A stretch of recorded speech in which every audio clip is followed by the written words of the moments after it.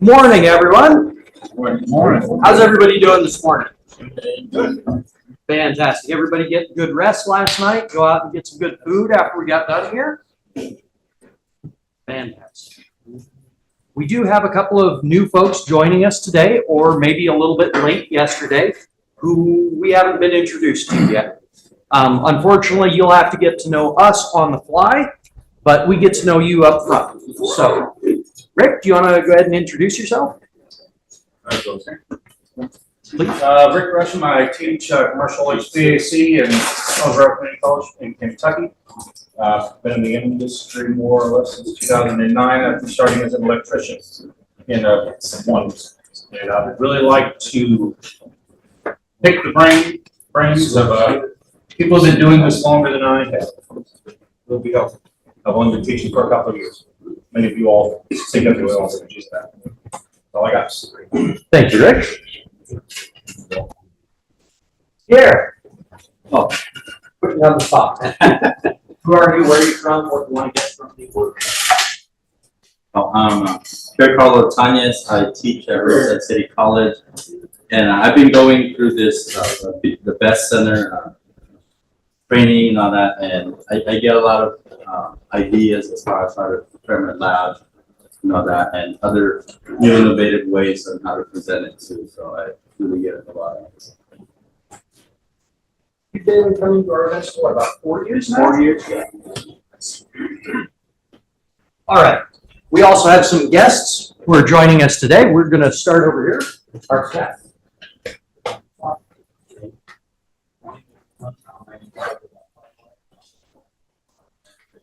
Our cat. You got to stand up.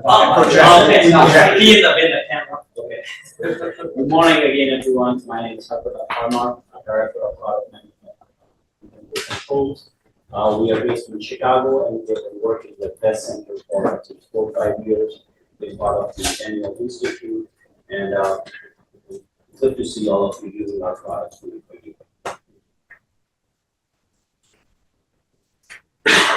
I'm George Chandler, I'm president of Contemporary Controls, and it's good to be at one of these workshops. As 10 on the floor, we're a big believer in your mission, and I wish you get some funding somehow. You tell us about that situation, and we're all here to help you and bring you education discounts. So we believe in. I'm Phil Lyden. I'm a consultant now, but I'm an advisory board for MHC Industrial Automation. I was in industry for years and got some roles in industrial. George Thomas is a longtime friend of mine, introduced me to Ted, which that's what I'm doing.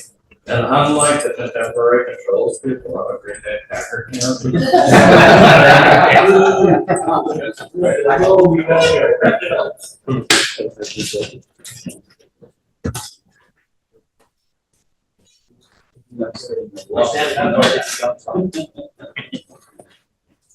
Hi, I'm J.R. Frost with Johnson Controls. I am the program manager for, we use the word best for other things. Best HVAC Controls Engineering. I take the brand new Johnson Controls field engineers and get them up to speed on our processes and our tools. Take about 3.5 months to get them up and running, as opposed to used to be 2 years. So we've taken some things we've learned elsewhere and decided, well, let's do things the right way instead of how we used to do it. I've been in the industry, started with Johnson Controls in 2000, moved into learning and development in 2022. Until then, I was in the field with a computer and a terminating screwdriver and a BFH if things didn't turn when they were supposed to. We talked about how to fix pneumatics with one of those yesterday. Fix pneumatics with a hammer. Hammer and a DDC controller. No, That's what your manager's telling you. my manager's a wrong minute. A compressor and a squeeze bulb and a mechanic who knows what they're doing. Reasonable. So out of curiosity, is Johnson's new training program more of a boot camp style then than the old? When I talk old, I'm talking back to our old Tech Edge program. Right. Which was months and in some cases, depending on the position, years to get fully into your role, doing what you're supposed to do. We take the first 3 months away from the local branches as being responsibility of find somebody that can tag along with for a day and bring them into focused. We're taking 4 hours, we're gonna give you a bunch of information and your job is to go exercise. To get them up to speed as opposed to, well, there's a killer startup over there, so why don't you go help with that today? Yeah, a lot of the, taking a lot of the randomness away from it, being able to focus. Exactly. Makes good sense. Fantastic. All right. So, last night, we finished up on our programming really lightly. I talk too much. That's a normal thing. Don't worry about it. We'll play catch up later.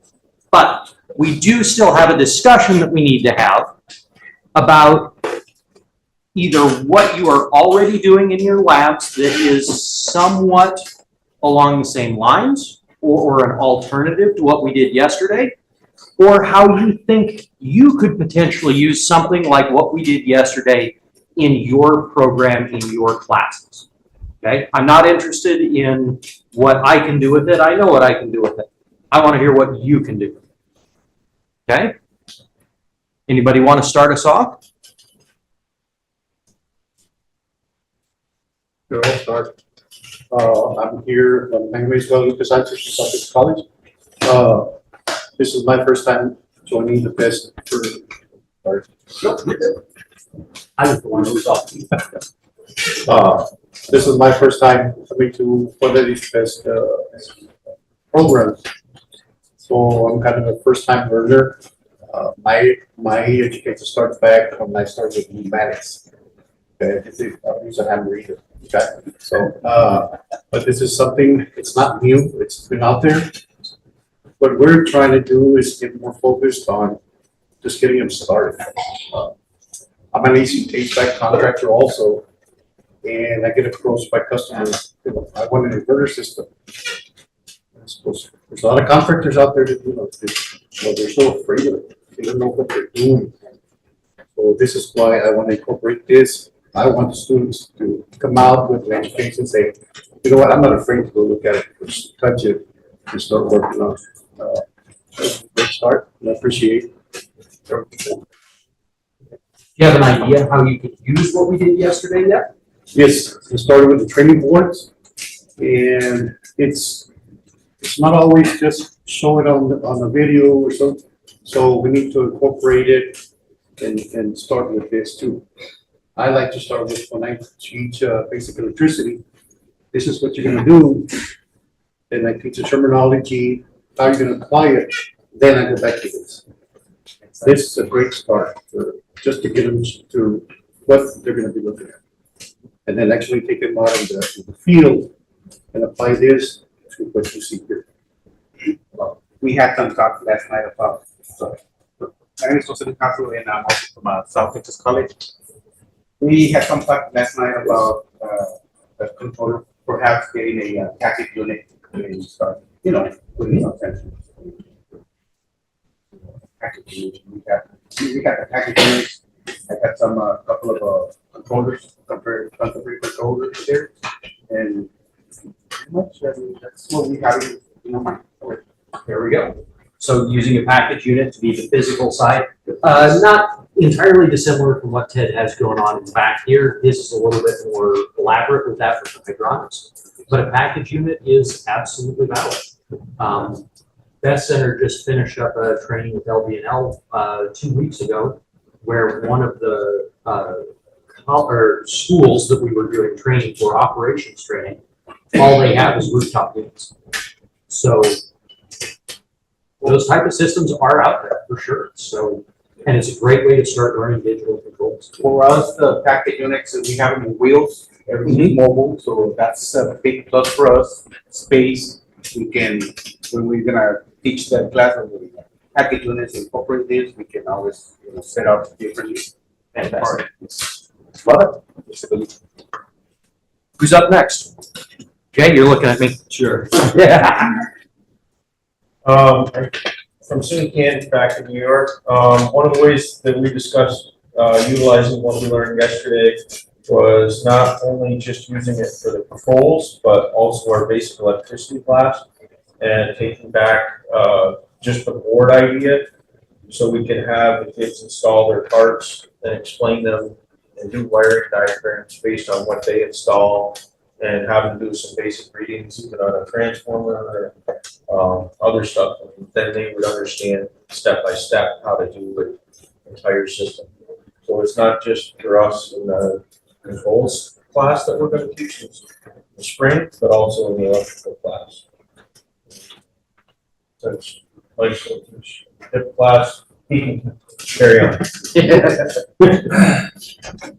Yeah, on some days I like jazz. Right, so one of the things I got is, I do get to teach her on a regular basis, but, we have a psychometric chamber that was built by Train in 1950. The old campus, new campus. And it's one of those things, hang thermometers in with a wet ball, take readings, and then Train came back, says, we'll update that with tricks. And then we got stuck with it, and we couldn't get it up. So my goal is we're gonna take that psychometric chamber, let the students instrument it, and then we'll put it into the new modern control system. They'll understand the old code. That's my goal. Real world project. Yeah. Love it. Actually, I got a quick question. Hey, Pierre, are you doing do you have the modular blocks like Romero's using at yours? Could you, I'm gonna steal the mic for just a minute, Kelvin, you will be up next. Can you explain a little bit about that idea and kind of modular setup for board? So the way we have our lab is instead of a wooden board right here where they're screwed down, we have this board where they're on a plexiglass each component. So the students will go to like a shelf with all these different components in there and pick the components that they're gonna need. For example, like they need the specific controller, the specific power supply, the sensors. So you could just have a list for them and they'll have to look at the components that they're gonna need to grab and get and to set up their lab, right? And all the other wires according to that too. So it's actually Ramiro that built it too. So if you guys are interested in seeing it, I could pull some pictures later on and I'll show you guys how that works instead of rather than it's preset already to like this. So a little bit more mix and match capable. And you've got basically a board that everything slides in. Yeah. On the desk. Yeah. And it works easier for us because I use that for my beginning electrical class. So my beginning, there's just a switch and a light bulb, right? And then as I advance, I start adding more and more into it, like the controller. So you're mixing and matching from your beginning, what they know already from beginning electrical and adding a little bit more advanced, and you can keep going up slowly on that with some. Yeah. And that might be, I know not everybody has dedicated lab space, dedicated classrooms to be able to pull something like that off. So something more like a fixed setup like this makes it more portable. But that modular setup means you can be a little more focused per lesson, per class. They don't get distracted by stuff you're not using on the board necessarily.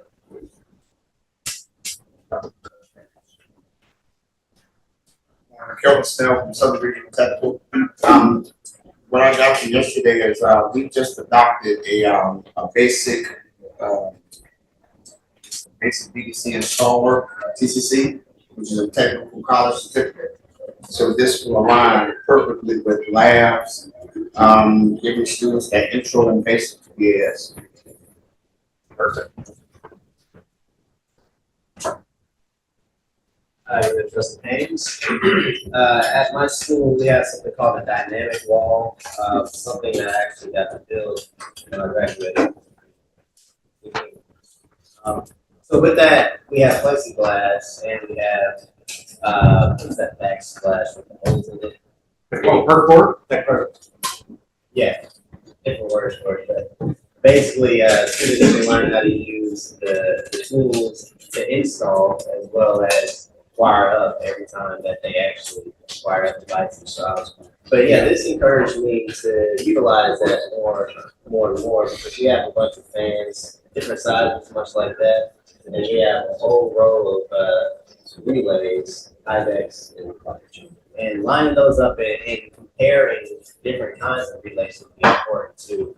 As y'all always talk about comparing controllers and seeing how they contract with how they're similar and not. So those kind of things I think help my students learn a lot. So I just want to share that. Rick, what was it that you called that panel? Pegboard. Pegboard? Same. Anybody else?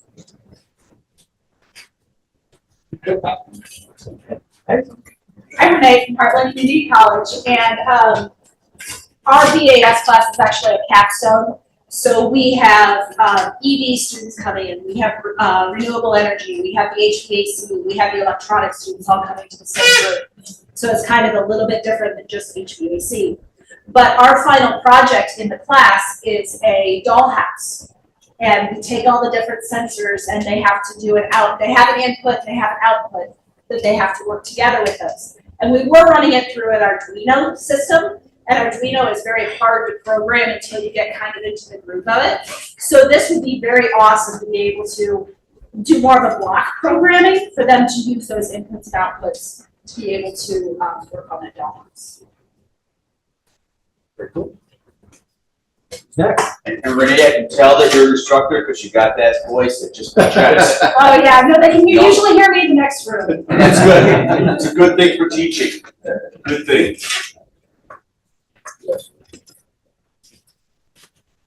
Good morning, Jay from Northern Virginia Community College. In my classes, mostly basic electrical, I already covered the relays, but I'll spend more time with the terms, binary, analog, making sure that students understand those.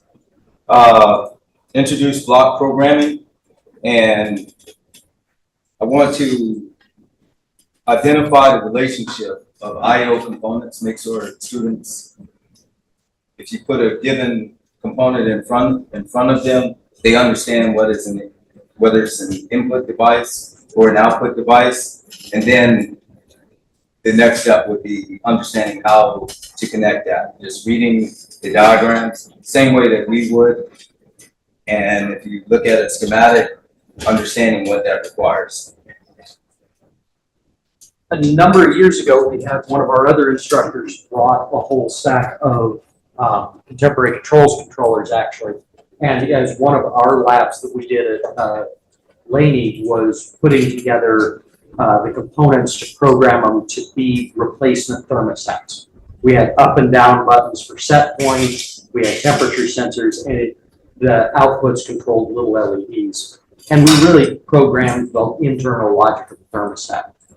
So something like that might relate well to what you're trying to do, because they can take something that's familiar, and especially once they get into the programming side of it, they understand what needs to happen, and it really helps them understand the sequencing internal to some of the more complex devices that we use.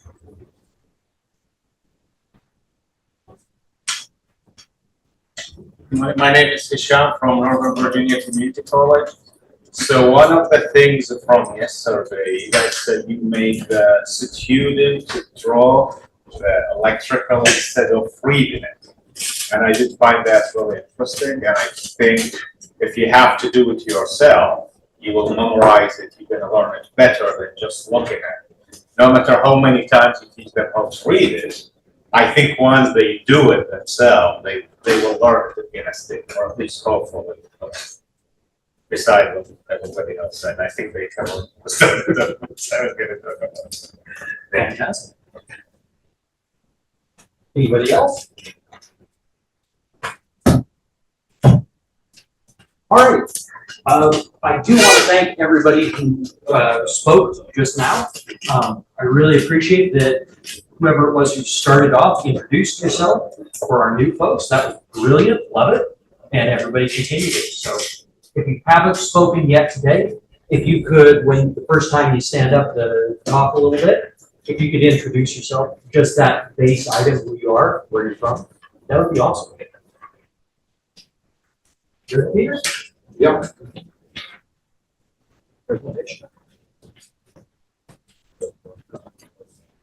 I've got my voice back a little bit, so hopefully you can all. I'm gonna do an overview of the Best Center and talk about some other things, some kind of bad news stuff, but I want to assure you that you guys are the good news here. The work you do is important, and you're the good news in the story.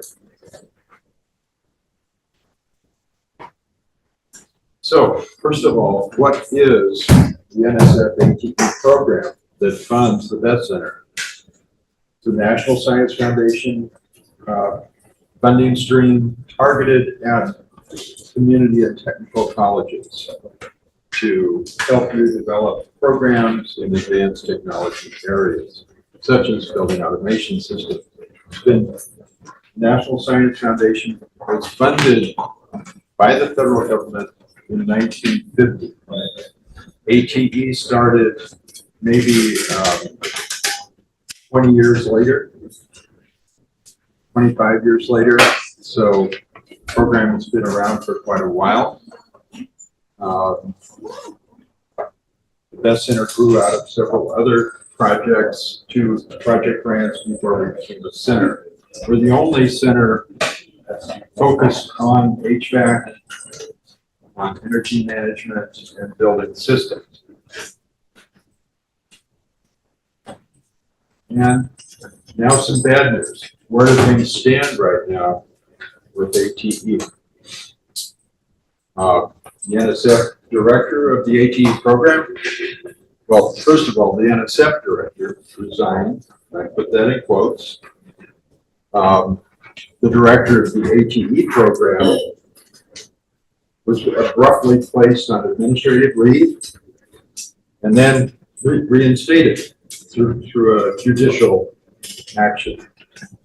The ATE program typically funds projects and centers annually in new cycles. Those cycles, normally NSF ATE would be finishing grant agreements, working on those things about now to get started July 1st. Well, there is no money. Even though Congress allocated funding for ATE, the program director of the program don't have any funds to allocate. So all of the projects that went through the screening process starting last fall into the spring, there's no money to fund them. So it's not clear what's going to happen with that. The new budget proposal that just came out from the administration would slash the entire undergraduate education program of ATE, of NSF, including ATE, by about 73%. So a massive cut. You don't know whether there'll be any ATE left by the time this all ends. Best Center, as its funding comes from NSF, will be sunsetting in June 2026. So as we've said, this is our last workshop. And again, we so much appreciate everyone coming, sharing.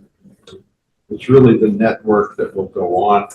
And you all have contact information for everyone, so we want you to continue to collaborate, even if we're not here. Now, maybe we'll find industry funding to keep Best Center alive. We don't know.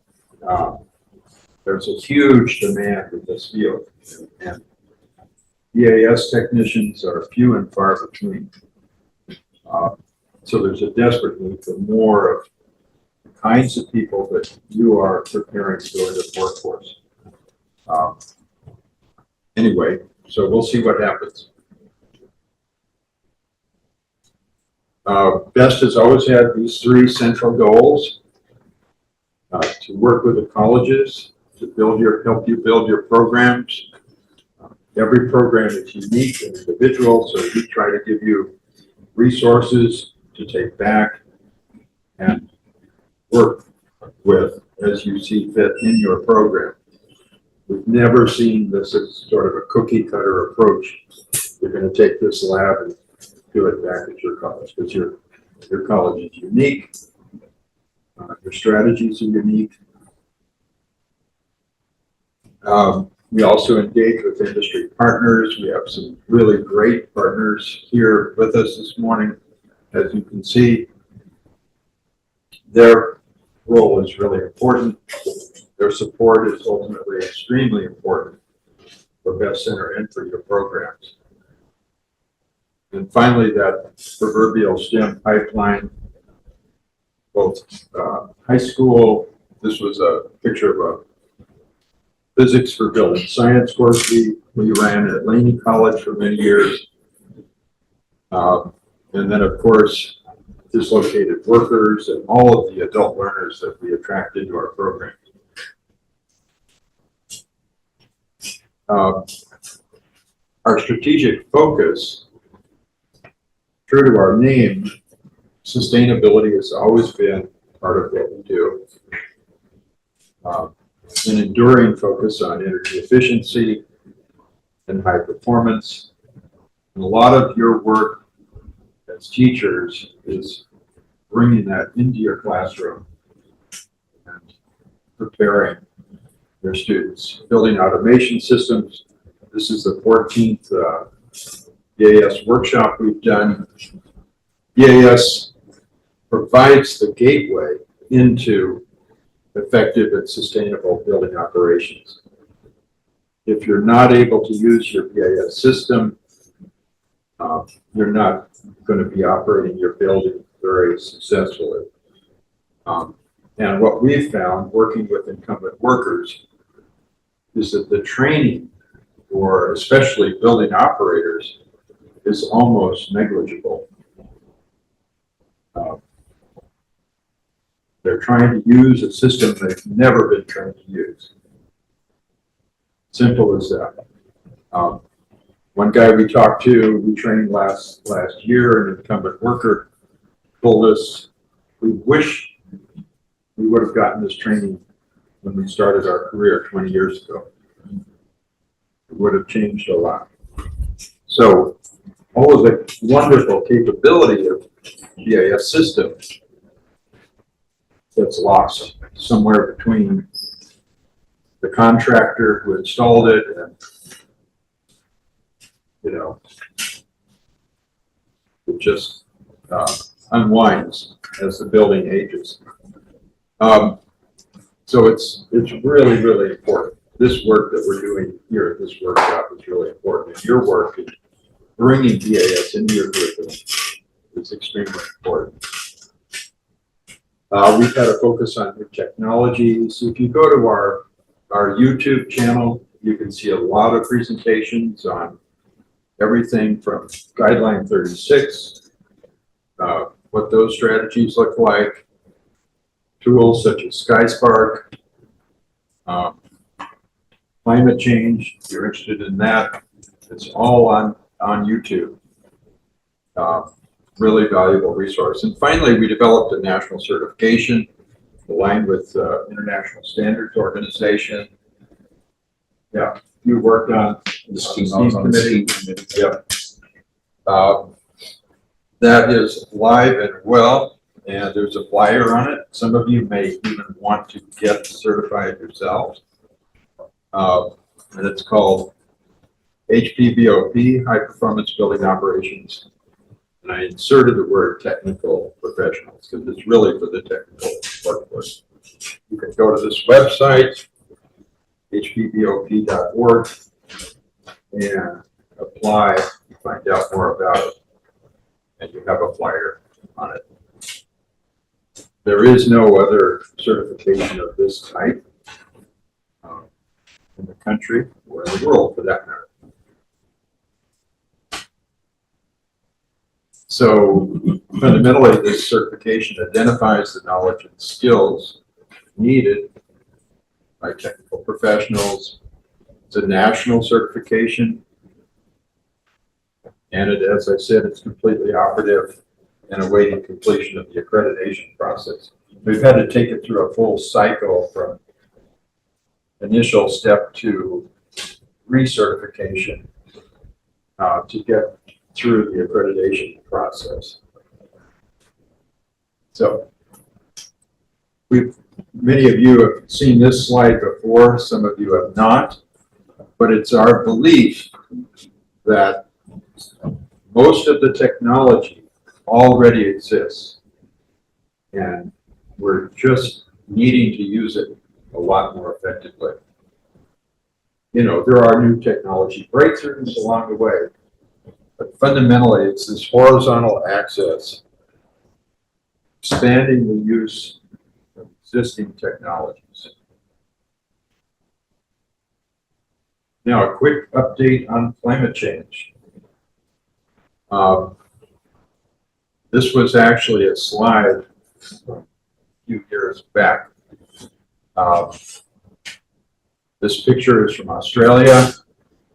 46 million acres burned in Australia in 2019. About 1.25 billion animals were killed or displaced. It's a kind of a major event, some of you may recall it. We thought maybe a tipping point had been reached in which people would really start taking climate change seriously. The science behind the greenhouse effect is 150 years old, but there's still, you know, this ideology of climate denialism, climate change denialism. It takes many forms through the years. It's very adaptive as an ideology. It's a way of thinking. It started out by the suppression of information about climate change. At some point, when climate science began to emerge, the scientists themselves were attacked.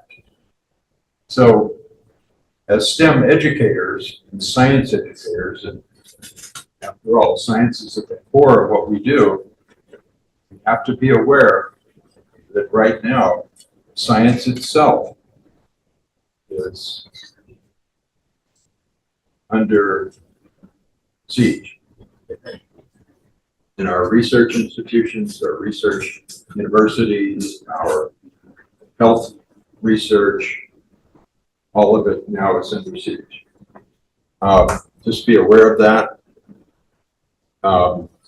2019 was also the year that climate leaders internationally were admonished by a teenage girl. Some of you may remember Greta Thunberg. So let's fast forward. Where are we now? 2025. Well, fires, floods, storms, they're intensifying. They're getting worse. At the same time, we're seeing a sort of global retrenchment on climate change mitigation. Although China, for example, 50% of all the cars running in China are EVs. China's making the best EVs in the world now. So, you know, things are still happening. Canada had a carbon tax. There was so much opposition, especially from the oil-producing province of Alberta. They have now scrapped that carbon tax. One of the first things they did with the new premier was walk that back and eliminate it. So we're seeing a lot of back and forth. There's also something called overshoot. Overshoot is a new concept developed in a sense in response to the Paris goal of holding warming to 1.5 degrees Celsius. We now know that that goal is over. We're going to breach we've already breached 1.5 Celsius for a short period last year. We'll now permanently breach 1.5 degrees Celsius within a couple of years, not 2035, but before 2030, we will reach it permanently. Once we cross that threshold, there isn't any going back. So once we move past that threshold, we're into sort of unknown territory. We don't know what the climate is going to look like. We just know that whatever we're experiencing now is going to intensify. That's what is really certain.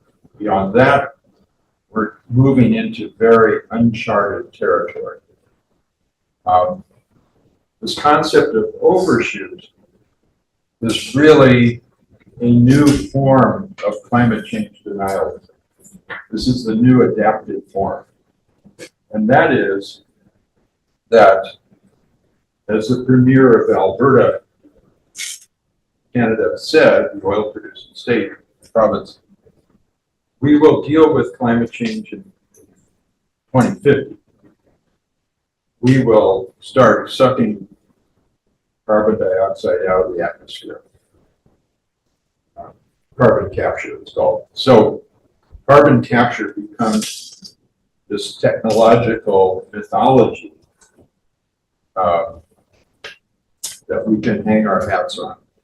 We don't have to do anything right now because by 2050, we'll have a technology that will solve all our problems. That's where we are. Okay. Climate denialism now drives U.S. policy. Broad attack on scientific research, including climate change tracking, weakening the nation's ability to understand climate change, prepare for it. If we don't measure the problem, really there is no problem, right? That's what somebody said back during COVID. Remember that famous statement? We measure our per capita COVID cases. If we just didn't measure them, we wouldn't have those high numbers in the U.S. So let's stop measuring. As U.S. Agriculture Secretary told Fox News, we're not doing that climate change, crud anymore. No. UCLA climate scientists suggest that the notion of there being any shared factual reality about climate seems to be completely out the window. So we're living in this parallel universe. On one side, empirical reality that we can see with our own eyes, and this other reality where that reality doesn't exist. So we have to hold those two realities at the same time.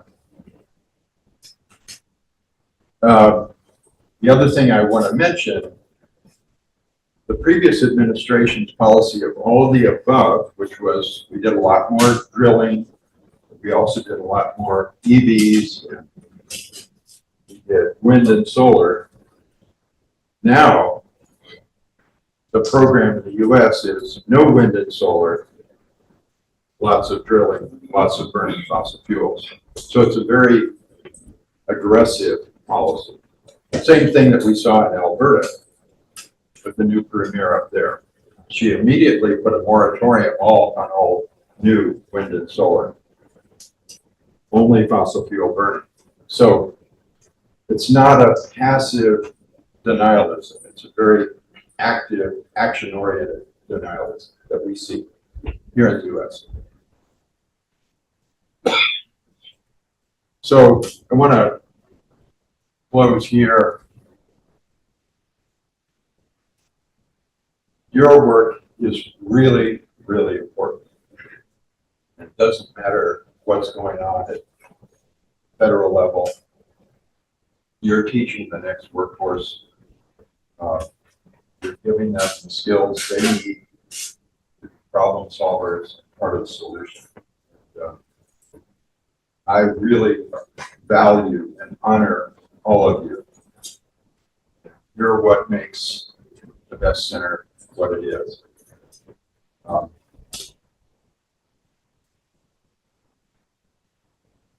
I have to say, I'm going to close with this thought. As science and technology educators, part of our job is to defend science, truth, and share reality. Thank you. Thank you, Peter.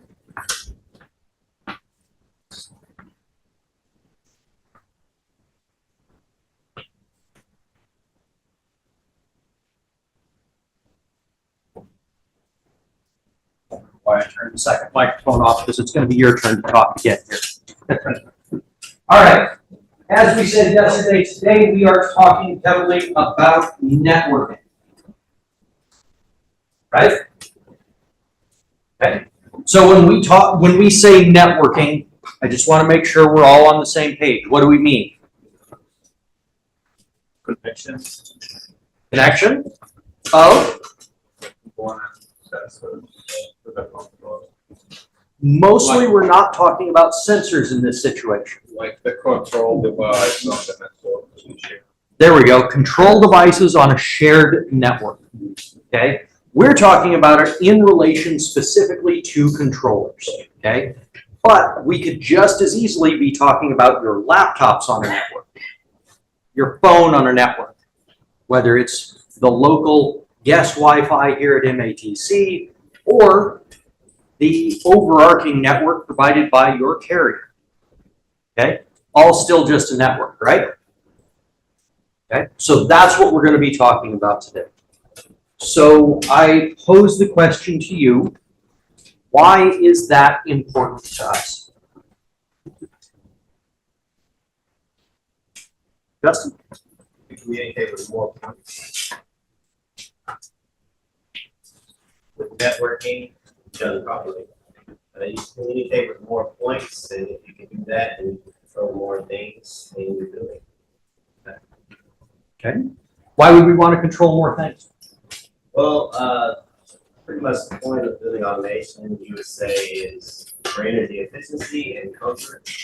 So most of the things pretty much run our world, whether you think about it or not. And there's so many aspects of a building, moving parts that contribute to that. Absolutely. Comfort and efficiency, right?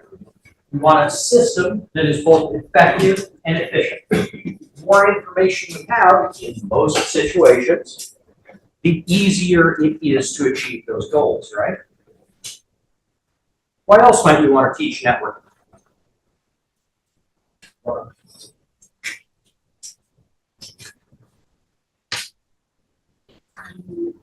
understand networking and properly, yes, have your systems. They might fight each other, you don't want to fight each other, you also might lose connectivity, trying to control something and not talking to the right device. You will start creating issues with your overall system. Absolutely true. How many people have dealt with an unstable network before? Anybody been at home watching whatever show you enjoy on streaming and your internet drops out and you're just sitting there watching it try and buffer and you're like, okay, come on, you can do it. You can do it. No, you're not going to do it. Just stop trying. Stop. And you go reboot the router or you call your ISP saying, what's going on? You know, we've all had that moment, right? Same thing happens in commercial networks. This building here at MATC communicates with the building next door, communicates with a server. If MATC's network isn't stable, isn't reliable, that communication between the buildings may fail. And a lot of times that doesn't matter, right? All of our systems are contained within the building. We're not trying to condition the parking lot in between, right? Not always. I mean, don't get me wrong, we're not trying to condition the parking lot here. I'm not saying you're trying. But there may be an outside air sensor here on the east side of the building. No, I don't know if that's actually east, don't quote me. East is out, thank you. Okay? Can we use that outside air temperature sensor effectively in the mornings? No, because it's getting blasted by sunlight. So maybe we use, okay, so I should have said west side, but whatever. You get the idea. If the sensor's getting blasted by sunlight, maybe we can borrow the sensor from the building next door where they actually place it on the north side. Because it's a more reliable sensor, it's not getting blasted by sunlight, but if the network fails in between, that sucks, right?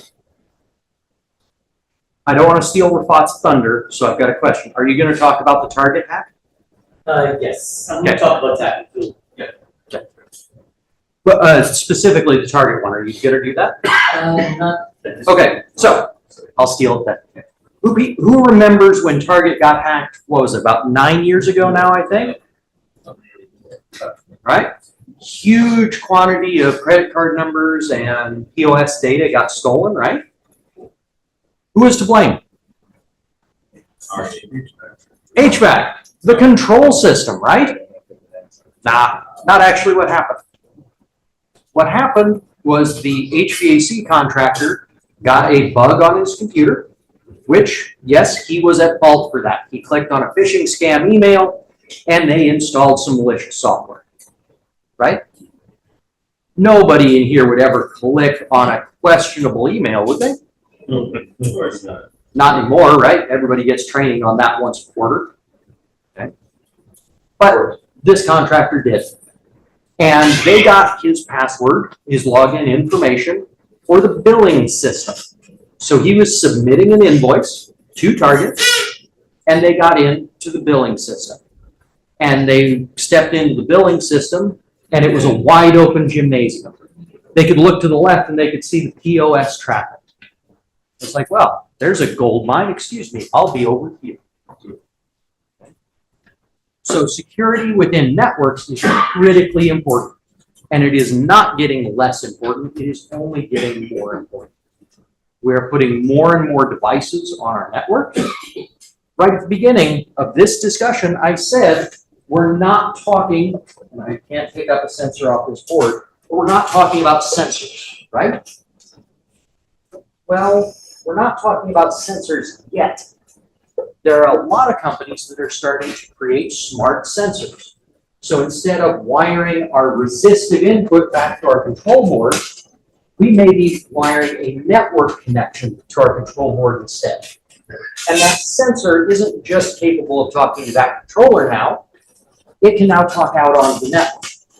And the more sensors we get, the more points we have on our network. So progressively, networking becomes more and more critical.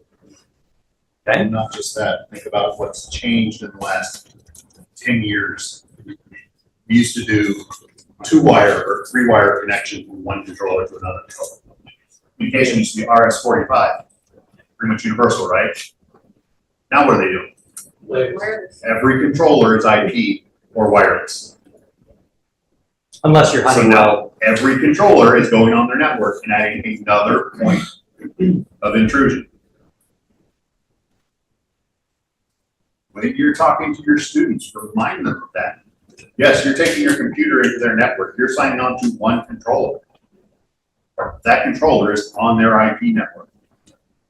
So whatever's on your computer is now touching their IP network.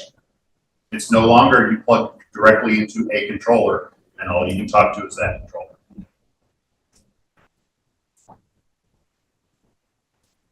Absolutely true. Anybody else have some reasons they would like to present for why networking is important?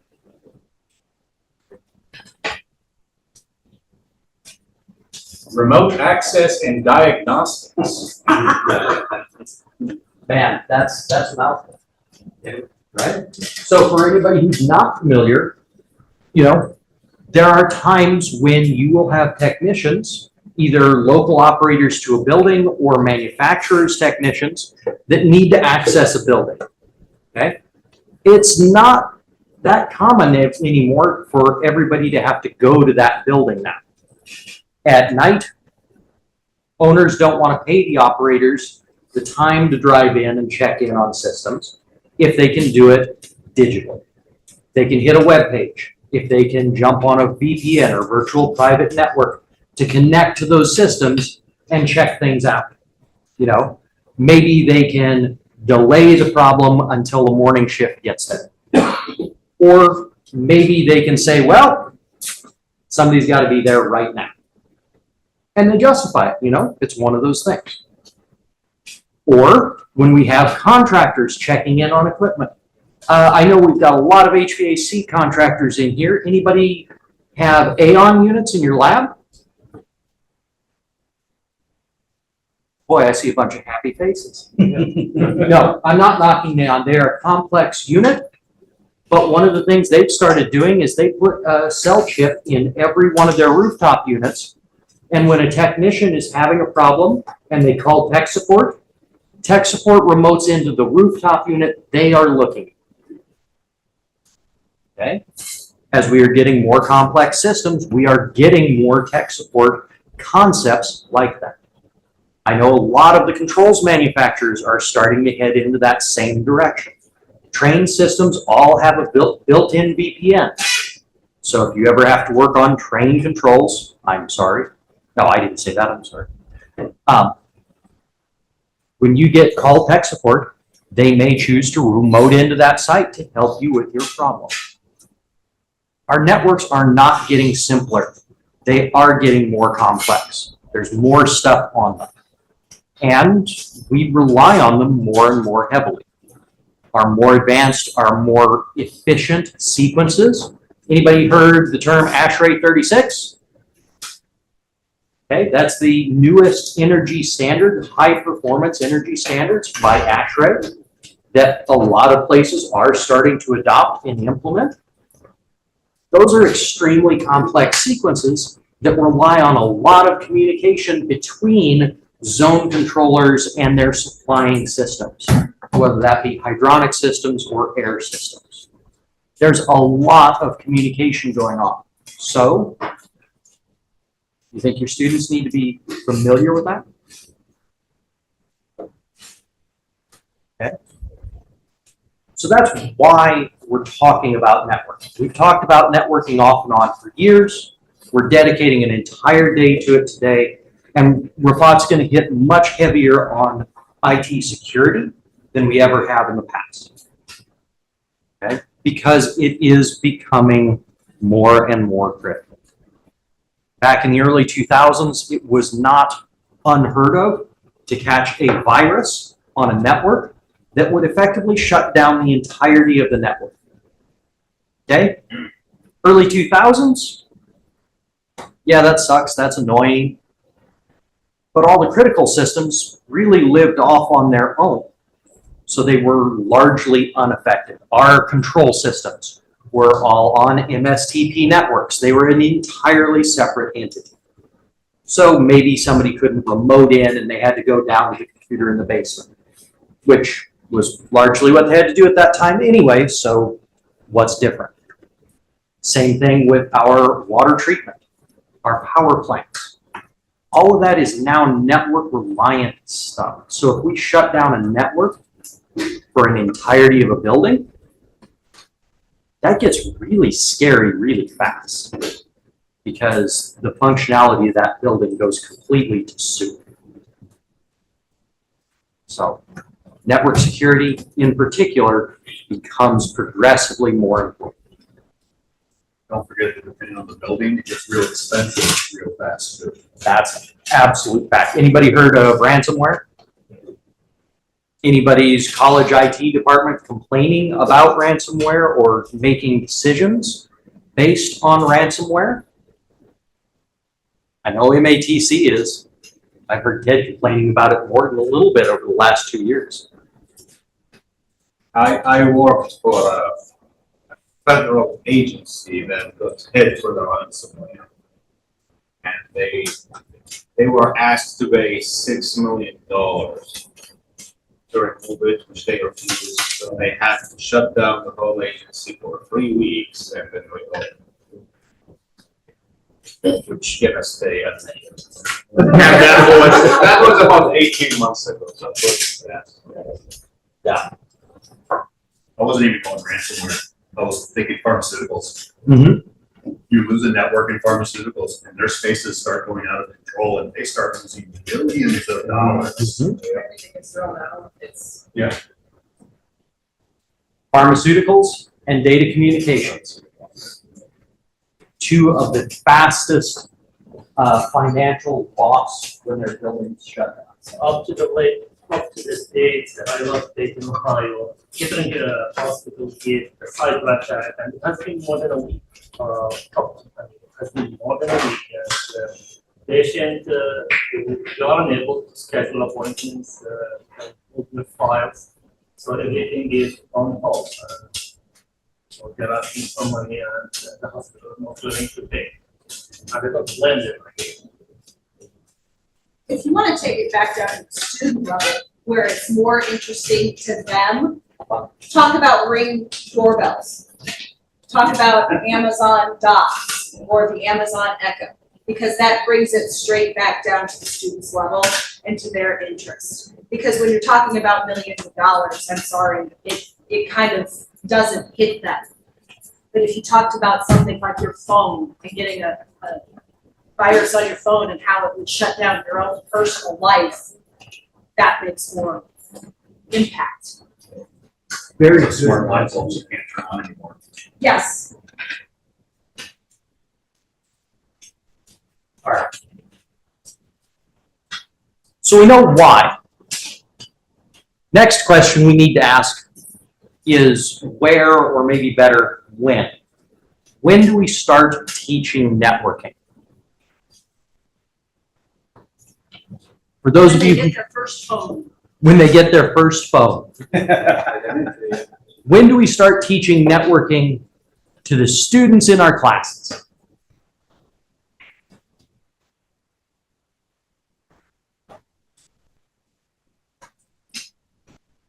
For me, we do it in the spring, which is we start about 4 months after our introductory of BAS.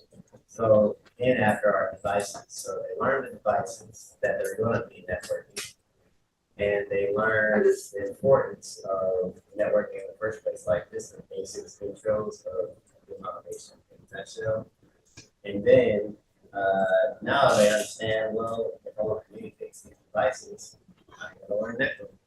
Like start with the OSI model, of course, understand how your computer net really comes up with all these different points.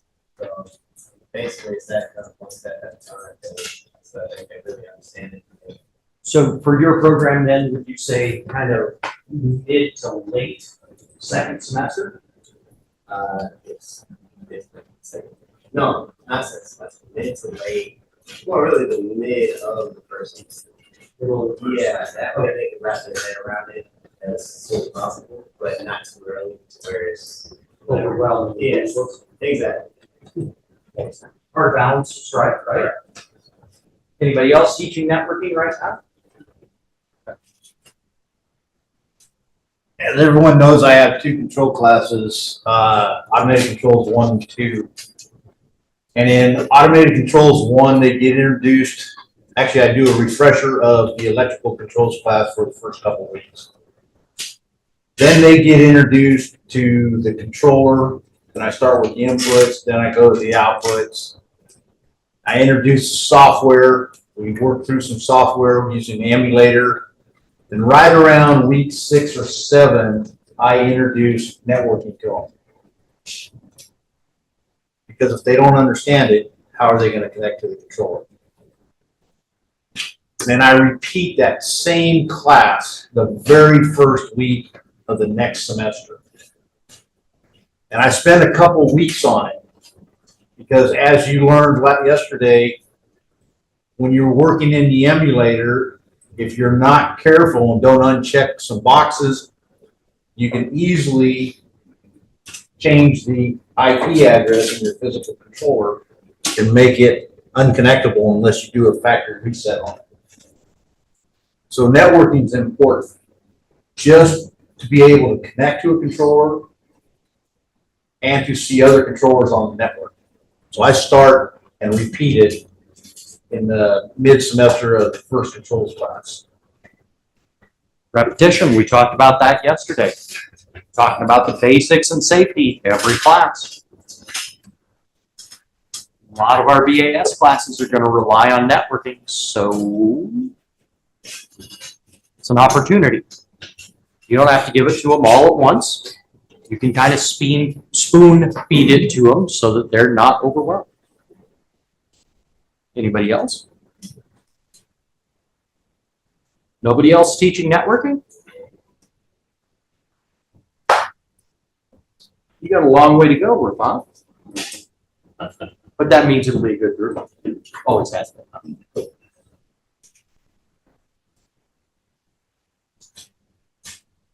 All right, well, I think generally that kind of middle of first semester kind of concept, halfway through, you've gotten some of the basics of electrical done, you've gotten some devices under your belt, and it's time to start connecting to the controller. Time to start talking about networking. Even if it's just the basics, like we did yesterday. Here's how to change the address on your computer so that you can talk to it. Given that you have administrative rights from IT to be able to do that. Here at MATC, they don't have that administrative right. So they had to figure out a way to work around that.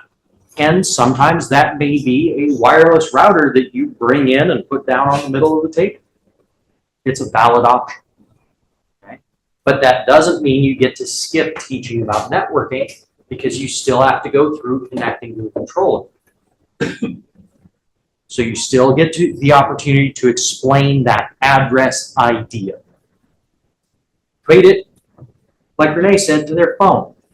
Everybody's got a phone number, right? Does anybody have the same phone number you do? No. Well, unless they spoof it and, you know, hey, that might be a hacking concept, isn't it? Again, something you get to talk about. Just, it doesn't have to be in depth, it can be brief at the beginning. But each time you do it, do a little bit more.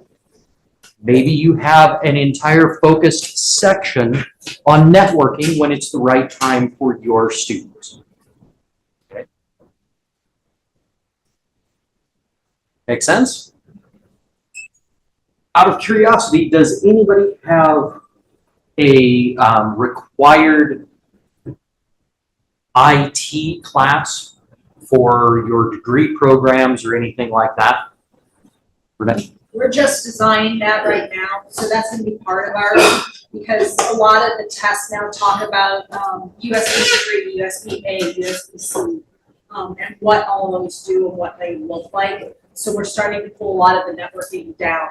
How do you set an IP? How do you check your networks? How do you make sure that you have the peer-to-peer connections? Gotcha. I apologize, I phrased that question badly.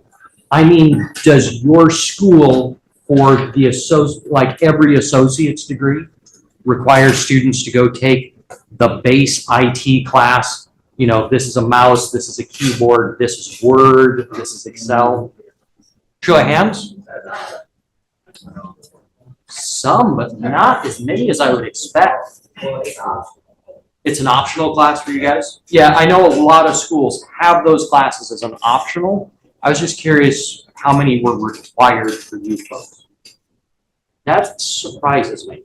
So one of the issue, at least our school has to go through, is we do have a certification program and we do have an associate program for management. Right. And most students will skip the associate because they don't want to take math or English. The gen eds. Yeah, so they will stick. So the more you force them to take for the associate, the less likely they will go for it. So unless you put it as a requirement for the certification, kind of it will backfire on the way the student think or take classes. I 100% agree with that. That was definitely my experience. I have huge quantities of students that would go through and take all of the technical classes and wave goodbye. Yep. Because they got the knowledge they needed and they got the job they wanted, they got the raise they wanted, whatever it was. And so why would they want to go take the classes that they don't have fun? I get it.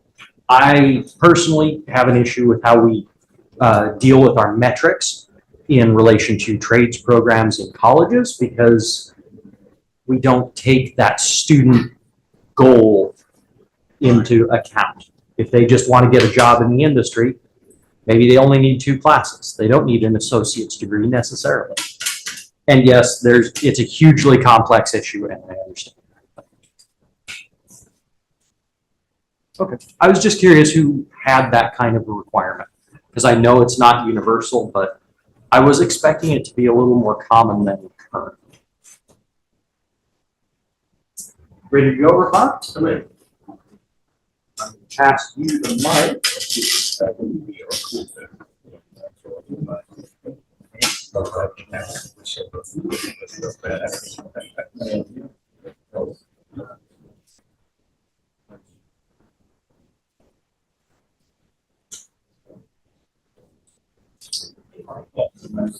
Rafa introduced himself yesterday.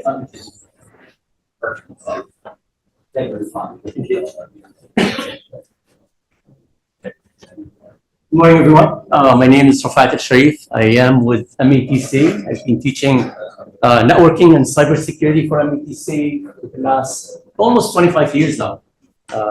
Before that, I worked in the industry. I worked for many companies, including the company or the organization that manages the backbone for Wisconsin. It's called the Educational Backbone for Wisconsin. It's called WisNet. So basically, all the universities in Wisconsin, they're connected to the internet, and we were responsible for the routers and how they connect to the internet, mainly Cisco routers and so on. Also, I am affiliated with UW Milwaukee. They have a grant from the Department of Energy, where they take PhD students and they go and conduct energy assessment for small to medium-sized companies for free. And they write a very professional report for them and give it to them, part of a grant. I do the cybersecurity part, where I go with the team and we talk to the cybersecurity guys and find out how can we recommend and how can we make it more secure. And they cover all kinds of companies, from manufacturing to water plants to others in Wisconsin. So that's what I do for a living. My background is, again, electrical engineering. I went for PhD in industrial engineering, industrial and manufacturing engineering. I don't know why, maybe I had enough time, but it was a very interesting thing. My specialty and my interest is IoT, industrial IoT, ICS, which is industrial control systems, and then smart cities. How do you secure all this? So that's kind of the area that I'm interested in. I do have, you can see that on the board, I will have all this information in the Google Drive for you. I do teach the network class. So if you look at the home of the baths right here, I do teach the 149, which is the spring semester network EAS. That's the class I'm teaching for the in this program for METC. Okay. So I do have all the information here. I will try my best to cover as much as I can. There is no way to cover everything. So I will focus on some areas. Some areas I will give you the PowerPoints and just kind of run through it. Please stop me anytime if you have any questions. We will have some PowerPoints and presentations. We will have some labs, hands-on. I do have some resources for you and so on. And you're welcome to basically take all this information and either use it in your program as you wish or start a network class in your program. You're welcome to do so. But usually what I do with my class, I do have two main videos that I show to my students to kind of get them excited. That's the only way to kind of attract them and get them excited. I don't like talking too much, but I get myself that I actually do talk. So I'm gonna just show you these pieces. Maybe you should put these lights on, or this is okay to leave these lights. I'm gonna. So let's start with the, I know that Robert did talk about security a lot, and this is kind of an area that I really would like to talk to my students about, in addition to networking, because this is something that I'm not expecting my students to get expert in, but at least they have it in the back of their mind as they work as a team with the networking and security in their companies. They know how to communicate with them. They know what to ask for, and when the security or network engineers they suggest something that they don't know about the building automation systems, then they can at least talk to them and argue about this and so on. We can't just sit there without knowing the background of this. So here's a very interesting video. If there is any swearing there, you can just ignore it. So this is from YouTube. Hackers are everywhere. From Ashley Madison to JP Morgan, and Jennifer Lawrence to the federal government. Our biggest celebrities, corporations, and institutions have all been the targets of devastating cyber attacks. I wanted to see how bad a hack can get. So I invited a few of the world's best hackers to track a very old video that showed me where my vulnerabilities are. And now I'm going to meet them in Las Vegas at DEF CON, the biggest hacker convention of the year, and see what they found. This might not have been the best idea. DEF CON is the biggest hacker convention of the year. It's a place where thousands of hackers come to hear talks to demonstrate their newest hacks. It's actually a place that's so dangerous to be on the internet that they tell you to turn off the Wi-Fi and the Bluetooth on your phone. And they tell you not to use the ATMs too, because those could be hacked as well. This is the DEF CON ballroom. This is the main room where they're happening, and it's pretty wild. I think this is Car Hacking Village. This car's locked. Can you get me in? I'll unlock it for you. Should be good. Hacking is no longer like this fringe activity, and if you are at DEF CON, there's a good chance that you're here because you want to learn what could happen to you or your company. Anyone here first time in the SCCTF?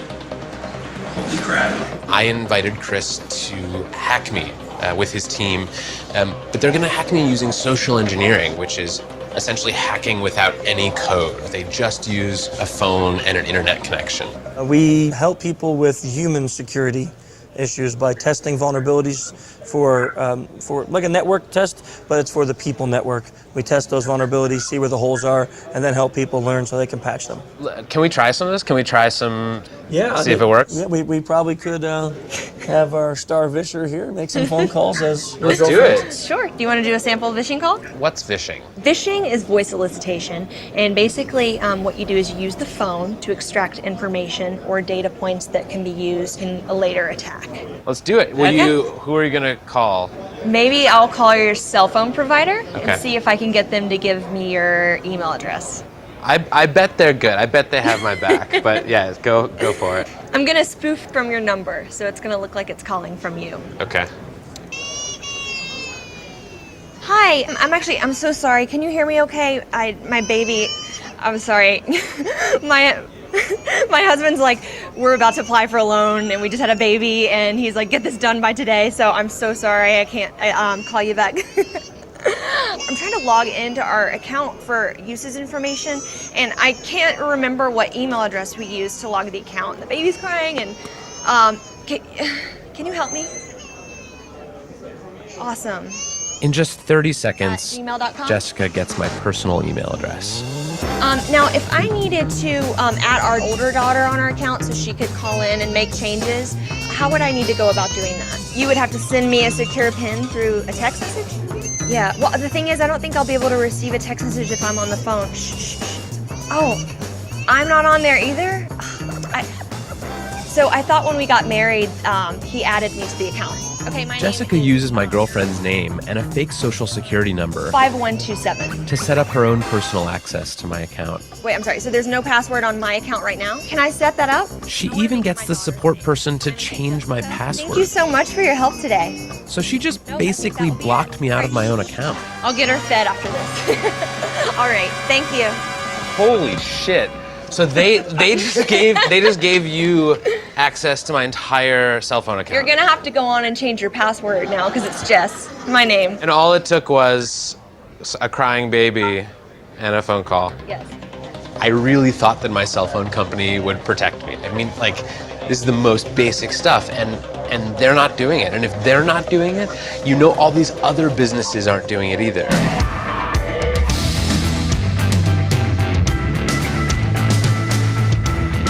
Anyone with a phone and an internet connection can do social engineering. But I was curious, what can a hacker with serious coding skills do? Well, DEF CON is the world's biggest hacking convention. It's hacking everything, hacking social, hacking hardware, hacking software, hacking various systems.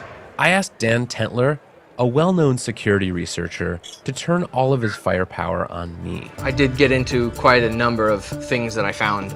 So what were the first things you did? How did you start hacking me? I quickly found your Squarespace blog and had an idea. Basically what I did was created a bogus Squarespace site and sent an email to you, a fish asking you to go to this website, run this certificate installer. And I did it, because I'm an idiot. So once you ran that, it gave me access to your computer, and I created several fake pop-ups that looked like system pop-ups that would ask you for your credentials. You didn't even have to have my passwords. No, you gave them to me. I gave them to you. Yeah. So I stole your 1Password keychain. And 1Password is where I store all my other passwords. So effectively by... And your social security number and your Amex stuff and all your stock trading and bank information. I can send email to everyone in this room as you. I am you right now, if I wanted to be. If my evilness is working correctly, it should actually be taking pictures of your desktop and pictures through your webcam every 2 minutes. And I have been watching you for about 2 days now. In coffee shops, at your mom's house, on a plane. Here's you editing stuff. There's you like. Oh my god! So this is literally every 2 minutes through my webcam. Yeah, through this guy. How badly could you have messed up my life? I could have made you homeless. I could have made you homeless and penniless. How? How would you make me homeless? Like I have control of your digital life in its entirety. I have all your credentials. I have all your access to all your financial information, all your work information, all your personal information. I can pay people with your bank account or your Amex account. I am you. I can fully impersonate. Like the only thing I couldn't doctor would be like your fingerprints. This is like as bad as it gets. It's ridiculous. Yeah, it's bad. So it turns out that Dan Tentler is very good at his job. I mean, he hacked the hell out of me. He got everything. Well, I mean, frankly, I want to take my computer and throw it into the deepest part of the ocean, and I want to become a hermit, and I want to never touch a piece of technology again, because holy shit, that was everything. That was the keys to my entire life, and he just pulled them out of his pocket. But even if I keep my passwords and my bank accounts safe, I could still be in danger from hacks. Because with factories, power plants, and other major infrastructure being controlled by networked computers, the world itself is hackable. I'm going to meet Marina Crotofil. She's studying hacking chemical plants. She's thinking about what happens if hackers decide to go after infrastructure. But this is the kind of hacking that could really ruin like an entire country. Who should be most worried about chemical plant hacking? Well, pretty much every plant, because big business beats big money. So the hackers are always there where the money are. So it's a good target. So for example, the most common cause is extortion. A large number of extortion attacks has happened already, and our critical infrastructure is vulnerable. So let's just say like a nuclear power plant could have a big accident, and they think our machine just malfunctioned, our safeguards didn't work, but it's actually someone hacking. Yes, but the worst case scenario, if it will be incompetent or unskillful attacker who does not understand what he's breaking in, and that they will do something with a large or extensive collateral damage. But probably most scariest is hacking the satellites, because now everything navigates with the GPS. So basically, even the huge oil tankers in the sea, they're completely navigated automatically by the signals from the satellites. So by simply disrupting the satellite signals, you can lose the entire tanker and or the aircraft can collide. To me, it seems obvious, like, this is how war will be conducted in the future. But it's much easier than sending 1 million ground troops in, or or buying drones to fly over an enemy state. Like, this is we're sort of looking at the future of not just infrastructure, but like global conflict. There's almost too much for me to worry about here. I'm almost just sort of numbed. People keep telling me, oh, this could get hacked, and that could get hacked, and this other thing could get hacked, and oh, the chemical plants could get really hacked. And at some point, like, I've got to get out of bed in the morning. So I have to find a way to make myself feel a little bit better about all of this. So I'm meeting Morgan Marquis-Boire, a cybersecurity consultant and the director of security at First Look Media, for some advice on locking down my digital life. Should I be feeling helpless, or can I help myself here? Do you worry about trained martial artists beating you up in the street? Not particularly. But you're aware that they exist. You're also aware that you probably couldn't do anything about it if one of them wanted to beat you up in the street. Probably not. Right? And I mean, you can actually possibly think about the danger that hacking poses to you right now in much the same terms. But the first step is actually thinking sanely about digital security, which most people don't do. So for instance, how do we protect our physical integrity? Maybe we don't walk down the dodgy alley at night, right? People who haven't spent any time thinking about digital security don't actually know what the dodgy alleys of the internet are. Like, should I click that link? Maybe I shouldn't install this software. And I thought I was pretty good. Like, I thought It's tough. But chances that a skilled black hat is deciding for no reason whatsoever to attack you, I mean, is actually reasonably small. Like, it sort of begs the question, why, right? You could hire security people to, look after your online life, but you probably don't need to do that. We used to think of hackers as being sort of fringe characters, but now when so much of our lives are lived on these connected devices, they're power brokers. They can make or break us. I'm trying to log into our account. They stole your 1Password keychain. I mean, they know more about this stuff than anyone, and that's a power that is going to become increasingly valuable. We need to know where our flaws are so that we can be safer. And I think the best thing to do is to enable them to help us rather than shoo them away. Do you guys have any of those little things that you put over the camera on your laptop?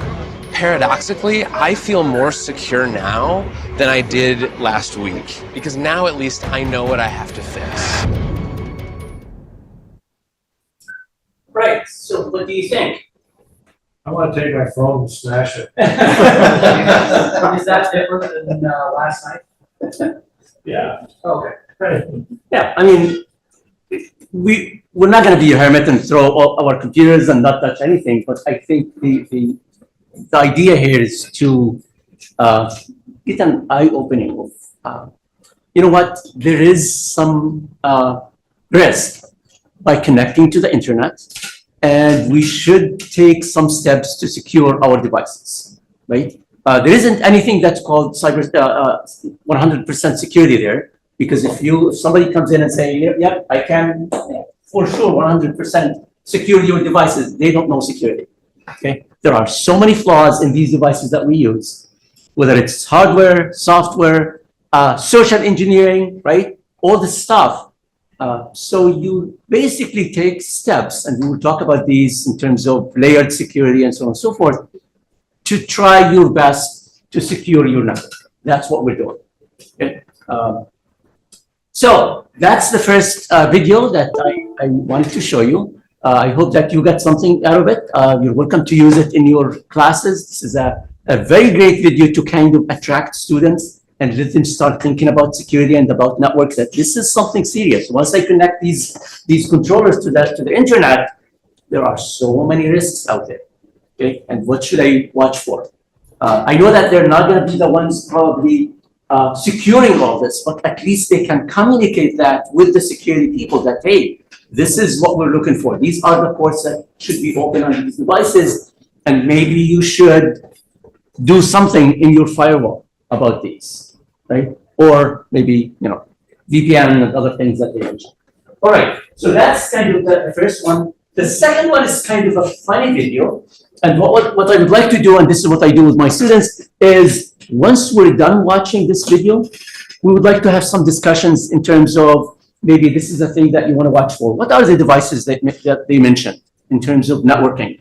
Different types of hardware, different types of protocols, and so on and so forth. So pay attention to this because we're going to be talking about this, and that's directly related to networking. And I'm not sure if anybody saw this video, but it's a funny one. But this is kind of the introduction to network that I usually get the student in so that they start thinking about this. This is basically talking about if you're sitting in front, somebody's sitting in front of their computer, and they're trying to connect to a web server somewhere. Let's say that you're trying to connect to Amazon.com or any other web server. What happened from that moment all the way the traffic and the packets, which is information and the addresses and so on and so forth, all the way to that web server, and then coming back. So it kind of, in a funny way, shows you what's going on behind the scene, and that's where we start generating discussion with the students. So let's watch this. It's a very funny video.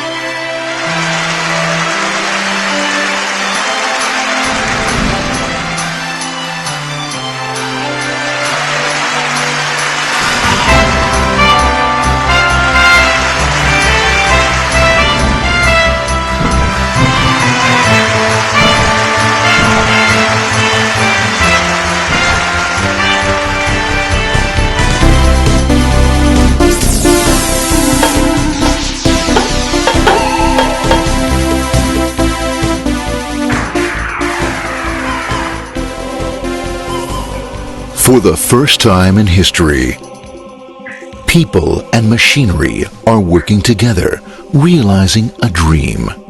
A uniting force that knows no geographical boundaries without regard to race, creed, or color. A new era where communication truly brings people together. This is the dawn of the net. Want to know how it works? Click here to begin your journey into the net. Now, exactly what happened when you clicked on that link?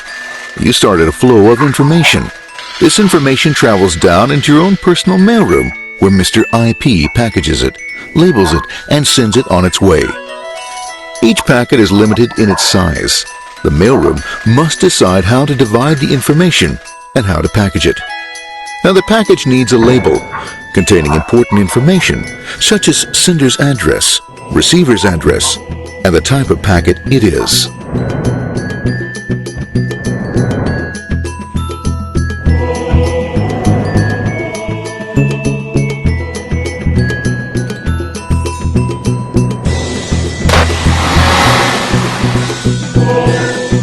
Because this particular packet is going out onto the internet, it also gets an address for the proxy server, which has a special function, as we'll see later.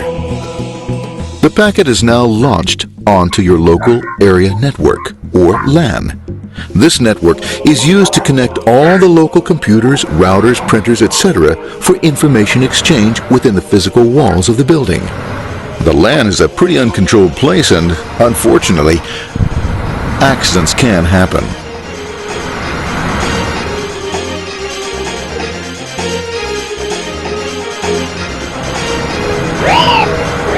The highway of the LAN is packed with all types of information.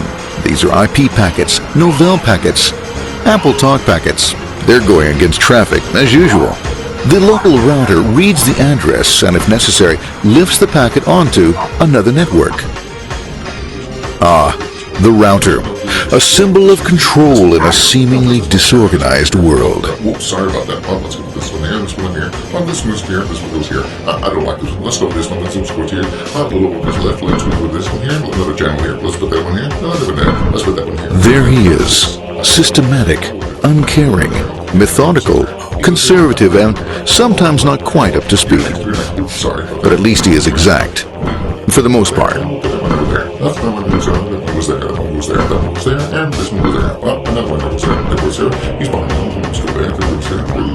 He goes there. Oh, let's put that one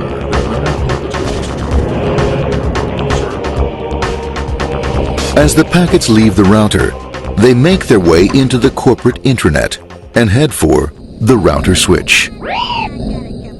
A bit more efficient than the router switch plays fast and loose with IP packets, deftly routing them along their way. A digital pinball wizard, if you will. Here we go, here comes another one, and it's another. Watch this, Mom. Here goes, whoop, around the back. Hey, in there, over the left, over the right, over the left, over the right. You got it, here it comes, right on, he shoots, he scores, it's going. Hey, wait, here, watch out, here comes another one. Oh, here we go, and it's gone. As packets arrive at their destination, they're picked up by the network interface, ready to be sent to the next level. In this case, the proxy.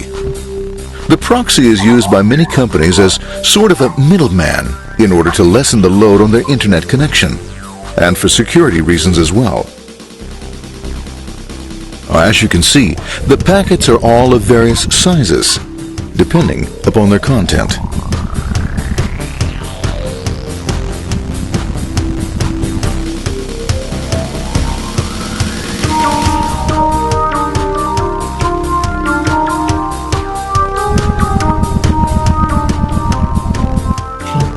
The proxy opens the packet and looks for the web address or URL.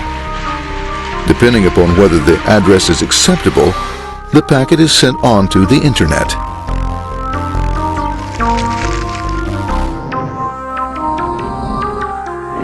There are, however, some addresses which do not meet with the approval of the proxy, that is to say, corporate or management guidelines. These are summarily dealt with. We'll have none of that. For those who make it, it's on the road again.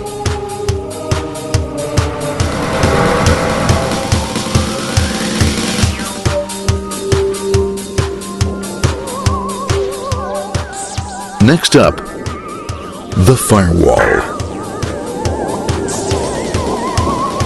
The corporate firewall serves two purposes. It prevents some rather nasty things from the internet from coming into the intranet, and it can also prevent sensitive corporate information from being sent out onto the internet. Once through the firewall, a router picks up the packet and places it onto a much narrower road, or bandwidth, as we say. Obviously, the road is not broad enough to take them all. Now you might wonder what happens to all those packets which don't make it along the way. Well, when Mr. IP doesn't receive an acknowledgement that a packet has been received in due time, he simply sends a replacement packet. We are now ready to enter the world of the Internet.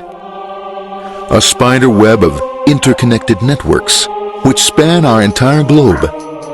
Here, routers and switches establish links between networks. Now, the net is an entirely different environment than you'll find within the protected walls of your LAN. Out here, it's the Wild West. Plenty of space, plenty of opportunities, plenty of things to explore and places to go. Thanks to very little control and regulation, new ideas find fertile soil to push the envelope of their possibilities. But because of this freedom, certain dangers also lurk.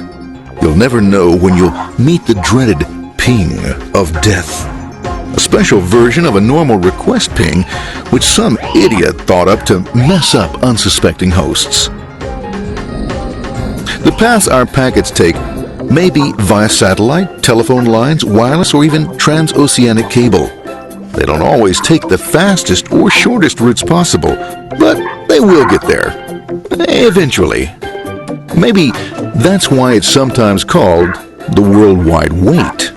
But when everything is working smoothly, you can circumvent the globe 5 times over at the drop of a hat. Literally. And all for the cost of a local call or less.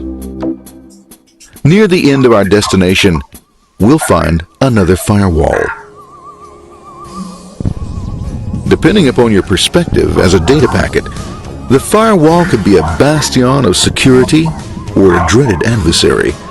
It all depends on which side you're on and what your intentions are. The firewall is designed to let in only those packets that meet its criteria. This firewall is operating on ports 80 and 25. All attempts to enter through other ports are closed for business.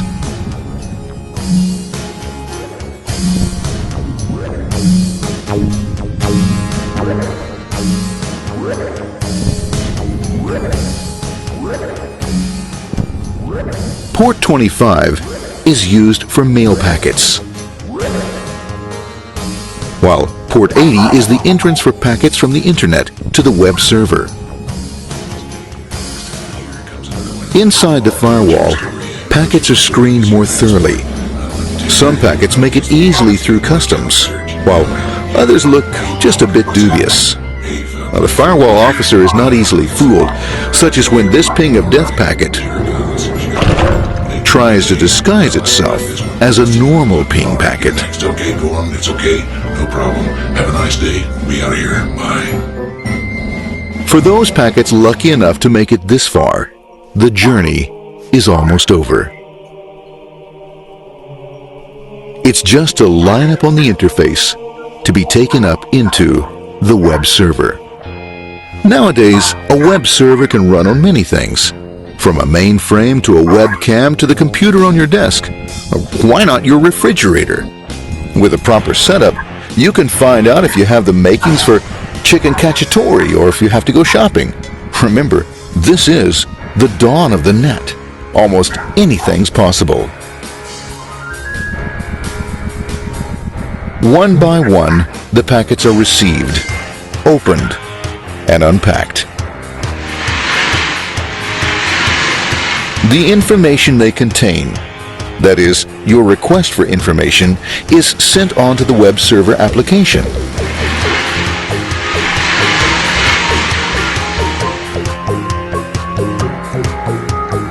The packet itself is recycled, ready to be used again, and filled with your requested information.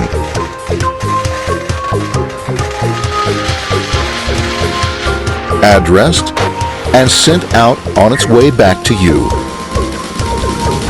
Back past the firewall, routers, and on through to the internet. Back through your corporate firewall.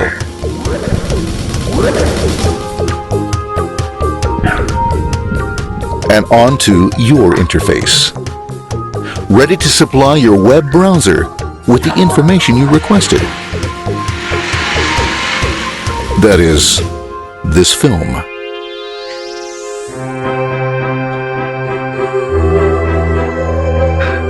Pleased with their efforts and trusting in a better world, our trusty data packets ride off blissfully into the sunset of another day, knowing fully they have served their masters well. Now, isn't that a happy ending? All right, so what do you think? Here's a quiz for you. Can you remember any of the either devices, protocols, anything that they mentioned there related to networking? The router. Router. So what's a router? It doesn't manage. A device, basically. Think of it exactly like, do you remember how either the traffic light on an intersection or the old cops that used to sit in the middle of an intersection? The cars coming in on one side and they say, okay, where are you going? This side? I'll send you this side. I'll send you this direction. I'll send you this direction. So kind of managing the traffic and directing the traffic to its destination from one end to another end. And this end is a different network or different subnet to a different subnet. And the router has many connections most of the time.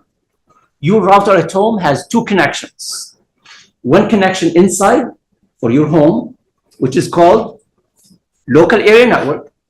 And the other connection is to your ISP, which is basically wide area network. So that's a router. We will talk a little bit more about a multi-functionality device, but it's a router actually.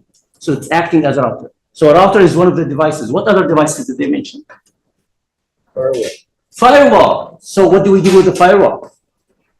What's the need of the firewall? Where does it sit in our network? Filters. It filters, basically, yeah. It filters, either allow or deny or reject sometimes. Okay, so it's either you're welcome to come in, or I check it, it's like, nope, shouldn't be in. And that's according to rules that you have. The administrator should put all these rules and so on and so forth, depending on the type of firewall, and so on and so forth. Okay, and it filters according to different ways. So I can filter by IP addresses. We'll talk a little bit more about IP addresses. I can say, because you're coming from this IP address, you're not allowed. Or because you're going to this IP address, I'm not going to let you in. Okay? So it depends how you configure the firewall. It could be by port number.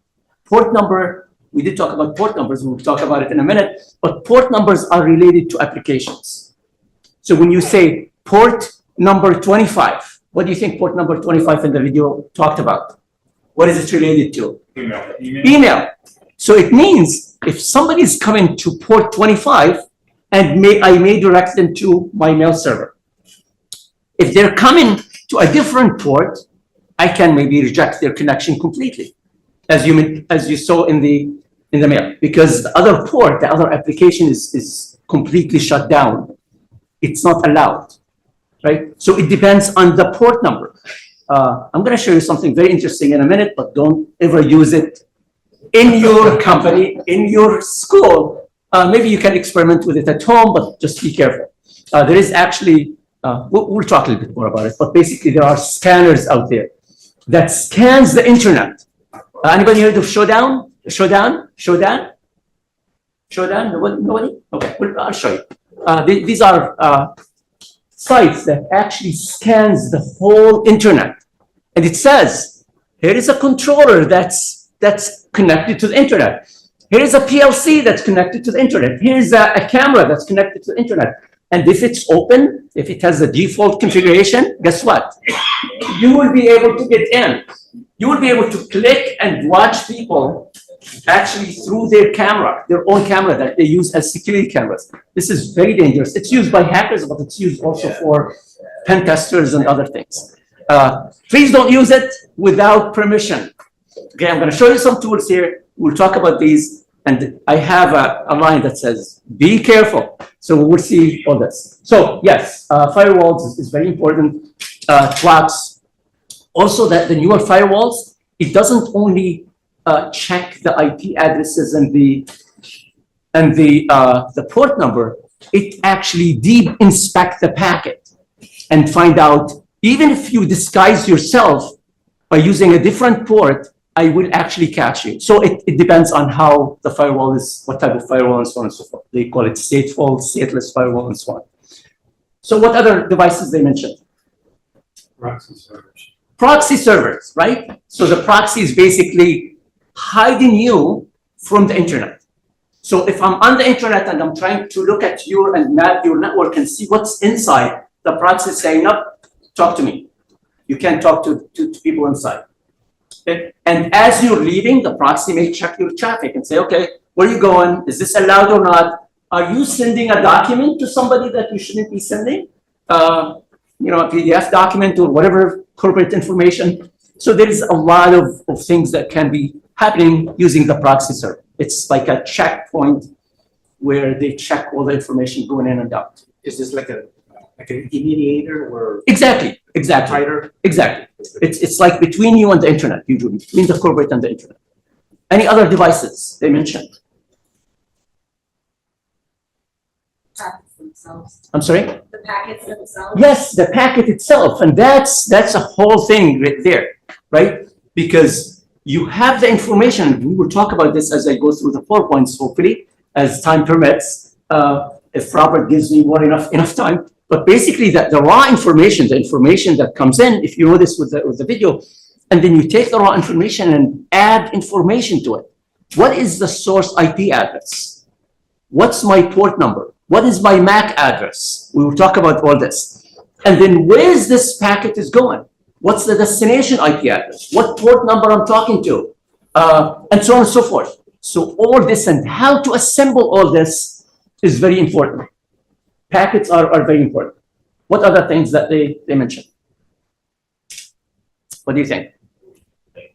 What is that? Labeling. Yes, labeling is basically when they mentioned this, they were talking mainly about IP addresses, port numbers, and so on and so forth, and whatever the type of packet that you have, because there are so many different packets out there. Okay, maybe packet that's carrying data, packet that is control packets, and so on. Okay, any other information that we got from this video? Router switch. Switches or router switch. That's right. So there are routers and there are switches. Switches are devices, and we will talk about different how we break this down. Switches are devices that connects local area network together. Routers, you will find them on the edge of the company, or if you want to break the network apart into different groups, then you use routers usually, different subnets. Switches, you connect a local area network together, and they only deal with MAC addresses, where routers, they deal with IP addresses. Okay, and that's very important. As you're doing filtering, as you're checking the information, switches, they have their own table. They create a table. As the traffic comes in, they create a table and they say, okay, on port 1, I have this PC1. On port 2, I have PC2. And they remember the MAC address. As the traffic is coming in, it takes that traffic and say, okay, what MAC address are you trying to talk to? I'm going to send you to that port because that's where that MAC address is. Okay. So switches are very optimized devices to make the network very optimized, very fast, and they deal with MAC addresses, maybe. MAC table, they call it MAC table, they create a MAC table, and according to that, they forward the traffic. There's a very interesting device that we used to use a long time ago, and it's not used that often anymore in the network nowadays, but it's used by hackers, and it's used by network engineers. Anybody knows what this device is? Hubs. Who said hubs? So how does the hub work? The hub is, like you said, is more learning, love it, all the traffic. Yes. Yes. Yeah. So a hub, and we will use hubs today. A hub is basically the traffic comes in on one port, and it says, okay, I'm seeing a traffic here. I'm just going to send it to everybody. If it's yours, you check according to your MAC address, that traffic. Is this my MAC address? No, you just discard it. If it's my MAC address, then I will take it. How do we use it? And we will use it today. How do we use it to what we call sniff traffic, to capture traffic? Is we connect a sniffer to it, some type of software that says any traffic that comes in, I'm just going to take it. And then I'm going to open it for you, and I'm going to show you everything inside that information. This is how I can sniff your traffic. It's called man-in-the-middle attack. It's basically, if I have a source and destination, and the line is coming here, I can tap in this line, and we can talk about how we tap in. And then using that device, which is the hub, I can connect my sniffer, and I can see all the traffic that's going between source and destination. And I can sniff this traffic. And if the traffic is not encrypted, guess what? It's mine. I own it. I'll see it. I'll open it and see exactly the source, destination IP address, source, destination MAC address, source, destination port number. And then if there is any passwords inside, anything inside, I will be able to open it in a clear text. How dangerous this is. Well, those sniffers are also used by IT departments to troubleshoot network issues. Yes, they do. And that's why it's used kind of a double-sided sword. It's basically, you can use it by IT, but also hackers can use it. And please don't use it without permission in your company. You don't want to plug it in and start sniffing. Because if I'm a security guy and I see somebody's doing some sniffing, you're in trouble because you may see some information that you shouldn't be allowed to open. Yeah. So I have a specific story of doing that. So when I was a home contractor, I was working in a building and our building level controller kept shutting down. And we were trying to figure out why. So I set up a sniffer on that particular network and started looking at the traffic, trying to figure out what was going on, why our building level controller kept shutting down. And the following week, we had a meeting with the customer and their IT department. And the minute I said the tool that I used, the network person from the IT department blew up. Like you literally saw her head hit the ceiling. She was livid. And then I told her what we found, and her jaw bounced off the floor because of the traffic that was available on that network that really shouldn't have been. And the amount of traffic that we were getting also through some things. But yeah, you have to clear stuff like this with IT first, or they do get very excited. And if it wasn't useful information that you garnered, you may be uninvited back. Yeah. So my recommendation in this case is to work with the IT and cybersecurity people. And this way you have their permission and they're there, and then you troubleshoot things together because they don't know about your area, which is controllers and BAS and how the traffic, the expectation. They know about cybersecurity and networking, and having this expertise between both of you will be able to resolve issues. But don't run any of these without permission. That will cause a problem. So what other things? So the hub, that's how the hub basically works. Get the traffic, send it to everybody.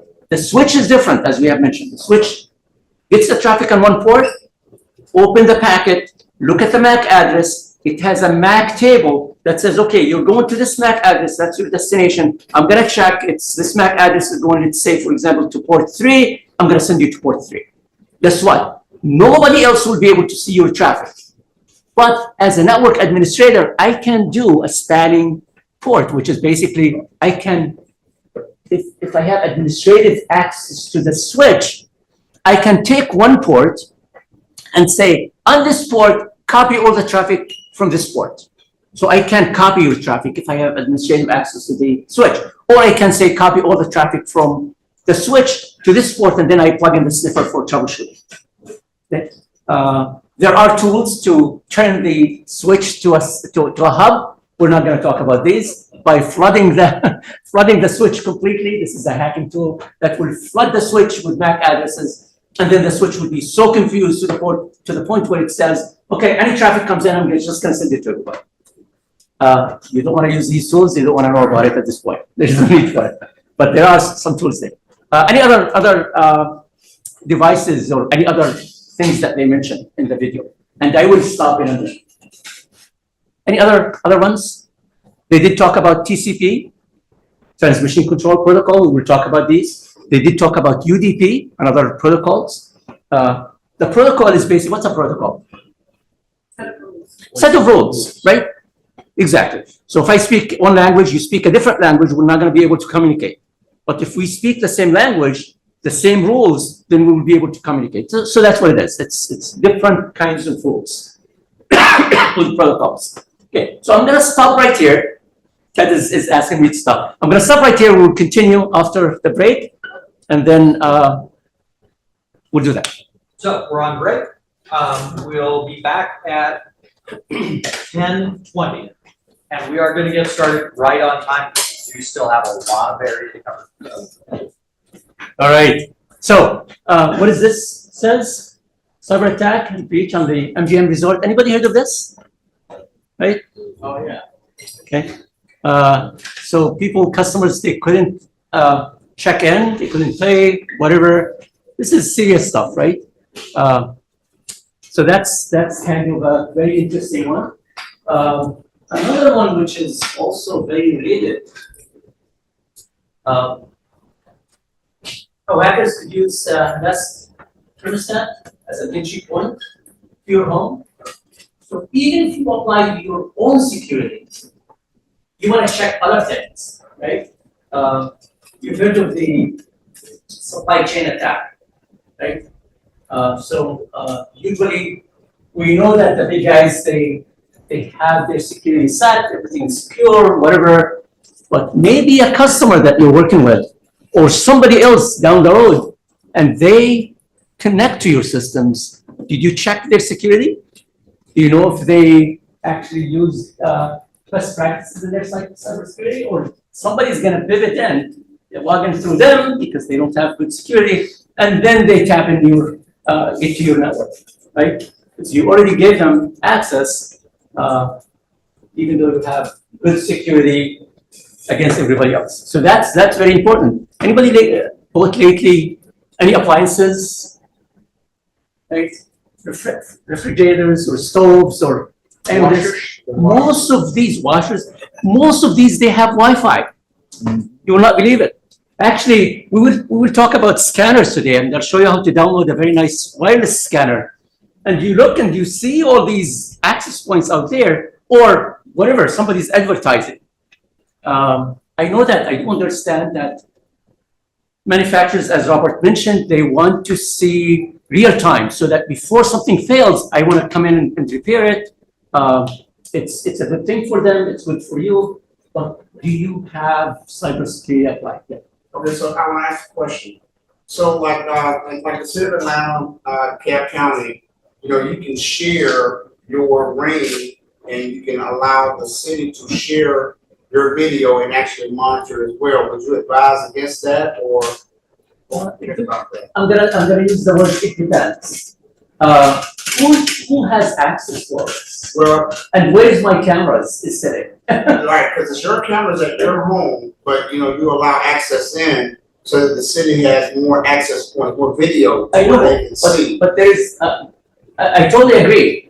But who else has access out there? There's I don't want to put myself into a state where there's a lot of argument and a lot of disagreement. But there's a company, it's called Flock. Anybody heard of that? Yes. Yeah, and they, even the cops, they were using this against their ex-wives, and they have access, so they were monitoring and finding out where this ex-wife is moving because they have access to this. So what I'm trying to say here is that it's nice to share this information, but who has access to this?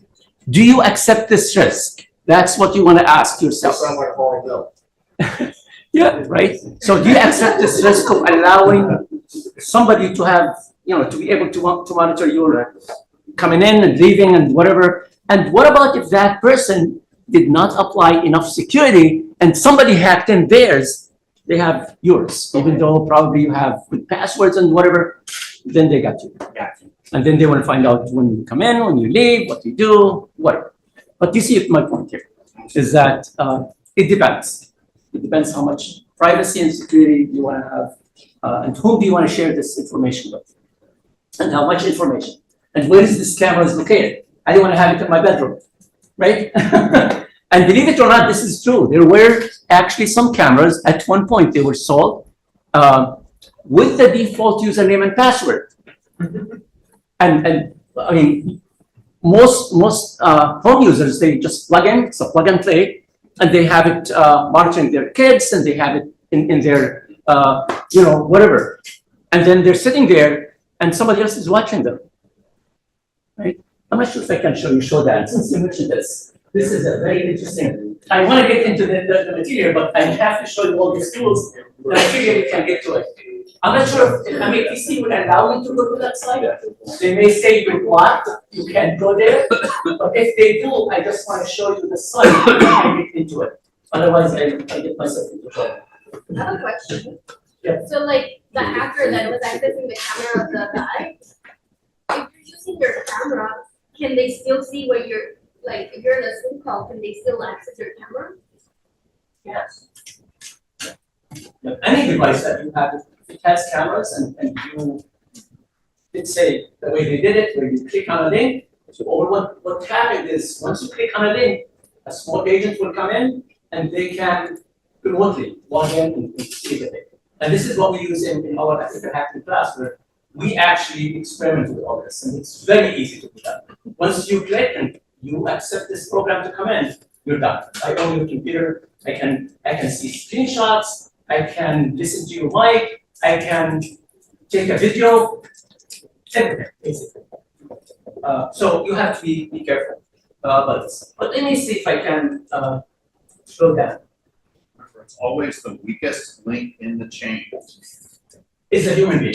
You have your Ring camera. Yeah. Your Ring camera, you can access. You give access to somebody else. How are they accessing your Ring camera? There's a chain of connection between their access and your camera, and any spot in that chain is a possibility of somebody getting in. If they don't have proper security, you are open to them abusing that access.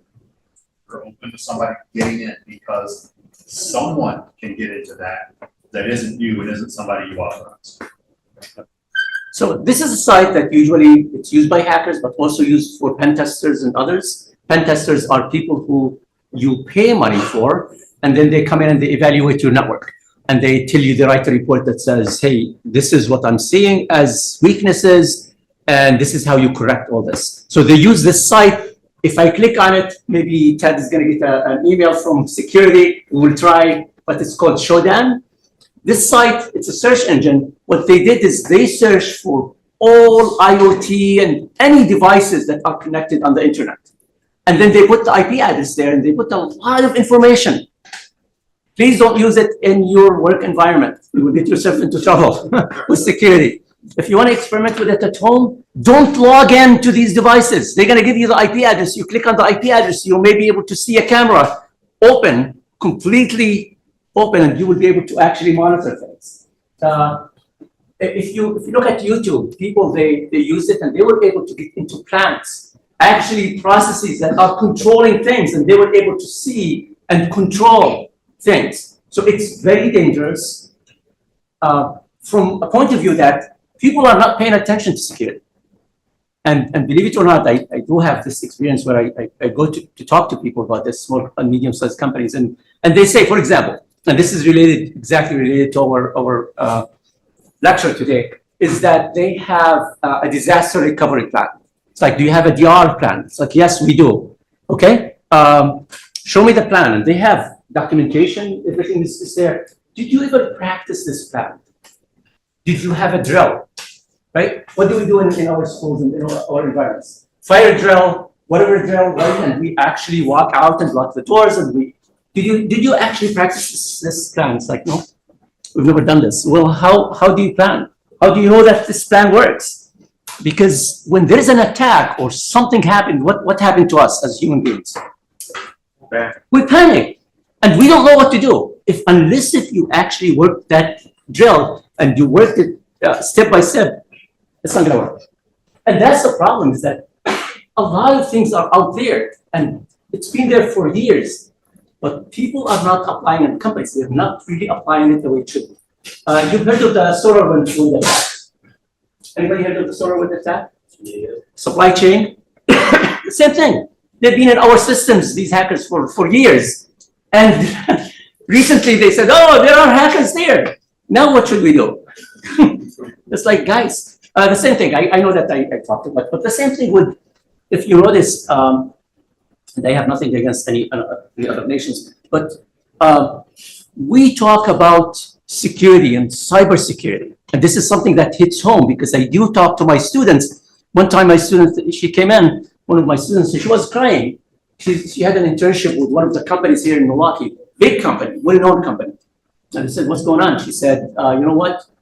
We've been outsourced. It's like, security? She said, yes. All the security has been outsourced to somebody outside the US. And then we complain about somebody hacks us. It's like, guys, if somebody's managing your security, then how do you complain? I mean, who knows who has access, right? They found out some of these devices that we have, the servers for HP and all these big companies, they have small added chip that remotely they can get in and do whatever. Backdoor. Backdoor, it is remotely. It's like, and then we complain. Well, this is not manufactured here, and it's done overseas. Then you complain about security. You're not going to be able to defeat this unless you pay attention to this. So anyway, Shodan, I'm going to try to click. If it doesn't work, I'm just going to exit right away. I don't want to. There we go. You see this, right? So security called me right away. It says error. This is not allowed, right? And one of the tools actually, it's going to be the same thing. That's why I have the file for you to install it on your computer that we're going to be using today. Oh, this is through wireless. Wi-Fi. Wi-Fi. See, Wi-Fi is separate from the actual network that we have here. This is the internal network. Wi-Fi is the guest network, and it's, anybody can just come in here. Probably if you try it a few times, maybe they will catch it and block it. Yeah, but but basically, you can go there and search by model number, search by cameras, whatever, and they give you the whole world, basically. They give you so many things in different countries. And you click and you see all this, and they show you all the ports that are open, what web servers they're running, the version of the web servers they're running, the type of camera, the company that's doing this, that manufacturing. This is very scary, yeah. So how do you know what's blocking you? Is this the Oh, this is a firewall. I know. Yeah, this is a firewall. I know for sure that it is a firewall. How can you tell the difference in what's blocking you? Like, did you say the proxy also checks? No, this is the firewall, I'm sure. Okay. This is the firewall because I know the MATC network. We had some incident before, specifically from IT security, that maybe we shouldn't talk about. But basically, what happened is, at one point, somebody was playing in our lab, and we had something called DDoS. Anybody heard of DOS and DDoS? Denial of service attack. So basically, we'll talk a little bit more about it. Basically, they start hammering our internet connection, and the whole network was down for hours. So you sent too many requests? Yes, it's basically, think of the denial of service attack. Think of it as there's one person here in the class, and all of us are talking to that person at the same time, and we expect a reply from that person. They melt down, basically. They run out of memory, they crash, and this is what happened. Or the legit traffic will not go through, and we were down for a while. That was a thing. So again, there are measures to take care of that, but that's what happened. So as you can see, it's failed because it's a site that is marked as a. So okay. Are there national laws against data snooping? I'm sorry? Are there national laws about data snooping? I know there's state laws, but are there national? There are cooperation between countries and other things. I mean, if somebody's in a different country with no agreement to persecute or whatever, you can't do it. You can't. So it depends. I address that just a little bit. So one of the challenges we have with a lot of data security related laws is technology is changing so fast that our legal system has a very challenging time keeping up. So it's just like a lot of the legal systems are trying to keep up with certain recreational drugs and versions of them. Trying to ban the Delta 8 is one of the really good examples of this. It's a THC variant, but because the laws are all written very specifically for marijuana-based products, Delta 8 falls outside of that. So now the law has to spend time catching up with it. By the time the law catches up with it, some scientists will have developed a new version to dodge the new law. So data and IT laws fall into very similar categories. And I know one of the potential solutions is writing looser laws around that, but that also can be very problematic. you run into issues where you get into, well, this applies under that law now. Well, that's not what we meant, that's silly, that doesn't make any sense, yeah, we know. So, it's challenging. So here's another article, top cybersecurity threats in manufacturing. I'm just trying to kind of show you the impact of all this and what to do about it. Type cybersecurity threats in manufacturing, this probably applies to smart cities and the same thing with industrial control systems and so on. But basically, you can see with nearly 5,500 successful ransomware attacks on organizations in 2024, as we mentioned before, ransomware is a big thing nowadays, huge. How do you protect yourself from ransomware? Since we're talking about this, like for example, instead of having a downtime, when you have these controllers, if something happened to the controller, what do? You're gonna have downtime, right? If you, let's say somebody, I log in and erase everything on that controller. So what do? Basic things. Be sure that you have a backup of your configuration, right? The hardware I can get anytime. I can just order a controller and be done. And maybe I have spare ones, but the configuration for it, that's gonna take time. So you wanna be sure that you have good configuration and not only a backup, but did you check your backup? Did you verify that you have a good backup? There are so many people who are doing backups, and then when they need it, they go check, it's like, it's all corrupted. I was sending everything to the backup system, but it didn't work. So you have to go back and check and verify that actually my backup is valid, it's good, once in a while and so on, and updated the backup so that you have a good backup. And then if this is controller crashes or any of these industrial control systems or anything crashes, or I have a ransomware, I may lose probably a week or two, but I'm not gonna be down forever, right? Because I have all the data, I did check on my restore and other things, and I can come up very quickly. So that's one of the things that you want to be sure that you have good backup, and you want to be sure that the ransomware did not affect your backup, right? So if you have a backup and you're overriding it with the encrypted data from ransomware, it's like, okay, well, what's the use? So this is very interesting. They mentioned a few things here that we should pay attention to. So here's these are risks. These risks include a growing attack surface, right? Everybody's connecting their controllers and their industrial control systems and smart cities. Everything's connected to the internet. Why is that? Because as Robert mentioned, we need the data, we need to monitor, right? Remote troubleshooting and configuration, all this. Are we doing this securely? Are we using the best practices in security as we're doing this, right? Because you can't just be isolated nowadays, right? You can't just throw your computer in the deepest whatever ocean, as you mentioned, and then be isolated. This is a world where everyone's connected. Did I put the right measures? Did I put the right security there to control the right controls? Horizon in AI, this is a whole new area. I can go to AI, and I'm sure that you guys are aware of this, and say, write me a program for keylogger. I remember when the AI came in, ChatGPT, I wrote keylogger, write me a program in keylogger in Python. Everybody knows what the keylogger is? What's a keylogger? It coordinates that code with every keys. Basically, you run it on your computer, and it copies every keystroke that you have, and then whether it's a password, whatever it is, and then it saves it in a file, or it could be remote work. And ChatGPT worked with all this very nice, and I tried it and it worked perfectly. When it became very popular, I went there and they said, write me a program about keylogger.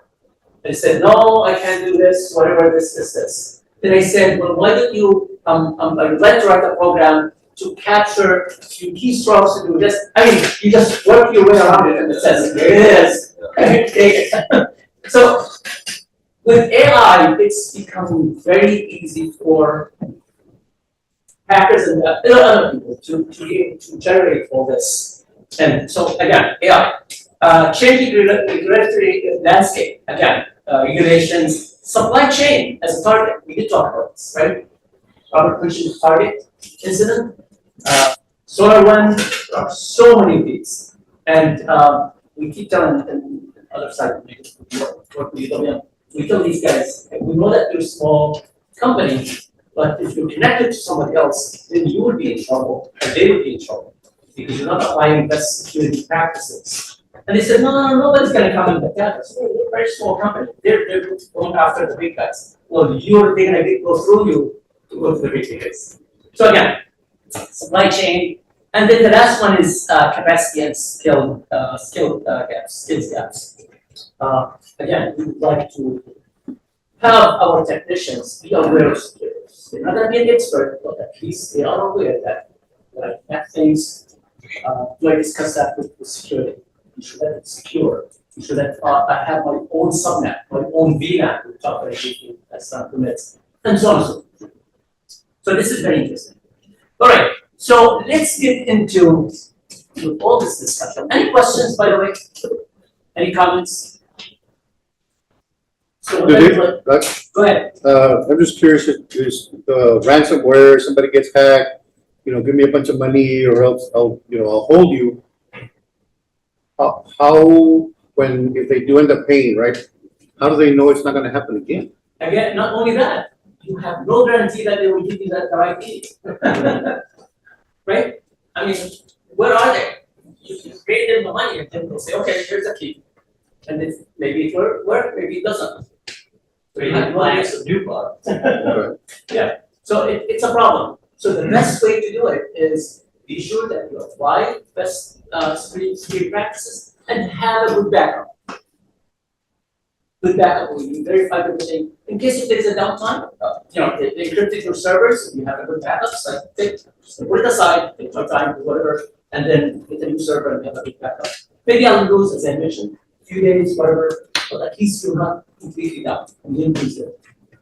And then this way you don't have to pay millions of dollars, as you mentioned. Can they hack your backup? What is that? Can they hack or put a bug in your backup? Well, they can if they have access to the backup system, if there's some gap or whatever, right? So, like if you back up once a week and they deploy the software, but it stays dormant for like 2 weeks, then they Yes. encrypt everything. Yes, so there are so many techniques, and that's what it is. It's like with hackers, you only have to stay one step ahead of them. Otherwise, you're done. Yeah. All right. One more. How much effort does the companies like AT&T, Verizon, those suppliers, internet suppliers, they put into the security? I'm sure that there's with all the things that are going on, they're putting millions of dollars. But the problem is sometimes they're not doing it the right way. So when part of it is risk management and looking at your assets and prioritize your assets, which one is the most important, which one is the least important, and then investing in human security, physical security, and other things, because as you all know, the weakest link is us. The weakest link is the humans. So if you remember the social engineering, right? If I put just any, $4 an hour somebody on the help desk, and then I can fool that person to get in or get a password or whatever, I'm done. You can apply as many measures and as many millions of dollars with firewalls and through inspection systems and so on and so forth. So I'm going through the weakest link, and I get in. Or if I have another company, as I mentioned, they're connected to me, and that company is not applying good measures. And that's why I think in the manufacturing, now with the DoD, they have something called CMMC, where if you're dealing with the DoD, Department of Defense, as a company, you have to meet a certain standard or a certain minimum security standards. Otherwise, they will not deal with you. So there's a lot of changes. That's what I was mentioning to you earlier on. IEC 62443 tracks into that. Yeah. UL has a UL 2900 cybersecurity standard that also tracks back to those standards. Yeah. And I don't know if this starts to discuss that or not. All right, so thank you. So here's what I cover in my classes, and I will go through some of this fast. If you have any questions, stop me. Others, we may stay do some hands-on. So we go through, and you're welcome. You can have access to all this. So introduction to networking, and this is from the course which is we teach in security and networking. It's called Network Plus. Anybody heard of Network Plus? Okay. So Network Plus is basically, it's a certification. Your students can actually take if they want to. This is a plus. And in addition to being a technician, you'll be able to talk to network and security guys. They do talk about introduction to networking, where we talk about local area network, wide area network, the connections between these, the difference between desktop and server operating system, and so on and so forth. I'll go through this very quickly. Then we talk about network infrastructure and documentation. Infrastructure is basically how things are connected physically, where all these labs and computers are going through the patch panels and all the closets where they have routers and switches until it goes all the way to the internet. So we do talk about this. Documentation is something that I would like to stop there for a minute and mention. It's a big thing in networking, cybersecurity, and in building automation systems. Always document and up-to-date documentation, because why do you think it's important to document?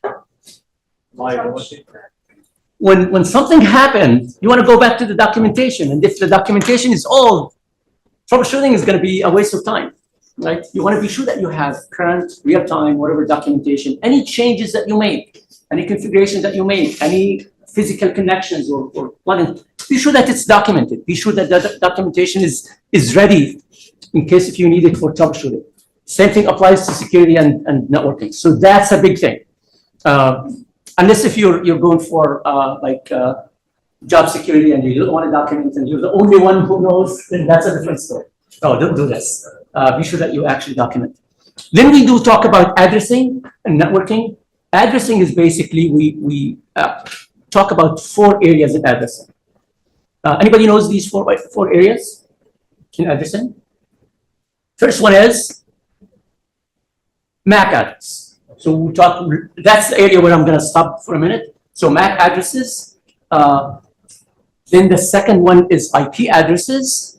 The third one are port numbers. And the third one is port numbers. The fourth one is the domain. And the whatever host part of that domain. So these are the important areas in addressing on a network. Then we do talk about protocols. Protocols are the rules of connection. What are the different types of protocols that are used there, whether in a local area network or in a wide area network. So that's chapter 4. Chapter 5 is cabling. When we talk about cabling, that's a very important area. If you remember from the video that we showed you, what type of cabling did they mention? Anybody remember? Or what type of connections that we use in the physical area? Because cabling is the physical area. We will talk about this in terms of different layers of networking. It's called OSI model. But the physical layer is the cabling. So there are different types of cables. There's Ethernet cable. There are, which is basically a twisted pair cables. There are fiber optics cable. There is the communication, the waves that for wireless. There's satellite communication, radio communication, and other things. So you want to be familiar with this. You're not going to be an expert, but at least you want to be sure that you understand what is this cable, what are the limitations for these cables, right? What are the issues with these cables in terms of security issues, right? So as you can see, I'm kind of mixing these things. Security issues, right? I can plug in my computer here and my controllers and so on and so forth, but we mentioned the wireless controllers. If you have a wireless controller and wireless access point, I can sit in the parking lot right there and I can see your traffic.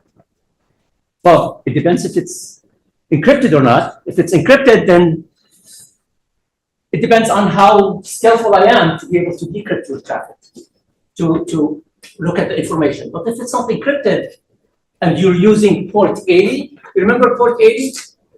Right? What is port 80? Internet. HTTP. Web services. HTTP. Yeah, the web service is HTTP. HTTP protocol. And this is clear text instead of port 443.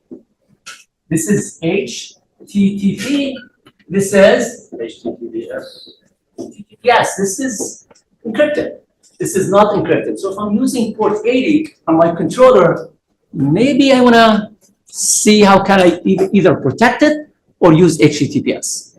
Because if I have the sniffer, and we'll play with this today, I'll be able to see your username and password, just capture it very clearly, and I will be able to see it in Wireshark. We'll talk about this. So that's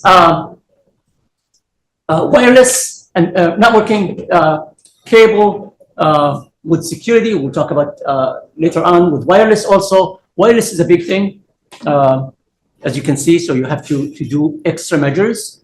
With wireless, there are so many different standards in wireless. Wi-Fi, Zigbee, and so on and so forth. There are so many different, we'll kind of skim through it.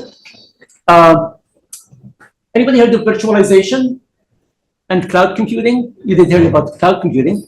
I'll show you virtualization very briefly. I do talk about this with my class, and whenever we have time, we actually create virtual machines, and I show them the issues with virtual machines and so on. So it's a lot of fun because you can create computers inside computers and then kind of play with this. A lot of probably vendors are using virtualization nowadays because I can give you a virtual machine and it has all the configuration, everything. All you have to do is just run it and click and you have everything installed. This is the area that also you should be aware of, which is subnets and VLANs. So I have a huge network at MATC or in my company. I can't just plug in my controllers to that network. It doesn't work because if I plug it in, I have a flat network, and then anybody in my company can see my controller. Do you want to do this? No. You want only people who are authorized from the Building Automation System Management or technicians to be able to see this. So what I do is that I take a huge network right here, and then I divide it. I divide it into groups, whatever groups that I want, right? And then maybe Building Automation System is right here. So I take a subnet, a group of IP addresses, and then give it to that, these controllers and Building Automation Systems. And then I control that via firewalls, routers, whatever, right? So nobody can get in unless if they have, they're authorized to do so. Otherwise, all my traffic is all over my company, right? So how do you take a huge IP class and divide it into groups? We'll play with this, and there's a link that I can show you the calculator for this. You can do it by hand or using the calculator. It's a lot of fun. So I do that with my students, and then we go through introduction to security, threat attacks and vulnerabilities, and then physical security. Physical security is very important. Why is that?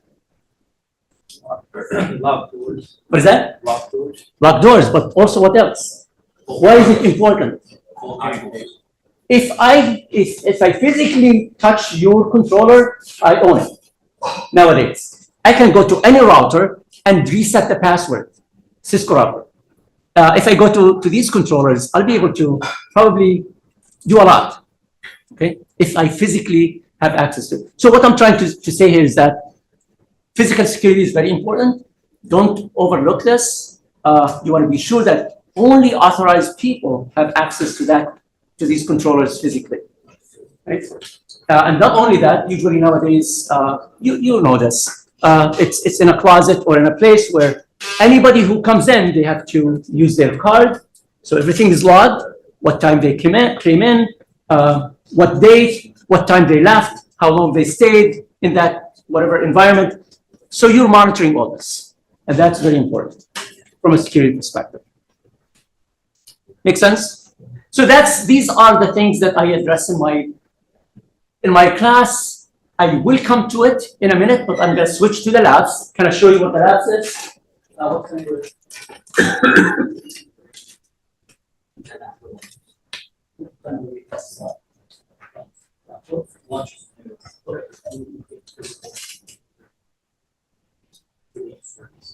Okay.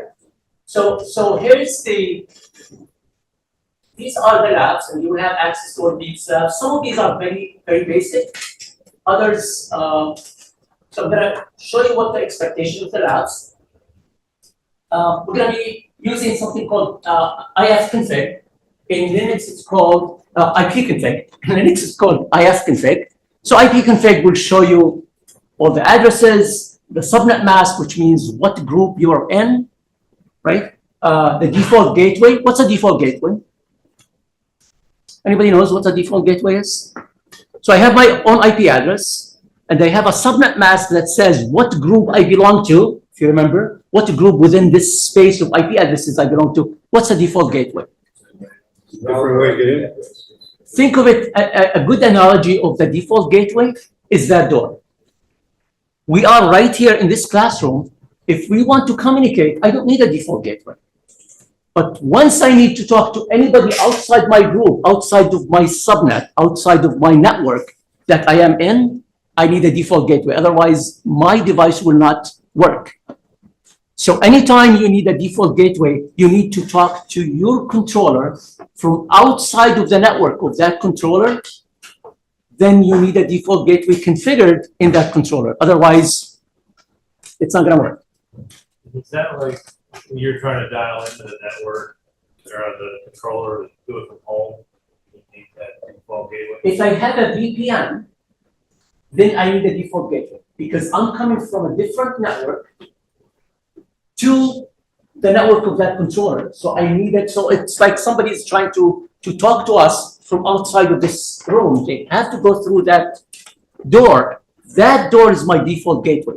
The default gateway is the IP address of the router. So here's a good drawing of the default gateway.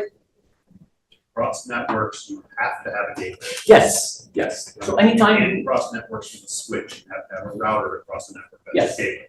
So basically, you have a network right here. You have a network right here. You have a network right here. Let's say, so this is network number 1, this is number 2, this is number 3. If you have your controller right here, this is my controller right here. I need a default gateway to come from outside. I need a default gateway configured on this controller. So I need the IP address, the mask that says I'm part of this network, and I need a default gateway so that the traffic can exit and then come back. If somebody else is trying to communicate or if I'm trying to send traffic outside. Okay? So that's kind of the analogy for default gateways. That door, anytime you're going to exit from this classroom, which is your subnet or your network, you need a default gateway. Otherwise, you will not be able to communicate with the outside world. What's your default gateway at home? So you have your modem right here at home, whether it's a wireless or wired, right?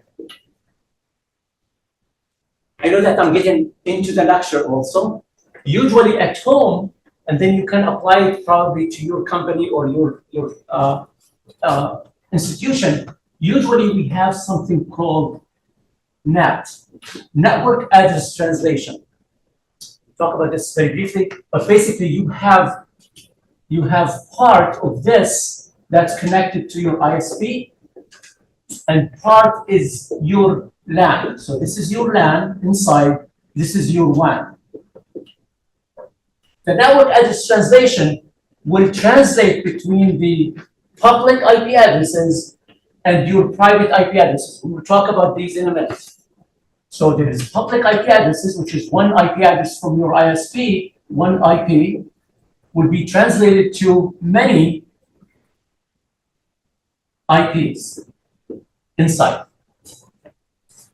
Okay. And that's how you translate between these. Now, my default gateway is the inside right here for my LAN. So that the IP address inside. So for example, I'll give you an example. 129.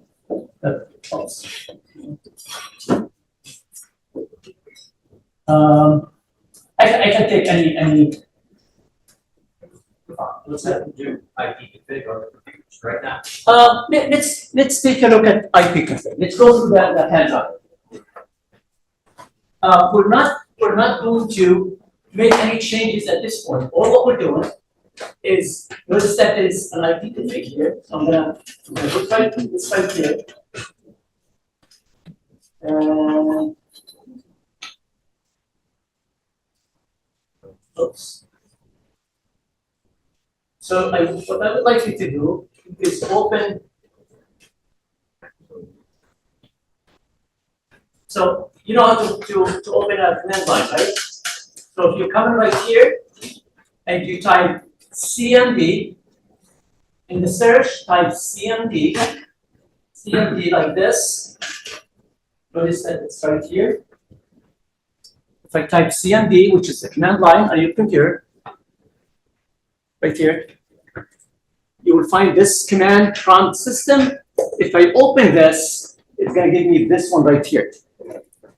So, you know when you have this open, and it's going to be like this. Something very similar. You have it? Everybody? Thumbs up if you got it. Raise your hand if you need help. Okay, perfect. Okay, so what we would like to do to start with, there is a command that's called ipconfig. ipconfig in one dot, and there's no space, and I'm gonna make space here, /?. So in Windows, whenever I have a question mark like this, all I'm asking the command is give me information of how to use this command. This is your kind of a quick tutorial of how to use this command. So if I press enter, ipconfig press question mark enter. You can scroll up a little bit, you can see that there's a lot of information here. Here's my output. Let's take a look at it very quickly. I know that there's a lot of information there, but I'm just trying to kind of show you what can you say. The question mark, ipconfig, the question mark will give you display this help message. If I type /all, it will give me display full configuration information, everything of what my PC is configured as. If I type /release, this is very interesting one, right? Because your PC, there are two ways to assign an IP address to it. What are the two ways to assign an IP address to it? Manually or static, and dynamic, right? So let's start with the static. What does static mean, or manual? You assign it. You say, here is my IP address, here is my net mask, which is 255.255.255.0, or whatever the mask is. Here is the default gateway. So you enter all this information. That's called static assignment. What's the dynamic one? It's assigned by the router. It's assigned either by the router or by what we call DHCP. DHCP. A DHCP could be your router, so you're at home right here. Your router is acting as a DHCP, and it has a pool of IP addresses. Number of IP addresses, maybe a class C. We'll talk about class C, but it's basically 254 IP addresses. And then every time a PC comes in, your router will say, okay, you need an IP address, give me your MAC address, and then I'm gonna assign you your IP address, your mask, which is 255.255.255.0, your default gateway, the DHCP server, which is me as a router, will give it to you so that in case we need to communicate again. And there is something called lease. A lease is basically, think of this exactly as if you rent an apartment. What do they ask you to do? You sign a lease for that long, and then after that, you have to re-sign the lease. Exactly the same.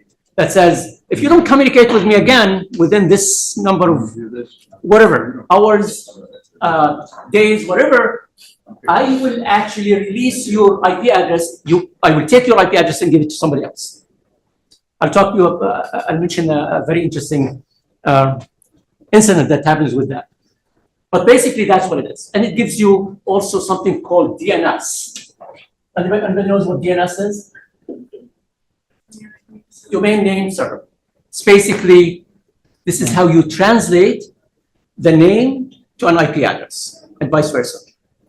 So for example, you go to the browser and you type www.amazon.com and you press enter. Your computer behind the scene send a message to this guy, to the DNS server, and says, hey, this human being is trying to reach to Amazon.com. What's the IP address for Amazon.com? The DNS has a list of IP addresses, or it can consult with other DNSs on the internet, and then it sends you the IP address of DNS.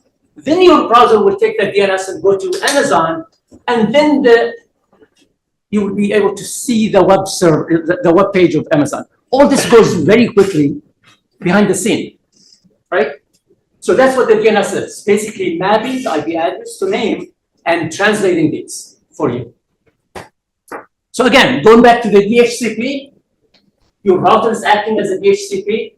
In here with MATC, they have their own servers. We will see what their DHCP is. And you will see the leases and you will see all the information. Okay, so I can release the IP address. I can say, DHCP, forget about my IP address. I can reassign, renew. I can say, hey, give me an IP address again. So I can communicate with the DHCP. DHCP is very critical, by the way. I know at UWM, at one point, one of the faculty was creating a DHCP. They were experimenting with a Linux machine, and they had a DHCP installed without knowing. And guess what? The whole building went off the internet because all the PCs, they were trying to connect to their DHCP instead of talking to the actual DHCP. That's the IPs. Yep, and they start giving the incorrect IP addresses, and nobody was able to get to the internet. And finally, they found out that, oh, there is another DHCP in-house, and that was the cause. So that's a denial of service, right? This is very interesting. I can flush DNS. I can basically tell my computer to forget about all this information about DNS. As you can see, purge the DNS resolver cache. There are so many interesting ones. Let's check the first one, and then go through that very quickly. Okay, so what I would like to do is, by the way, CLS will clear the screen in case you.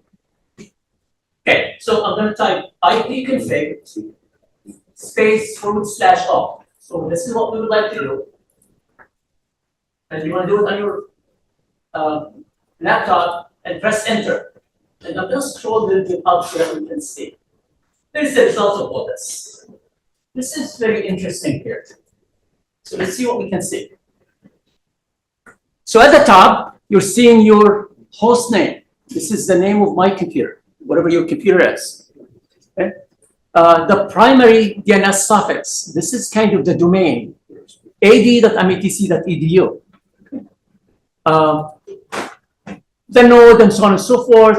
The main ones that I'm interested in is, you can see here that says description of my physical address. It's an Intel Ethernet connection.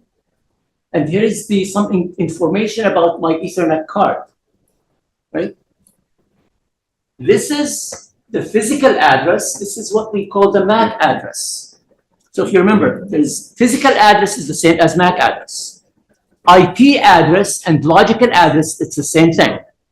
So physical address is right here. How do we assign this? Who assigned the physical address on your controller or on your laptop? What is that? Yes, whoever made that Ethernet connection or that Ethernet card, they burned the physical address there. So they burned this there. So what does if you want to take a look at this physical address, notice that it's C8, D9, D2, 36, BB, D0.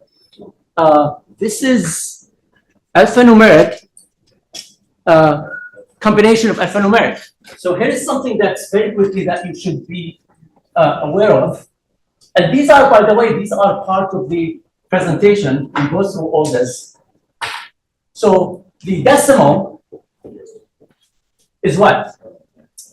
0, 1, 2, 3, 4, 5, 6, all the way to 9, 10, 11, 12, 13, 14, and 15. I'm going to stop right there. Decimal. Can somebody tell me what's the hexadecimal? Hex. It's gonna be 0, 1, 2, all the way to 9 is the same. What is 10 in hexadecimal? A. Exactly. So it's A, then B, C, D, and E, and F. Okay? So the MAC address or the physical address is using the hexadecimal format. And notice that it's how many hexadecimal? How many hex do we have? 12. 12. Right? It's 12. Right? So it's 12. If you look at this, the first 6 ones, these 6 ones, identify the manufacturer of the NIC card. Okay? These are belongs to the whoever manufactured the SNCC card. So Intel or Cisco or 3Com, they own this. So if you find an Intel card, most likely it's going to be C8, D9, D2, unless if they ran out of this and they have another one. But nobody else should own this, like Cisco or whatever. Right? The last 6 ones right here are unique within this vendor. So we should never have the same MAC address or physical address on the same 2 computers. Okay? Oh. You see what I mean, right? So it should be unique within each NIC card. All right, so that's the physical address. This is very important. Do you remember what device uses the physical address from our discussion, previous discussion? The NIC card, it's burned on the NIC card, but when you're communicating using switches, that's what the switch uses. It creates a MAC table, and every time you come in, it says, yep, I see your MAC address. I'm going to save it in my MAC table, and I am going to record that you came on this port, port 1, port 2, port 3, and it keeps this table. When you reboot the switch, it loses all this. When you turn it on, it starts collecting. It monitors the traffic, and it creates the MAC table, and it knows that this PC belongs on this port. Right? So what's important about switches also is that if you're not using a port, you should actually disable it so that nobody can come in physically, plug into the switch, and they're on your network from a security perspective. Right? I can just plug in my laptop, I'm on your network, then I can do whatever. So be sure that it's disabled. That port is disabled if it's not used. And you can do this by management. So that's the MAC address. Can I change this MAC address? From a security perspective. What do you think? You can spoof it. Spoof it. Yeah, you could, but like technically. Technically, you can't go to the NIC card and change it, but I can spoof it. There is something called MAC changer from a software perspective, because we will talk about wireless where they have MAC filtering later on, where I can say only this MAC address can get an IP address from me as an access point. But if I spoof, if I'm monitoring and I see that, oh, this access point has a client with this MAC address, I'm going to assign myself for this session this MAC address. It's very easy to be done. And I can change it, and then the access point basically say, oh, you're in my MAC filter. You're welcome to get an IP address. So it's if IP address is your phone number, your MAC address is your social security number. Yeah, something like that. Yeah, it's assigned to you. That's it. Yeah. You can do identity theft and recovery. Yeah. Technically. That's true. Like a device serial number. What is that? Like a device serial number. Exactly. Yep. For that particular device, that device. Yep. And there are so many tools that will very easy find out what your MAC address is. All right. So that's you can see that we're going through the information just by typing ipconfig. You will be able to see the information on that device. Later on, we'll use scanning to find more information. All right. So the next one is you can see that DHCP is enabled. What does that mean? It means I'm getting this IP address from DHCP, either from my server or a router if it has a DHCP enabled on it, or whatever, but it's not dynamically assigned. Okay, auto configuration enabled. Here's the IP version 6.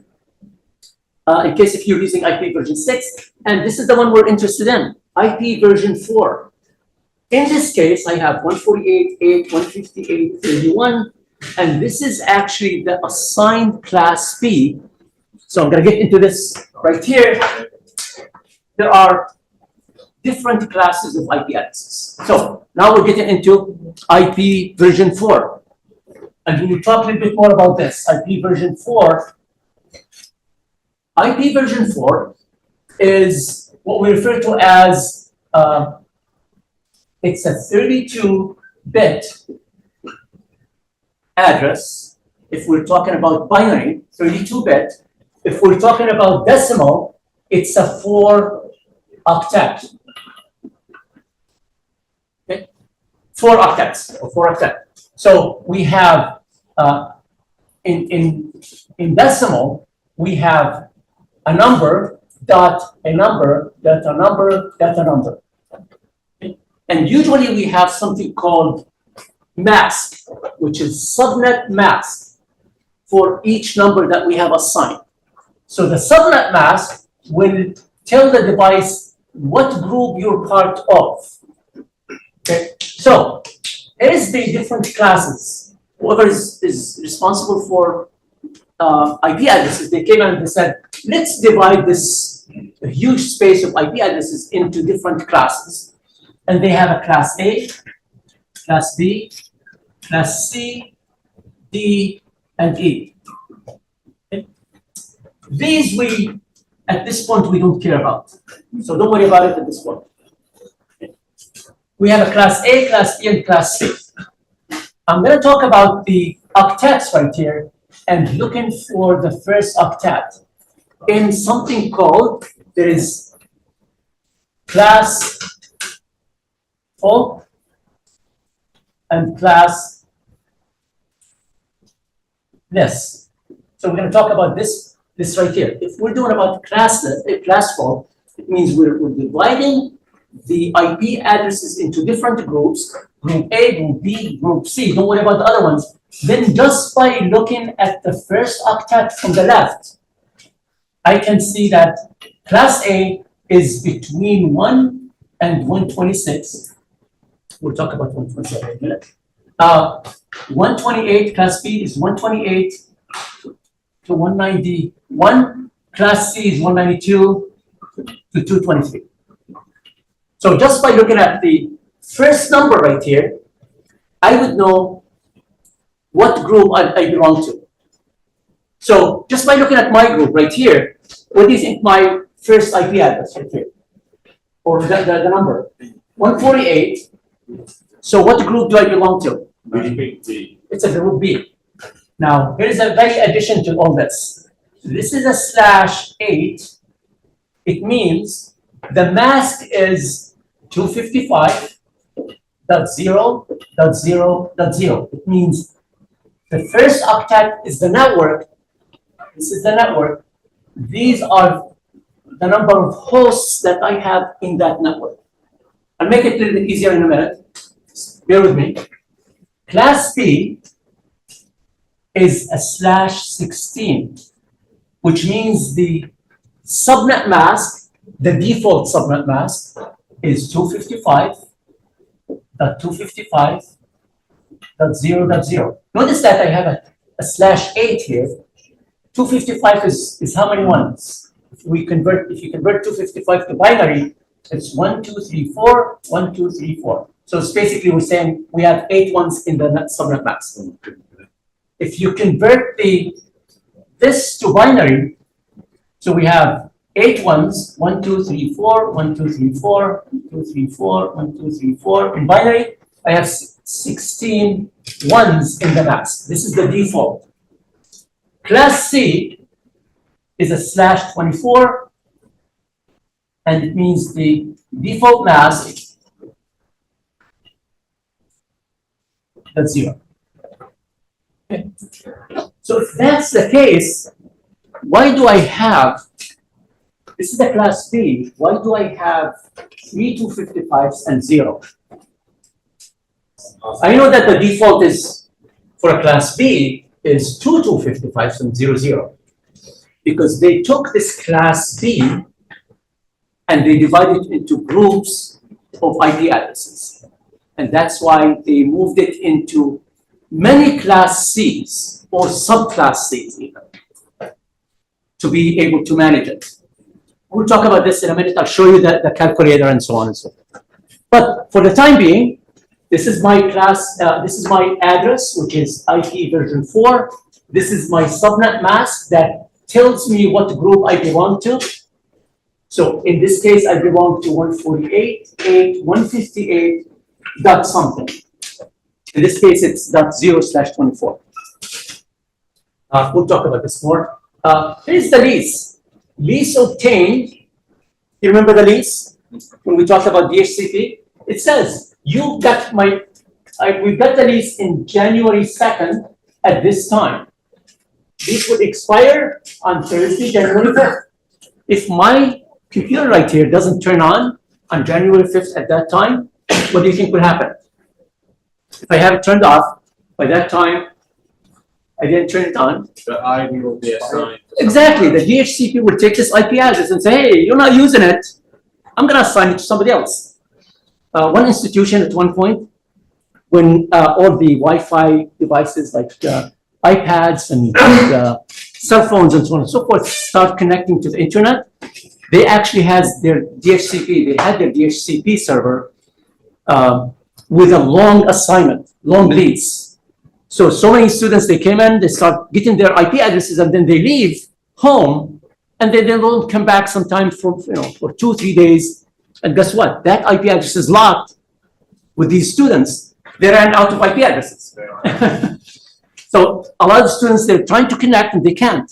And it's like, what's the problem? The problem is right there. I'm giving these students a long lease, so maybe I should give them 2 hours. After 2 hours, they should check back with me and say, hey, I'm still here, renew my lease.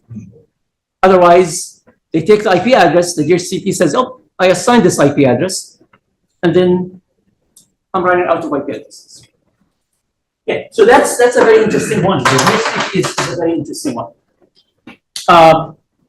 Notice that it says default gateway. Here is the default gateway, right? Here is the DHCP server.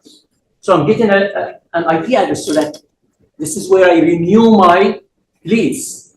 Here is the, there should be a DNS servers, right?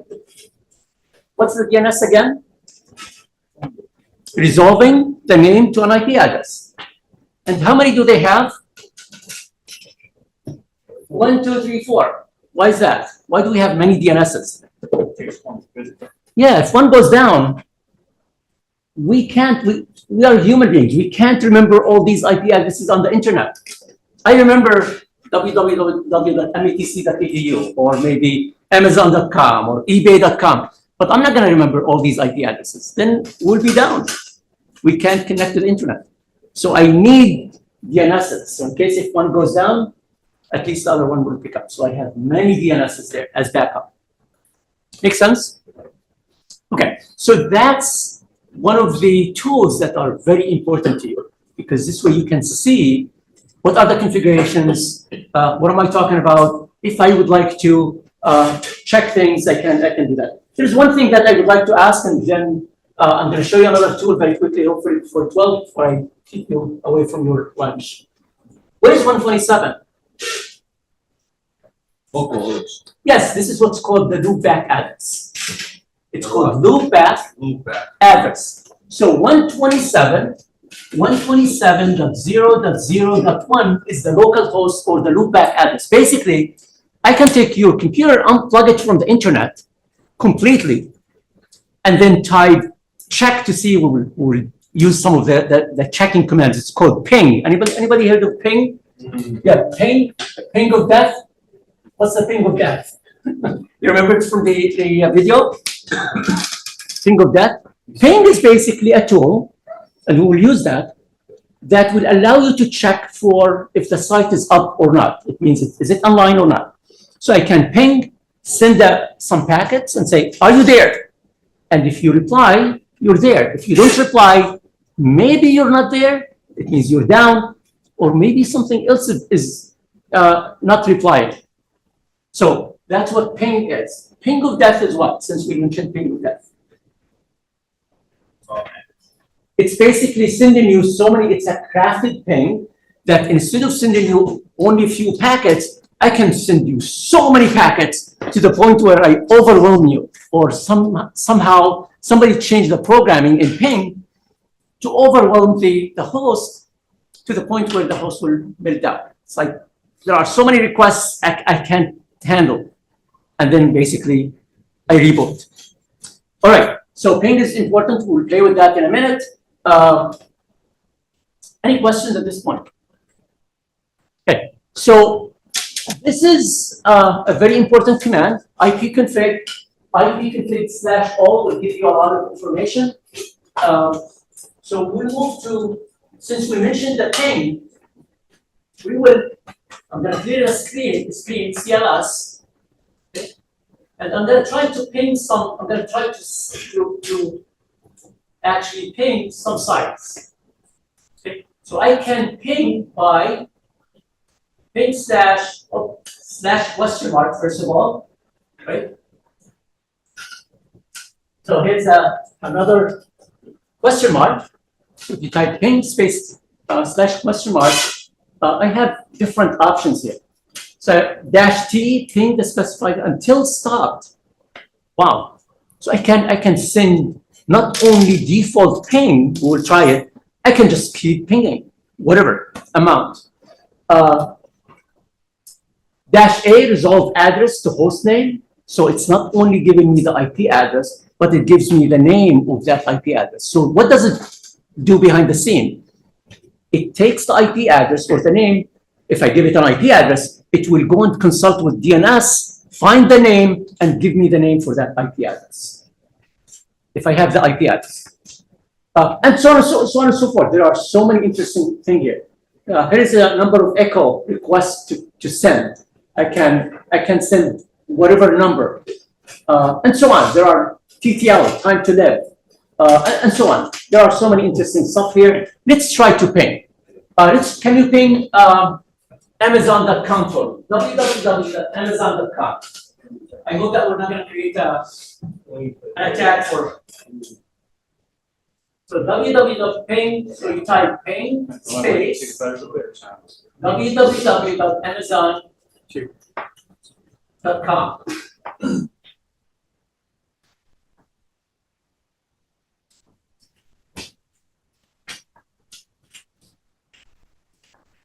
Here we go. So what do we have? So I'm sending packets to Amazon.com, and you can see that it says pinging. Here's the name. Here's the IP address right there, and it says 32 bytes of data. And I'm getting reply from Amazon.com, 32 bytes. It took how many milliseconds? 4 milliseconds. This is a very nice tool for troubleshooting. If I want to ping a controller or ping anything on my network and find out that it took very, very long time, then maybe something between me and that controller is causing a problem, right? So it should be fast, and sometimes you may have timeout, right? And that's a problem. So this is usually with network engineers and security specialists, or cybersecurity engineers. This is one of the very nice tools that they can use very quickly to see if the site is out there. If I don't get a reply, it doesn't mean that the site is not there. I can configure the firewall on your PC so that it doesn't reply to the ping. You send a ping and it says, I'm not going to reply to you. Why is that? From a security perspective, some companies, they do that. Their firewall, they see the ping coming in to check on their device, and they say, we're not going to talk to you. If you want to come in, you come in on port 80 or 443, but we're not going to reply to your ping. There's no need for that, right? Because the ping will tell that person that there is a device there and they're replying, and then they move to the next step. This is kind of what we call reconnaissance, basically. Are you there? Okay, you're replying, then, okay, now I know that you're there. Then what's the next step? how can I attack it? Right? So some companies, they will not actually let things to come in. So It's just like that telemarketing call. yeah, exactly. Your warranty's expired. Exactly. The first time you answer, they know there's somebody at that number. Thank you. And now they can Yep. hit And you even more. And that's why when we talk about these controllers and your IoT devices and so on and so forth, you want to have them within your subnet, but you don't want anybody in the company to be able to ping and then go through and then let it reply to it. No, if I see any ping coming to my controllers, I'm gonna just cut it, whether it's through a firewall or whatever, right? Through the router or anything else. Only within my group, whoever is responsible for managing these devices will be able to check, but nobody else from a security perspective, right? Because if I can't ping it, okay, now you're there, now what's the next step?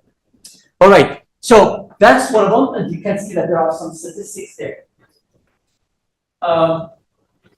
Can you ping each other? Can you find the IP address of the person next to you? And then just ping the IP address. So you want to type ping space and the number of the IP address. How do you find your IP address on your computer? Type ipconfig without the /all and press enter, and you will see the assigned IP address. So if I type, Quick shortcut for everybody, if you hit the up arrow when you're at a blank command line, it'll scroll through your last recent commands. Yep. So you don't have to retype everything. Yes, so if I press the arrow again, it will give me this command. So if I type ipconfig, I will get this information. You're gonna get different IP address right here because your IP address. So what I would like you to do is give it to the person next to you and see if they can ping space and then the IP address and see if there is a reply. I'm just wondering if your computers are configured to reply or it's actually the firewall is blocking. Yeah, because I'm I am in the instructor's machine, you're on the guest machine. So they have. This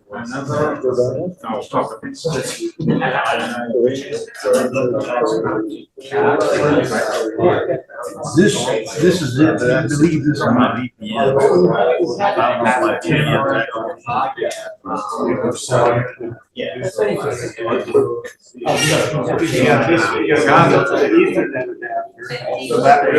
That's in there. Yeah, you're connected to that. You're looking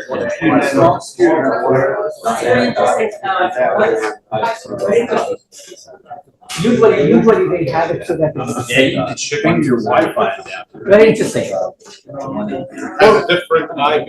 Or probably they have the same uppercase and lowercase, but they're synchronized.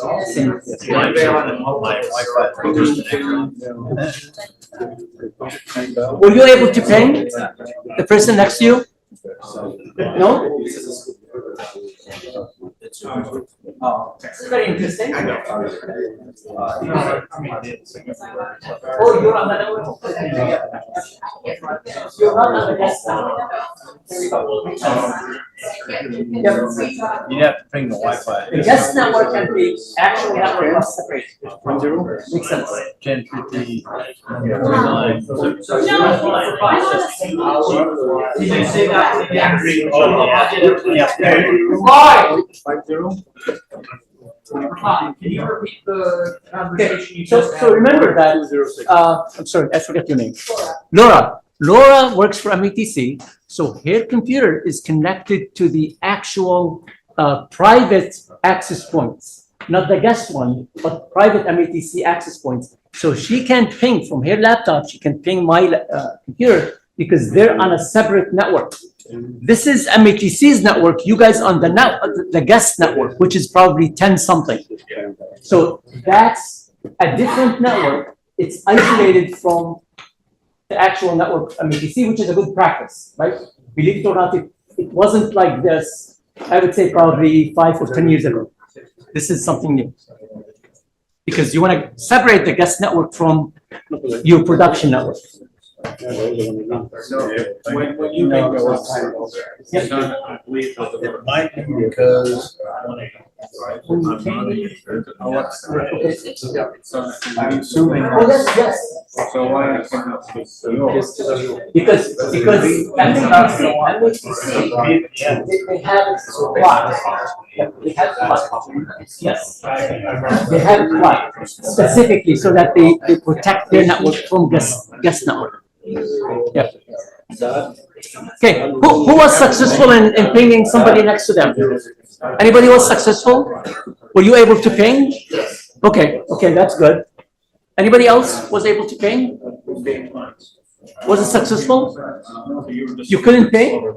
Okay, probably if you couldn't ping somebody next to you, it means their computer is configured so that it doesn't reply to the ping. I can guarantee you that. The firewall is configured so that you're on a VPN? Oh, yeah. Yes, it is configured to, which is good. Know that from here. It's in the firewall. By the way, in the firewall, if you go, I can't do it here because I don't have access to this, but in the firewall, if you go to advanced, control panel, advanced firewall, I will be able to configure my laptop or my machine so that it does not accept any connection from outside. And that's when you ping somebody and they say, I'm not going to reply. It's very easy to sit down. All right. Anything else, Ron? I have one thing that was done.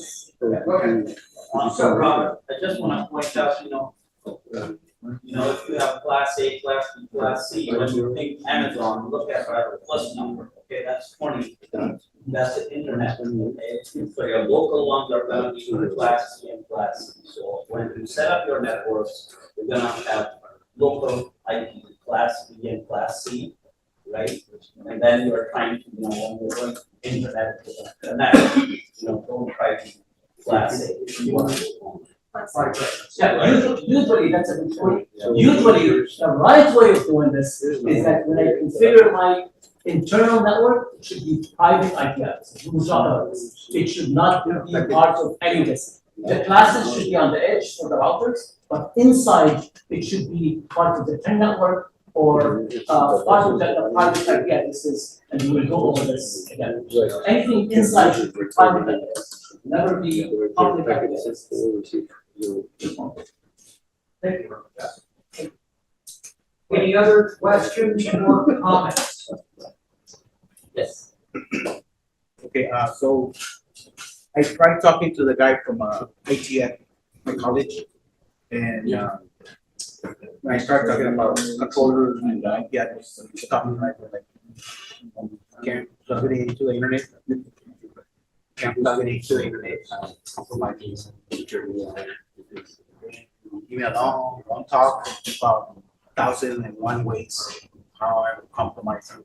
So is there any, I guess there's a plan of where you have a setup where it's, I don't tap to the college network per se, and so it's, since last year, this year, a year ago, I started implementing all this stuff. However, I've been plugging into those controllers. But I want to take it a little further.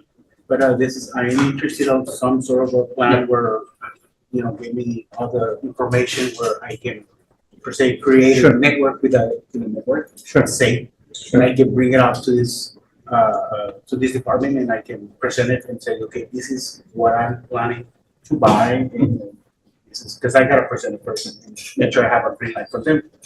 But I would like some information on regard to the network. So the most common one is the VPN. So if they have a VPN, if they have a VPN concentrator or something where they can just connect through VPN, and then you will be able to connect to your controllers with no problem. Another way, what MATC is doing is the VDI. I'm not sure if anybody. So they create a virtual machine, and through the browser. So I'm going to show you what the VDI is. I hope that this will work.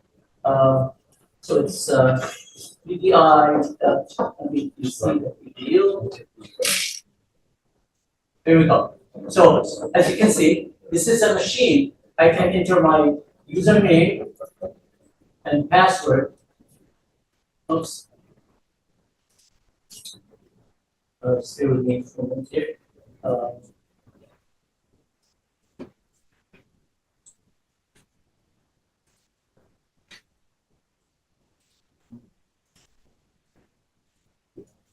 Okay, sorry.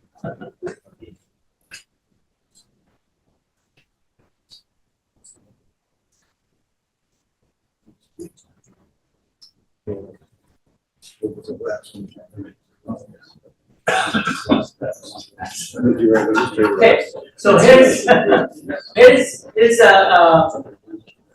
VM machine. So I'm using the browser, as you can see, and here's a VM machine, and I'm opening this, and this machine is what they can do. They can create one like this from the browser. It's applying the group policy and other things. And then I have a Windows machine that is a VM virtual machine. It's inside the network, and then they can link this machine to your whatever your subnet. So here's Windows. Here's the command line. You can see that in a minute here to show. It's gonna take just a minute here. Here we go. So I have Windows. Notice that this is Windows. Other than the Windows that I have, it's Windows. See that? It's a VM, and I can do whatever I want. This is a virtual machine running at the data center, or whatever they have their machines, the VM's machines, and they can link this virtual machine to all my subnets with all my controllers, and they can just connect to them. If you agree with them, maybe you can even install a specific VM for you, and you can get to it that way. This is one way. Would it have to be done? I do have a VPN access. So I think the VPN probably, yeah. I'd suggest, I'm not saying this isn't useful information to everybody, but so often these discussions are so one-off that maybe a little bit of offline discussion would be a little bit easier to do. Sure. For right now.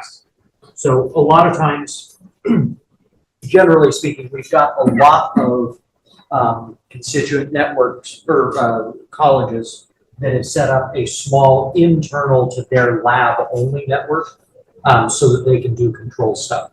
And it's not actually part of a college network.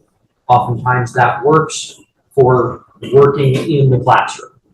A lot of colleges, or some colleges, are starting to realize that providing external access so students can remote in and do homework and things is something that they would like to have or make use of.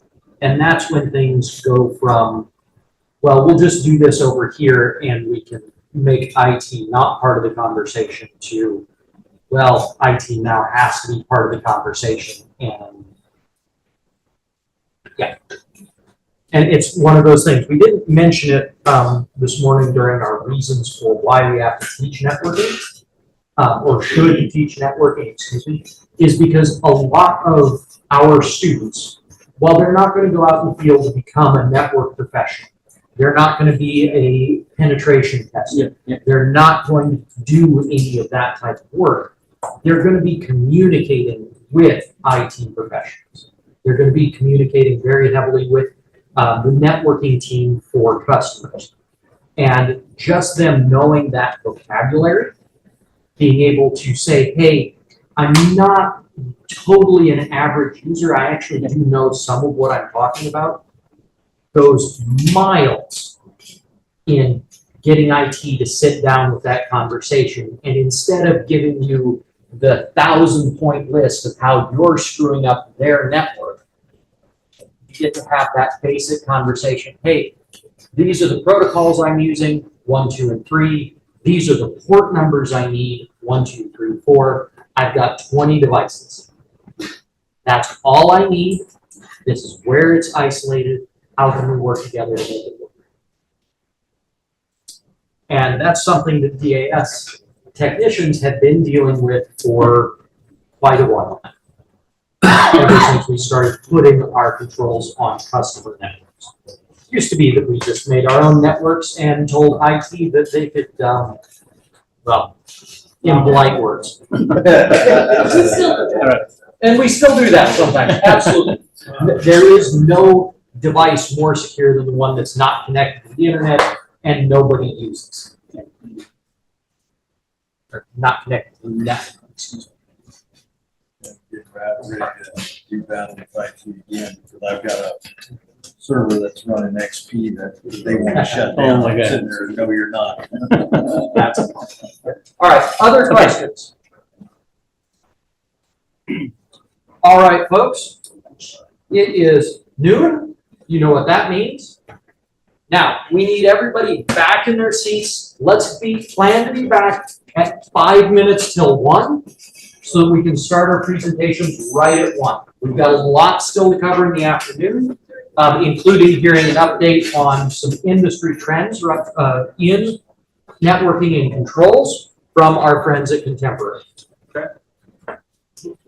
So, lunch. All right, everybody.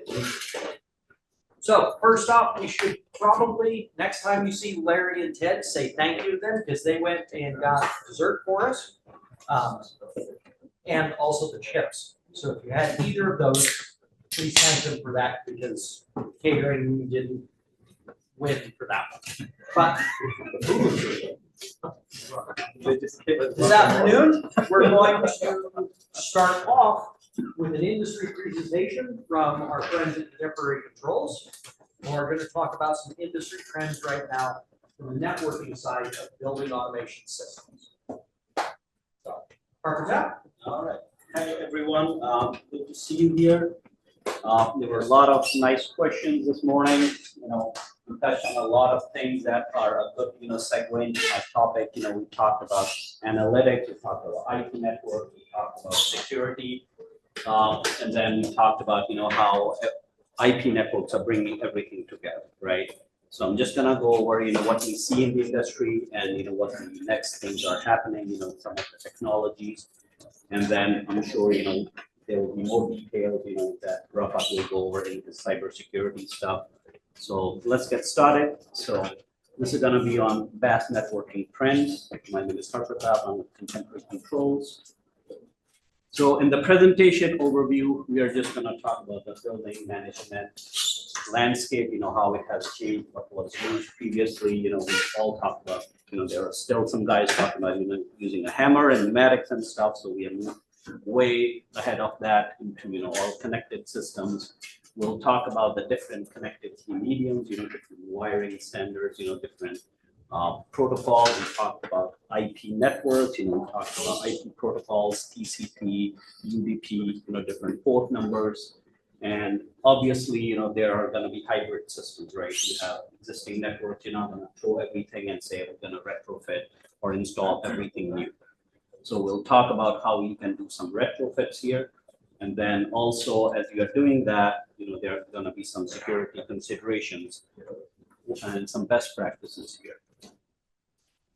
So just a little bit about Contemporary Controls. We are a manufacturer based in Chicago. We are designing industrial automation and building automation systems, where performance and reliability are key. And our products are based on open technologies. So by open technologies, we use BACnet in our products, we use Ethernet, we use cellular, Modbus, Sedona. So you are using some of those technologies in your lab here and learning about them. And then we are approaching 50 years this month, and we have been in business since 1975. Okay, so as we all talked about it, how the landscape is changing, right? Before it was all on-site, right? There were people on the job site trying to do everything manually.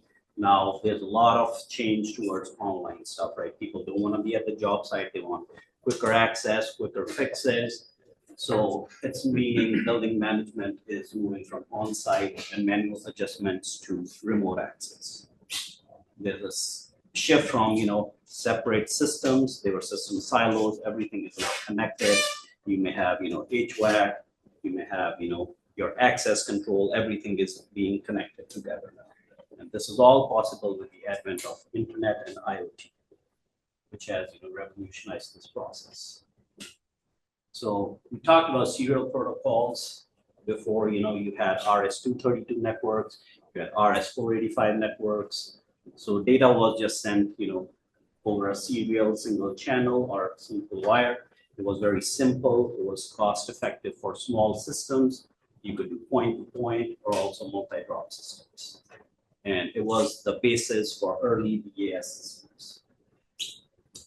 And then the issue with that was it was only for relatively small networks, right? You did not have networks spanning different campuses, so you had like a small lab that you could set up or a small, building, but it was not, for a whole campus.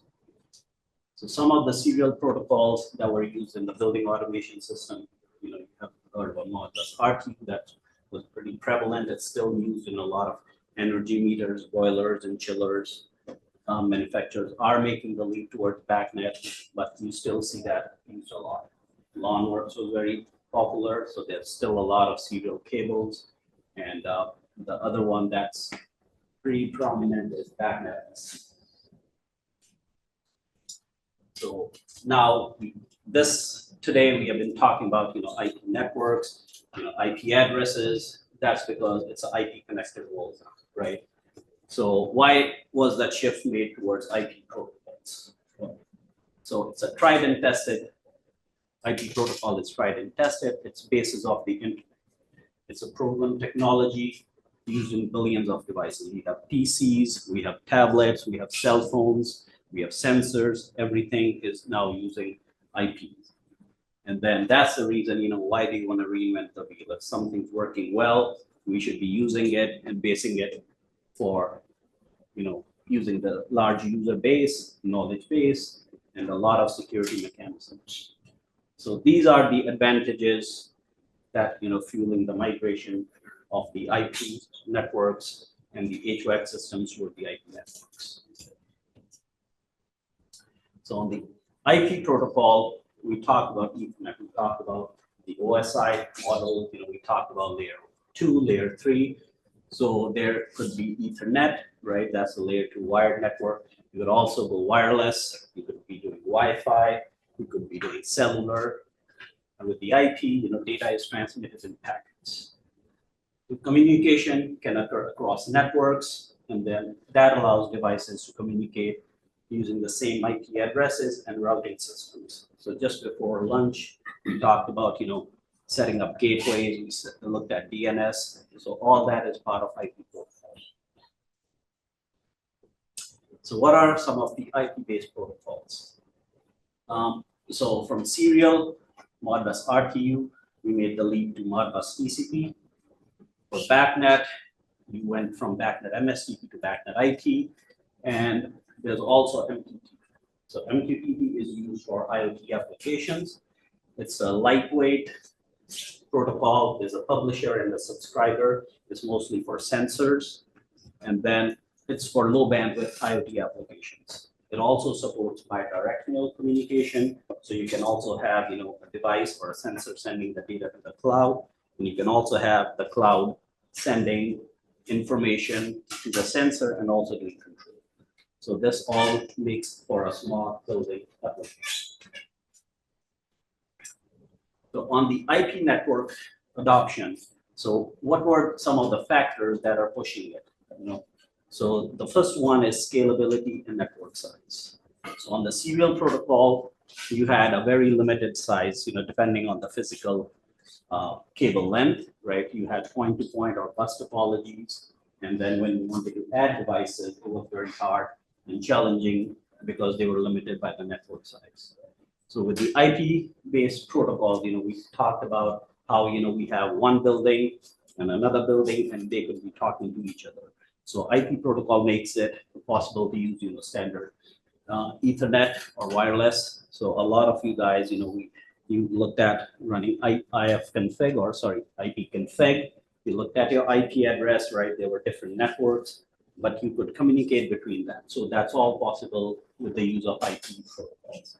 So that means you can have thousands of devices across different campuses or different buildings. The other thing you get with IP is speed, Okay, on a serial bus, your speed is what, 9600 baud or 115 kilobaud. If you look at your, if you're surfing the web, right, that's IP. You can watch videos, you can do streaming, so all that is IP. So with the IP, you can have, high resolution, a lot of sensor readings and frequent updates. There's also interoperability. Okay, serial protocols, everything was a separate protocol, right? You had Modbus, RTU, it cannot talk to BACnet, MSD, unless you have some protocol converter or cable, right? And the same thing, and then you have to, have people who know either one protocol or another. On the IP side, you have to, once you run IP addresses, you run routing, that is applied everywhere when you're configuring those devices. So it makes it easy to connect multiple vendor devices. And then, you can have an enterprise system or a cloud service or mobile app. So all those are, fueling the growth for IP networks on the VAS side. Also, there's also flexibility on the infrastructure side. Serial networks, you have to have dedicated cables, right? On the IP side, you can bring in, like we were talking about, different devices where, there's an IT infrastructure, right? And then you're telling people, how do I connect my device? You're not talking about, I want to run new cables, right? So if you are trying to do serial networks, you got to run cables. But with the IP, you already have devices, you already have infrastructure. So what you're trying to learn is, how you set up VLANs, how you set up VPNs to do access. So that's a shift where, you're using the existing infrastructure. So there's existing switches, routers, Wi-Fi. So you're leveraging the current resources that are already present. The other thing we talked about is, I think Bradley mentioned that, remote access probably. So that's another one that is big for, you don't want to roll a truck and say, okay, now I got to go to a place and figure out what's going on, right? You want to be able to log in remotely and fix the device, or at least figure out what's wrong so you can take that required part and just replace it and fix it in one visit to the customer site. So it makes for a greater customer service experience. And then, you can do remote monitoring. If something's not working, you can log in and fix that. You may not even have to do a site visit. So it's all possible over the internet or using VPNs. The other thing is with IP networks, you have support for future upgrades. So think about the new technologies. You have edge devices, right? You have AI integration. So once you have a device on an IP network, you can, have new devices, new technologies that can, talk to that, and they enable new smart building functions. You have predictive maintenance, you have energy optimization, there's new stuff with like ESG, energy saving goals. So depending on that, IP networks allow you to do that. But serial protocols, you don't have those upgrade options. So the more important protocol or the most prevalent protocol on the IP network side is BACnet. Probably 85 to 90% of the building automation industry is based on BACnet in the US. In Europe, it's about 70% according to the last study. So BACnet IP is the IP version of the BACnet, and it facilitates seamless integration with IT infrastructure. And this integration is crucial for enabling remote access to building systems. We'll go a little bit more in detail on the demand for remote access. So you have system integrators, they need remote access for initial commissioning. They can also do ongoing system configuration. You also can do diagnostics, troubleshooting to identify and resolve building issues quickly and efficiently. There's also a need for gathering performance data, and these readings or that data can be used for energy optimization and making performance enhancements to the working sequence. So So you can also do real-time adjustments. And then also the other thing with IP networks is you can rely on a lot of third-party support from knowledgeable professionals. For example, if you are a BAS professional here, you can always go to your IT guy and say, okay, I'm trying to do this, help me here. But the thing is, you have to have some basic knowledge, and say, okay, I'm trying to, set up an IP device, I need an IP address, or, so you have to have that little bit of IP knowledge to communicate intelligently and, make sure you can present what you're asking them. So this is basically a typical BMS system. You have a supervisor. It could be like, for example, a Tritium Jace, and you have, our BACnet IP controllers. Then you also could have MSTP devices. So all that can be integrated with the use of a BACnet IP to MSTP router. And here, all these connections that you're seeing, they are basically the router's LAN IP address, okay? And then the WAN port, which is a top port, that can be going to the internet, or you can also have your own local network here without, to set up a class lab. So we talked about, some firewall options here while we were talking in the previous section. So you can have a firewall, which is the basis of stateful firewall. It separates the LAN and the WAN. So we're looking here. So local area network, or LAN, is for your controllers and local devices. And you can have internet access if you connect the WAN side to the internet.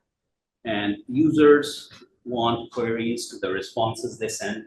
For example, if you're trying to push data to cloud, you want that to be sent, but you don't want anyone from the cloud or internet to be able to log in. So that's a function of the firewall.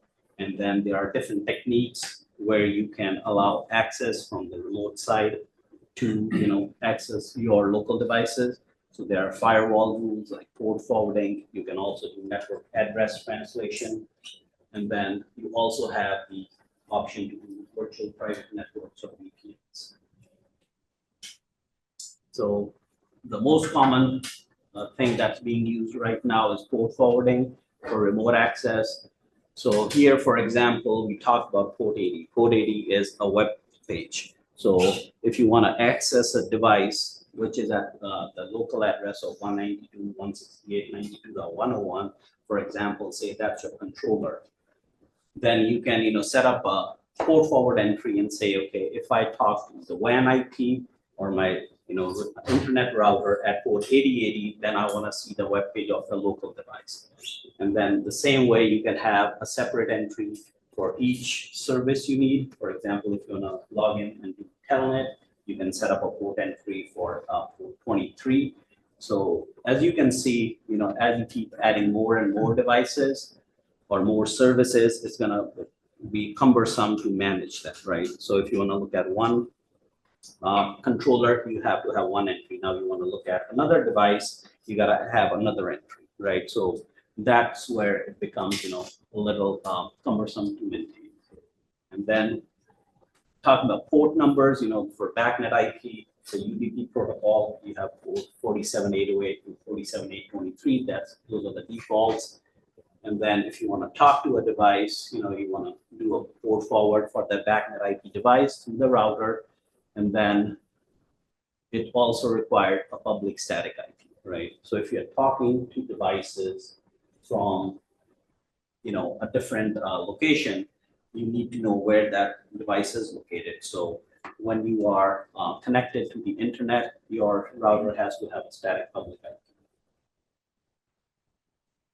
The other option is doing, DNS. So like we talked about DNS, so you can have like a dynamic IP, but then you also, register your temporary IP address, which is again a public IP with a DNS, and then there are different ways to resolve the IPs.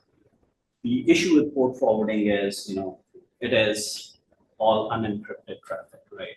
So I know we talked about Shodan, right? So people can run Shodan and you can see a lot of BACnet devices online. So once you see that, it's UDP, it's port 47808. If you try to talk to that device, you can do a scan, with a BACnet discovery tool, and then you can talk to that device, right? BACnet is not gonna, stop you from writing to a point and change that thing. So, just setting up direct port forwarding on an internet device is not, a good way to maintain your network. And then the other issue is now BACnet is very popular. So everyone knows, like 10 years ago, probably it was still okay. No one knew, it's port 47808. Now everyone knows BMS, everyone knows BACnet, which is a 90% usage. So everyone's gonna do scanning for 47808. And then we talked about, talking to IT departments and trying to get addresses. So it's gonna be hard to go and say, okay, I want you to open firewall, and set up more port forwarding trees in your firewall. So the IT guy is gonna deny that request. They don't wanna compromise that. So if you wanna do port forwarding, only do it on your local network. Don't try to do it from the internet. There is a feature in your firewall or routers called allow alert. So you can set up specific IPs, and say, okay, limit the remote access to only those devices which originate from that specific IP. So that's one way where you can, safely use that remote access. And the other thing you can do is, use non-standard UDP ports for setting up the remote forwarding. So how do you connect, different, we talked about you can have different networks, in different buildings. So to connect those, you need something called BBMD, right? So not everything is local. And then for BACnet, if you're trying to do discovery, it's gonna use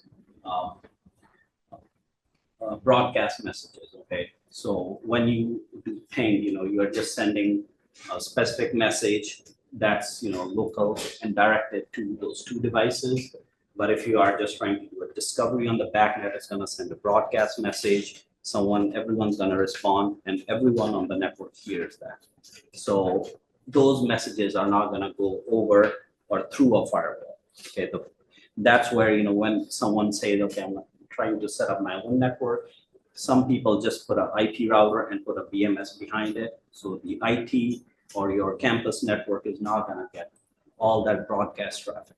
So that's one way of limiting, and managing your IT network on a campus where you're not pushing a lot of BACnet traffic from your lab to their network. So what happens with the BBMD is once you get a device address, that broadcast packet is sent to the other partner BBMD in the other building, which is sent as a directed message. And then that local receiving device sends a broadcast to all the local devices on the second building. And that's how communication can occur over the internet. So this just explains a little bit more. So a BBMD device, it forwards a BACnet broadcast as a directed to its partner device, which allows it to pass through the IP router. And once that happens, that is rebroadcast as a local broadcast message. And then BBMDs are used to connect buildings.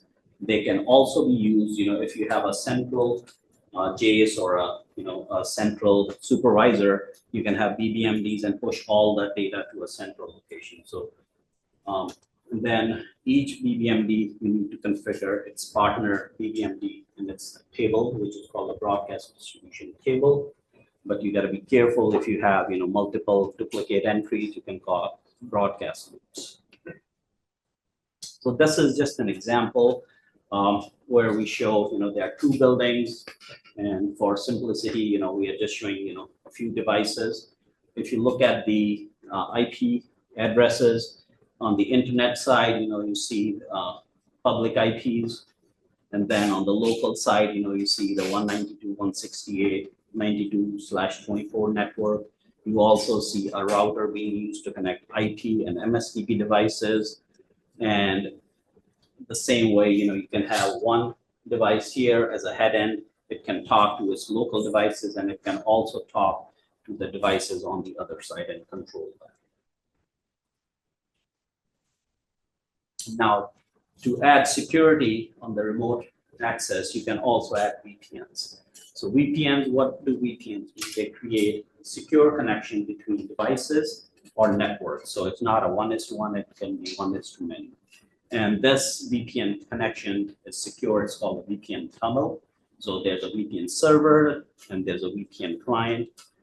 And what happens is it's not unencrypted data. Okay, so VPN encrypts the data. So even though you're using BACnet, when the data is going over the internet, those two endpoints, which are the routers, they are sending the data, which is encrypted. So no one can snoop on your data.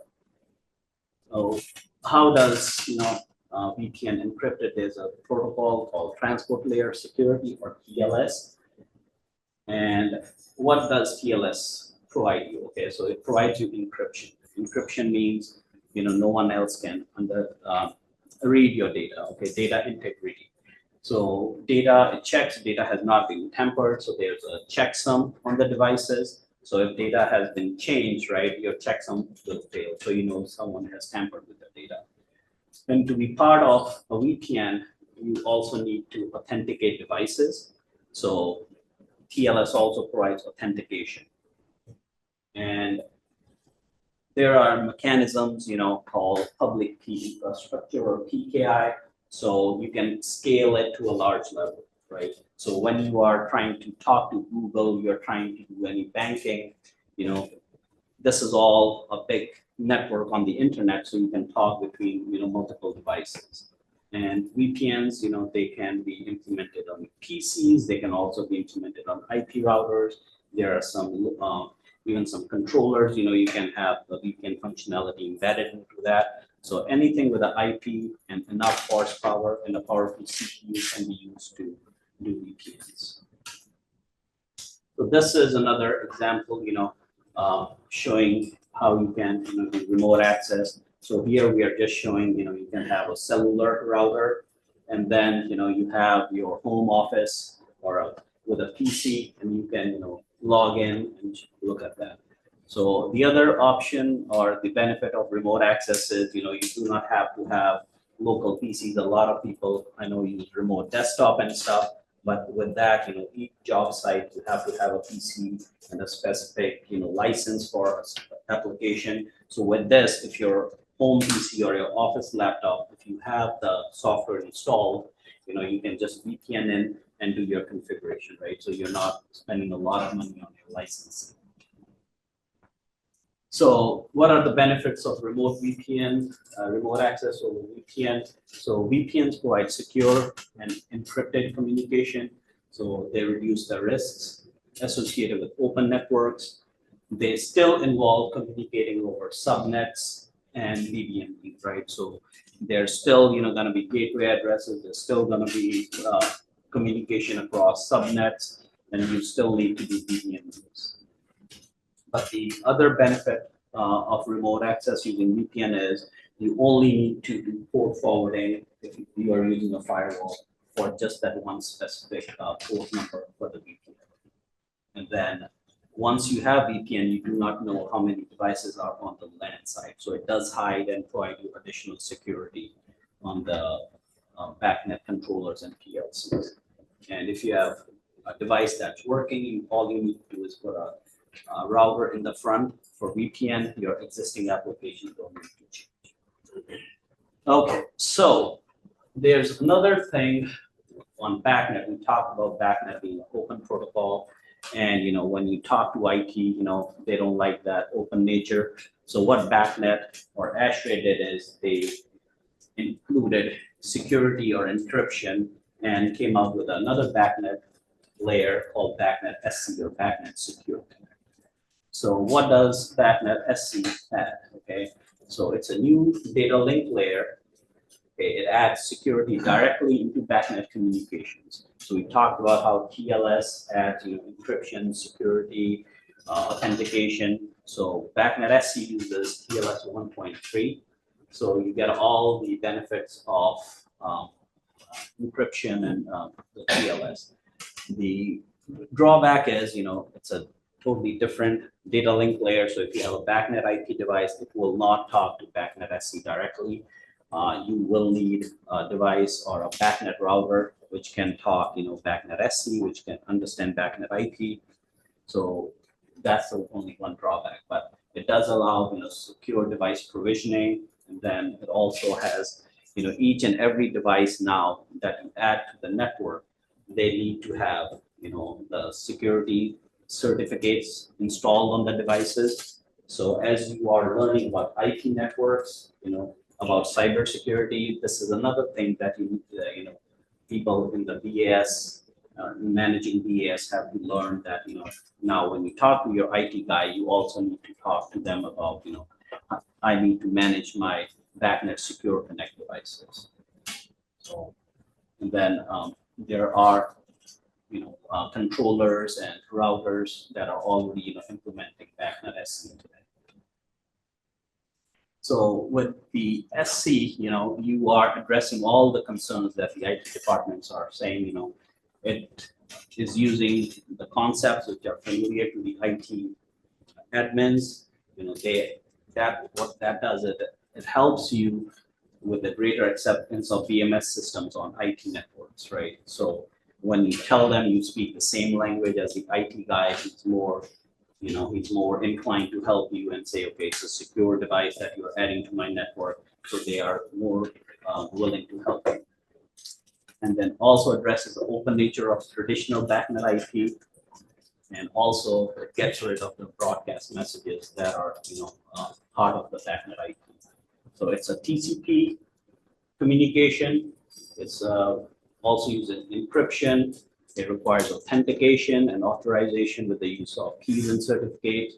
So only devices which are part of and approved to be part of the network can communicate. So you just cannot go and plug in a BACnet IP device or a BACnet SC device. Till someone gives you that certificate, you are not going to be authorized and be part of that communication.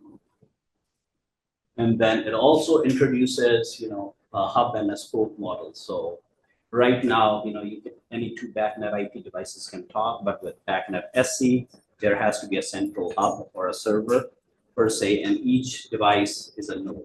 So all the communication has to occur through a BACnet SC hub. So that's a big change.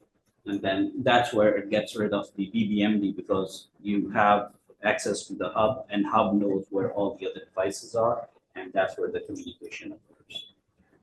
And it's also using outbound connections. So, you can talk through the firewall. So your hub can be on the internet, and only, outbound connections are done. So you do not need to go to your IT department and ask them to make any extra firewall configurations for your devices. So this is a quick diagram about, transitioning to BACnet SC. So here we are showing, you have a head end, which is using, BACnet IP. You can also have a BACnet SC router. So your central Ethernet infrastructure or IP infrastructure is all secure using BACnet SC. And then you can use BACnet SC routers to integrate MSTP devices. You can also bring in BACnet IP devices to BACnet SC.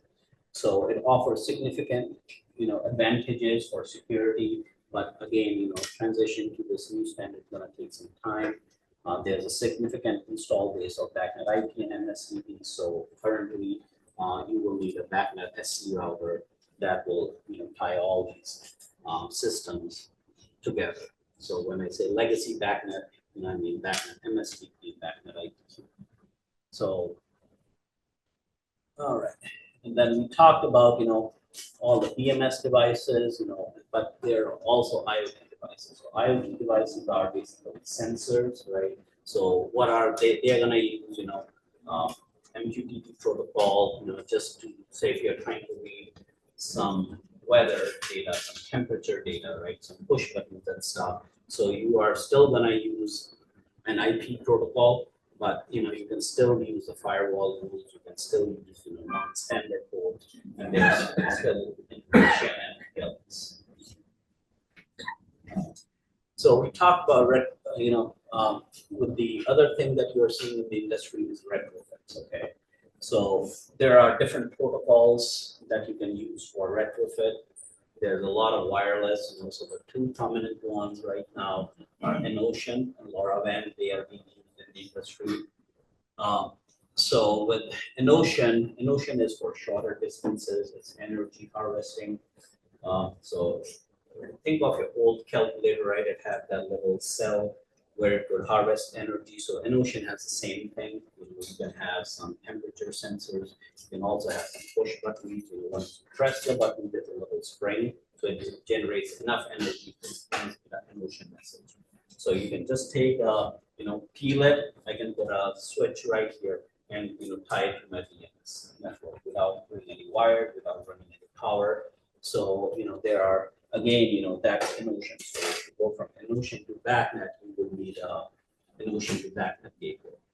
The other thing is LoRaWAN. So LoRaWAN is for longer distances. So if you are trying to do like one whole building, you could have LoRaWAN sensors and have one LoRaWAN gateway. But again, to connect LoRaWAN to BACnet, you would need a LoRa BACnet gateway.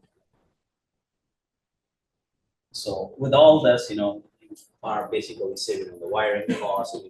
Like we had an example where if we had a sensor on the wrong side of the building, you want to integrate another sensor. Yes, you could easily put another sensor on a different place, average the values, or just use that as part of your VMS. So it does offer different things. There's also BACnet.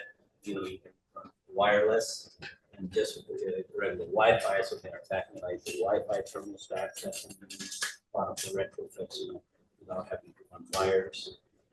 And the other thing that's happening is retrofit with existing cables. Okay, so we talked about a lot of serial protocols, right? You have Modbus in the building, you have BACnet MSTP, and then you have LAN networks. Okay, but there's a lot of serial cable already in the network. So what happens if we were able to run Ethernet over those serial wires? Okay, so there is a protocol called IEEE 802.3CG, which is also called 10BASE-T1L. So you can run 10 megabit Ethernet up to 1 kilometer distance. Okay, so if you already have cables, yes, you can have your VAVs converted to T1L. There are different adapters or media converters where you can take a regular Ethernet cable and have go Ethernet over the serial cable and put another adapter, bring it back to Ethernet. So there are different options for that. So there are controllers and there are VAVs with T1L being produced in the market, and then allow us on switches or additional media controllers. So basically, in the end, you're gonna have a multi-protocol system, right? You're not gonna end up with just one protocol. So you're gonna see networks eventually where the IT department is gonna demand, I need security. So you're gonna introduce BACnet SC. You're gonna already have MSTP devices. You're not gonna replace those. You may need to pick up a few sensors, a few humidity sensors or temperature sensors or relays. So instead of running wires, you may be introducing LoRaWAN or Enocean. Okay, then there's going to be a lot of boilers, chillers, energy meters on Modbus. So you will be using gateways from Modbus to BACnet, and then you are still going to see the IP version of Modbus on Modbus TCP. So for some time you're going to see a lot of different protocols in your VMS. And we did talk about different devices and enhancements on the IP side, cloud connectivity. So in this lab, you guys are using the 20-point controllers, like we have a new 36-point controller. So it does have MSTP on it. It has IP. It has a USB port for serial. It has a cloud connectivity where you can push all the data to the cloud. So that's using MQTT. So you can push data to the cloud as well as receive commands from Azure cloud and control the controller and the relays to that. You have access to emails, you can send alert emails, and you can also have a dashboard, right? A lot of people now, instead of setting up a specific head end, if it's a small site, they will just want to say, okay, I want to show a quick dashboard of my energy consumption and stuff. So it has built-in dashboard options. And obviously it has, it's open source, it has backend IP, and so.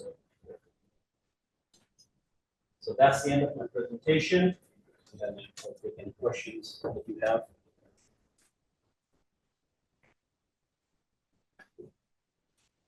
Okay. Do you see many companies that are doing much with T1L yet? I've started seeing quite a few, like at ISH. This March, I saw probably 4 or 5 companies that have products. Because the thing is, no one wants to run, 100-meter Ethernet patches and then put a switch if you already have, different things running. And there's a lot of lawn that I heard, so people are trying to use those wires. There's a lot of development. Yeah, Honeywell's pretty big on that. I don't know if I'm allowed to name names, but yeah, there were quite a few, 3 or 4 companies that had products. Yeah. For the magnet SC, what about the keys? Who's this for the key? Well, that's the same thing, like how we're talking about, hey, who's gonna manage my IP addresses here?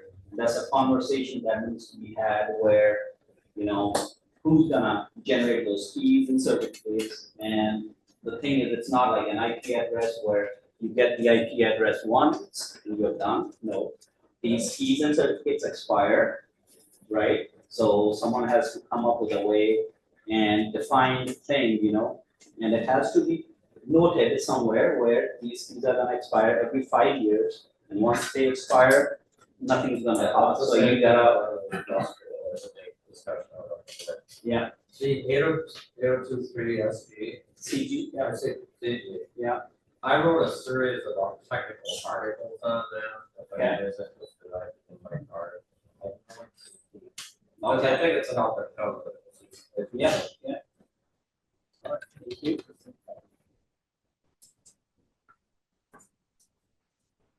Yep. So when you showed the BACnet SC, okay, you had multiple, no, before that, way before that. Go back. Go back. Yeah, here. Yeah. So you have multiple SC devices. Right, those are So the routers. why if we have just everything regular IP and just the last router before I connect to the internet is SC? That's okay. Right now, I'm showing, you have MSTP segments that you need to bring to, SC, right? If you have a BACnet IP device and you are just trying to go out, from your building to the network, yes, So just even one if I SC have is okay. 50, 60, Yeah, 70, I only need one Right. SC device to encrypt it. Correct, yeah. But again, depends on the, how powerful that device is, right? So if you say, I'm gonna have, a 1-story building or a 50-floor skyscraper, that's. Technically, that's not a controller, just the. Oh, just a router, right? Yeah, BACnet IP to As long BACnet as SC it router. handle the amount of data. It has Correct. nothing to do with the number of. Correct, yeah. Yes.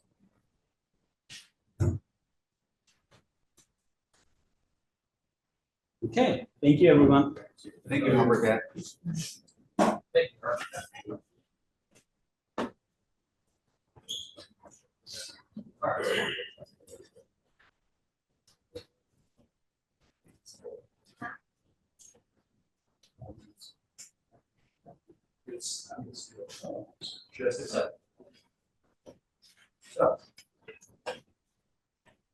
We talked about, or Harper Tap talked about a number of things, and I want to iterate or reiterate a couple of points. We've talked about basic networking, and we're going to talk a lot more about it, or Rapat's going to talk a lot more about it here in a minute. But within our controls industry, we are really sheltered in a lot of ways. We're behind IT in a lot of ways as well because of that shelter. We have a lot of our own communication protocols, and in the past, that's kind of protected us from the security side. But especially here in the US, like Harvard's app said, BACnet is huge with the communication protocol. Almost every building that has been built in the last 10 years has been specified as a BACnet communicating building, because the association that came up with BACnet is mechanical engineers. Who designs the control systems or the mechanical systems for commercial buildings? Mechanical engineers. So they figured out how to do this, so of course they want to use it. Makes sense, right? And I'm not saying it's a bad thing, I'm just saying it's a thing. A regular BACnet is so hilariously insecure that it gives networking people absolute nightmares. Okay? The way I equate this, everybody knows what a gazebo is, right? Big thing that sits out in a yard or a park with a roof, some columns, usually no walls associated with it. BACnet has the same security as a gazebo.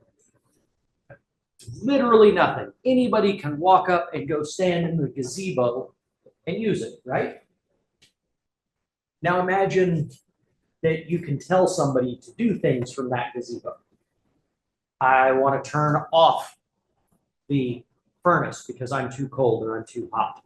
Or I want to turn it up to 90 degrees in here because the instructor pissed me off. You can do that with BACnet. That's why we came along and we've needed BACnet SC for a long time. And it's taken a while to develop because it is not a simple thing to do. So that's why we are talking about security. That's why we're dealing with so much of this. Won't you have to log into the portfolio to be able to do that? No. No. BACnet, I believe Rafat's got some demonstration for that, and it's bad, man. There are, we have used different solutions in the past. Again, back when we ran our own physical networks that were separate from IT and maybe we only had one touch point, we were really protected because of that. But as we've adopted using IT's infrastructure more and more, because, hey, it was already there, we added 5 devices to their network, 10 devices to their network.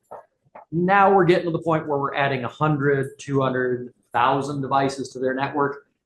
They're starting to get less friendly about that, but it's how it is now because that's what our building operations need or demand. So. So Robert, can I defend the old technology? Absolutely, please, Jordan. Foresight was brilliant. So anyway, we can go all the way back to Rockwell, Bradford District, we used it in some. Does it make sense? You know, who wants to provide data, and who wants to receive data? Very efficient. The speed of the networks, so the way to do it. So basically that, but then also started with certain folks too. It did. They did have a backlash piece to that. Different. No, that was not. Be careful with that. Thank you, Bert. And no, I wasn't knocking that or it because of how we have chosen to implement it. That's why the security is so. It was really amazingly helpful when it originally came around. So I sound like I was dragging it really bad, but really it's our implementation of it that has become a problem.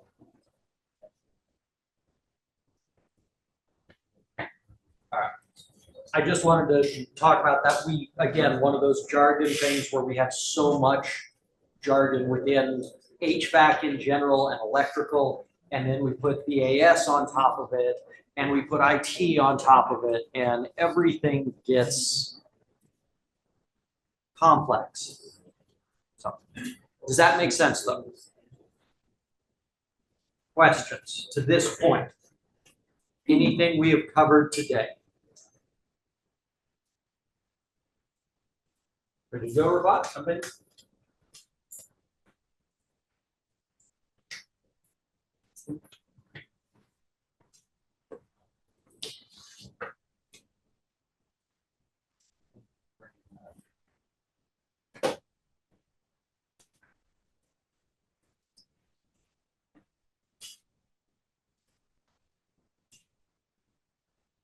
So, again, before we start, thanks to Computer Controls, I'm going to show you some resources from their website.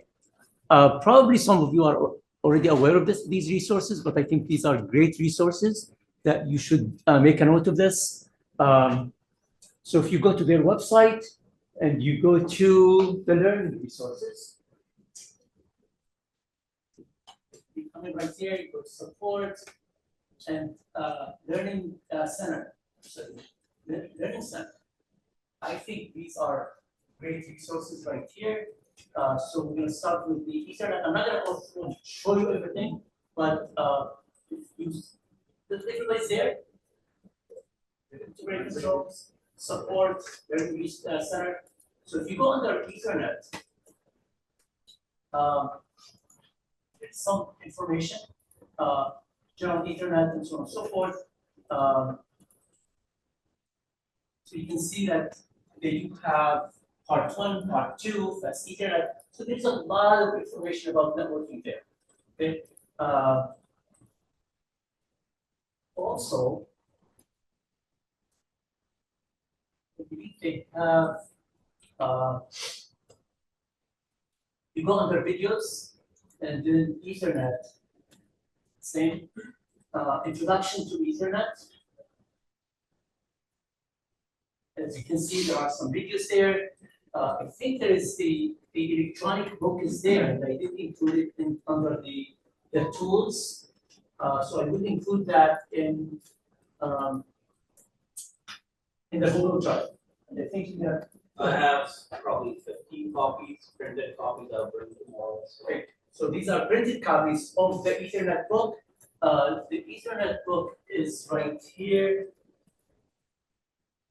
So this is the, I believe it's this one.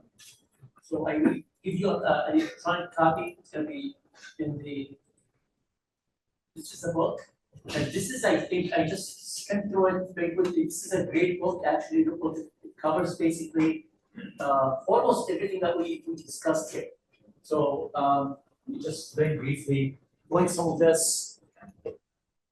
So they do talk about the physical layer, which is the wires, shared Ethernet, switched Ethernet, fast Ethernet, PoE for over Ethernet. They explain all this for you. What is IP protocol, Internet, TCP, subnetting? This is what we were talking about in terms of taking a class and then dividing it into groups. Simple network management, SNMP. This is for connecting to devices and managing devices and receiving traps and other things. Virtual local area network, VLAN. VLAN is very important. STP, Modbus, and other ones. So I think this is a great book. We will include that in the Google Drive for networking. So you can have a copy, and also if you want to make a copy. So I think this is, as a resource, if you're planning on offering a class, this would be, in addition to the PowerPoints, this would be a great resource to start with. Okay. I'm not sure if you can do it as a PDF to your students or not, but this is you guys, since it's free. Yep. Here's another one. Raising BACnet to the next level. Another book that we will include also. So basically, I'm showing you some resources here at this point. Here's another area where anybody is familiar with this site, which is called the BACnet Institute.org. I highly recommend that you You go there, I'll give you a few minutes. There's a sign up there where you want to sign up with your username and password or create a password actually. And then once you log in, so again, this is the, if you search for BACnet Institute, You make that a little bit. yes, I bigger. can. How about if I do it this way? I'm just gonna.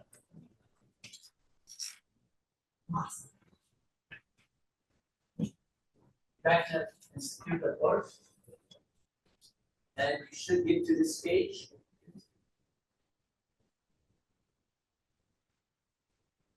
So you should get to this page right here. And on the upper right corner, it's a sign up. So once you sign up and you log in, it is under courses. You look at the top, it's home courses, under courses, very nice courses right here. Let's talk about BACnet basics, BACnet cybersecurity, BACnet device profile, and other ones. And usually what I do in my class, as a minimum, I would ask the students to go through BACnet basics. At the end, they get a certificate that says they went through this, whatever training. I think it's like maybe, I don't remember, maybe 4 hours or so of training.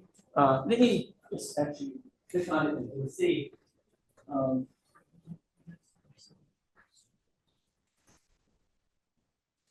So it is. So they go through this, and it's free, by the way. So this is one of the assignments that I give them in the class, where they have to go through it. And then they get a certificate and submit it. So if I want to launch right here, here's what they cover. And they go through and they answer some questions and they watch some videos. The business case, integration, BACnet, and so on. I think this is a great resource for your students and for yourself if you want. Yep. I'm sorry? Oh, I'm sorry. Okay. So basically, once you log in, you go under courses. So under courses, you should see these courses right here.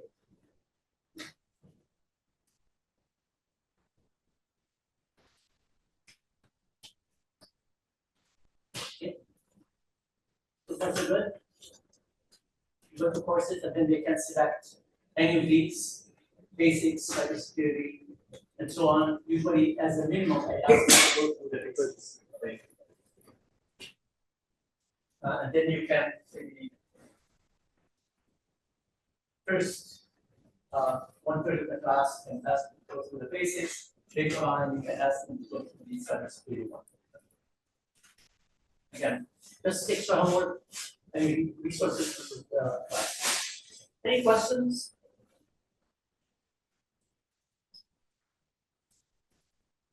So be sure that you have access to this. I will include a link in the Google Drive. Other ones, if you're interested in getting your students a little bit more heavy in the network side, where they want to go through certification and have the network class, again, it's up to you. But there is other resources that we use in the IT area, and this is called the test out. So if you search for test out, so if you search anytime here for test out, and this is becoming, we're talking about, this is a paid one. We ask our students to actually pay for this, and then they go through, let's say, Networking Plus or Security Plus, and there are videos, there are hands-on, a lot of hands-on. This is geared towards the certification in that area. In case if you're interested in going through this. This is another great resource. Again, it's up to you to do that. And they have so many different certifications. All right. Any questions before we move on back to the labs?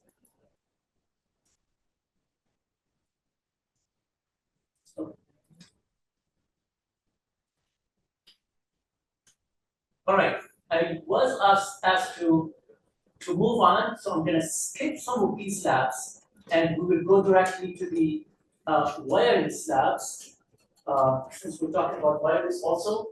In the wireless labs, we have two ways of running these labs. Either we go to the emulation online, or I ask the students to actually use the access points that we built right here. So basically, they set the access point, connect to it, look at the radios, look at the SSIDs and all the channels, and if it's encrypted, they play with the encryption, and then they try to connect their laptops to it. If we have any wireless controllers, then we try to connect through either wireless or wired, and so on and so forth. But because of the time constraint, I think Ted is going to already include this, but I'm going to show you. Actually, I'm sorry. He's working on. Well, he's working on it. So here's one. I can make this little bit large like this, and I'm going to show you what this is. These are emulators. So just to introduce the students to the wireless access points and what do they see there without buying an access point. This is what I use sometimes. So all what you have to do is you click on this link. So I'm going to show you what I did when I click on it. So so control this. I'm going to take a second here. Here's what I'm seeing right here. This is my output. So this is online. And basically it's exactly like an access point, right? So on the left right here, I have all the different types of options. Here's the wireless. So if I click on the wireless, you can see that there's LAN and WAN. So here's the wireless, and that should give me the different radios on the wireless. So I have the 2.4 or 5 gigahertz, and then the name, the SSID, I can change that if I want. If I would like to hide the SSID, this is kind of another security measures. It's not 100%, but some one way to protect your wireless is by hiding, even though there's a lot of tools that will discover you very quickly. But this is another way where if somebody's just trying to see if there are any access points around, they may not be able to see it because it's hidden. From advertising the SSID, and so on and so forth. So there are a lot of, you can see that if I would like to WPA, the encryption, the type of encryption that they can have, the shared key or not. Here's the 2.4 gigahertz, here's the 5 gigahertz. This is a good exercise if you don't have budget and you want to just play with access points online. So this is one of them. The other one is this one right here, which is the Linksys. I'm sure that if you have a Linksys device, you'll be able to see it in a minute here. Yeah.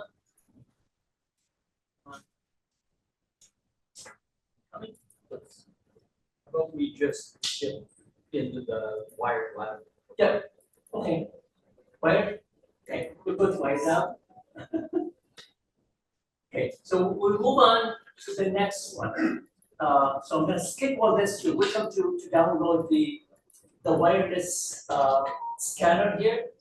You need to create a username and password. It's a great one for looking at all this wireless labs. The next one is something called IP subnetting. This is where you take a class C or a class B or a class A, and you basically break it down into smaller groups or smaller subnets.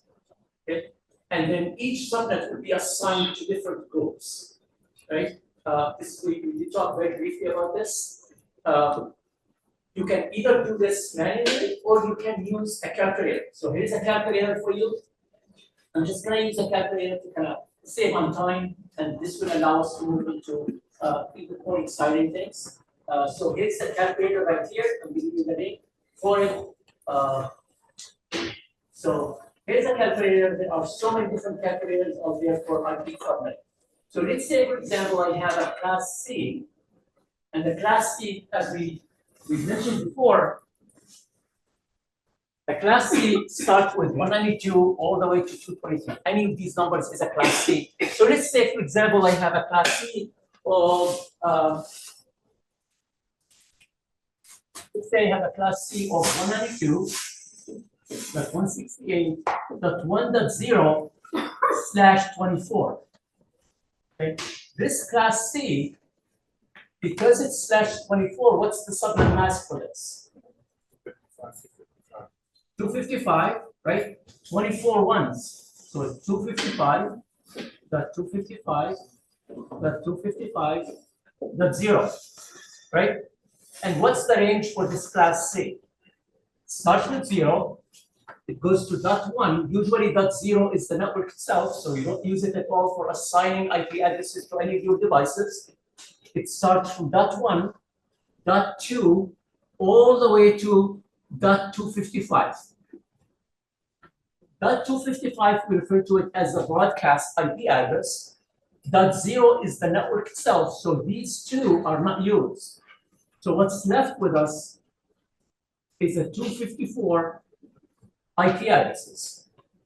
So if I have a class C like this, and it's in my company, and I would like to divide this so that I allocate a group of these class Cs only for building automation systems and the rest for other things, it depends on how many IP address I need, right? So here's what we do, is we take this, there are different ways to do it. We take this and we look at the table, I'll show you the table in a minute, or we go through and we use the calculator. So I'm gonna show you the table in the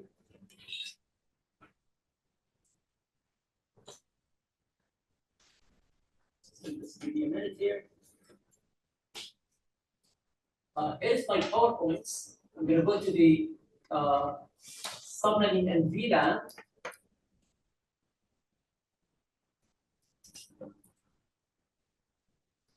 And then I'm going to go through right here. I know that this is talking about the subnetting and so on and so forth. This is all what I want you to remember. This slide right here,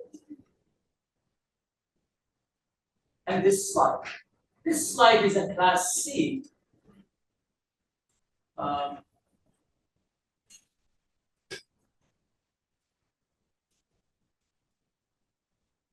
Okay, this is 255. This is 250. Okay, so we will start with this, for example. Okay. If you notice,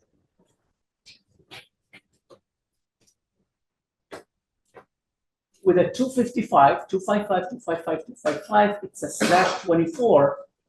It means I have 256 number of subnets, 254 IP addresses. Okay, this is a class B. I'm sorry. 1 minute. Praveen, are these part of the stuff that you grew up on Google Drive? Yes, they are. And I transferred them over so everybody has access to this, so Okay. you guys can access it there if you want at a later point. Maybe that helps to move on with this. That's helpful. Sure. Sure. Let me just get the correct one. So 128, 255.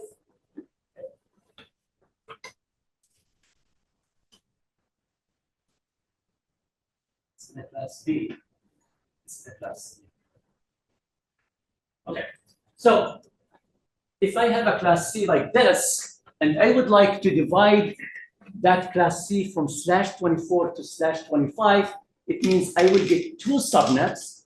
It means I can divide it into 2 groups. In each group, I will have 126 IP addresses. If I have a class C and I would like to divide it into 4 subnets, then each subnet will have 62 IP addresses, but I'm going to be using a /26. Notice that the change in the subnet mask is changing right here. Does this make sense?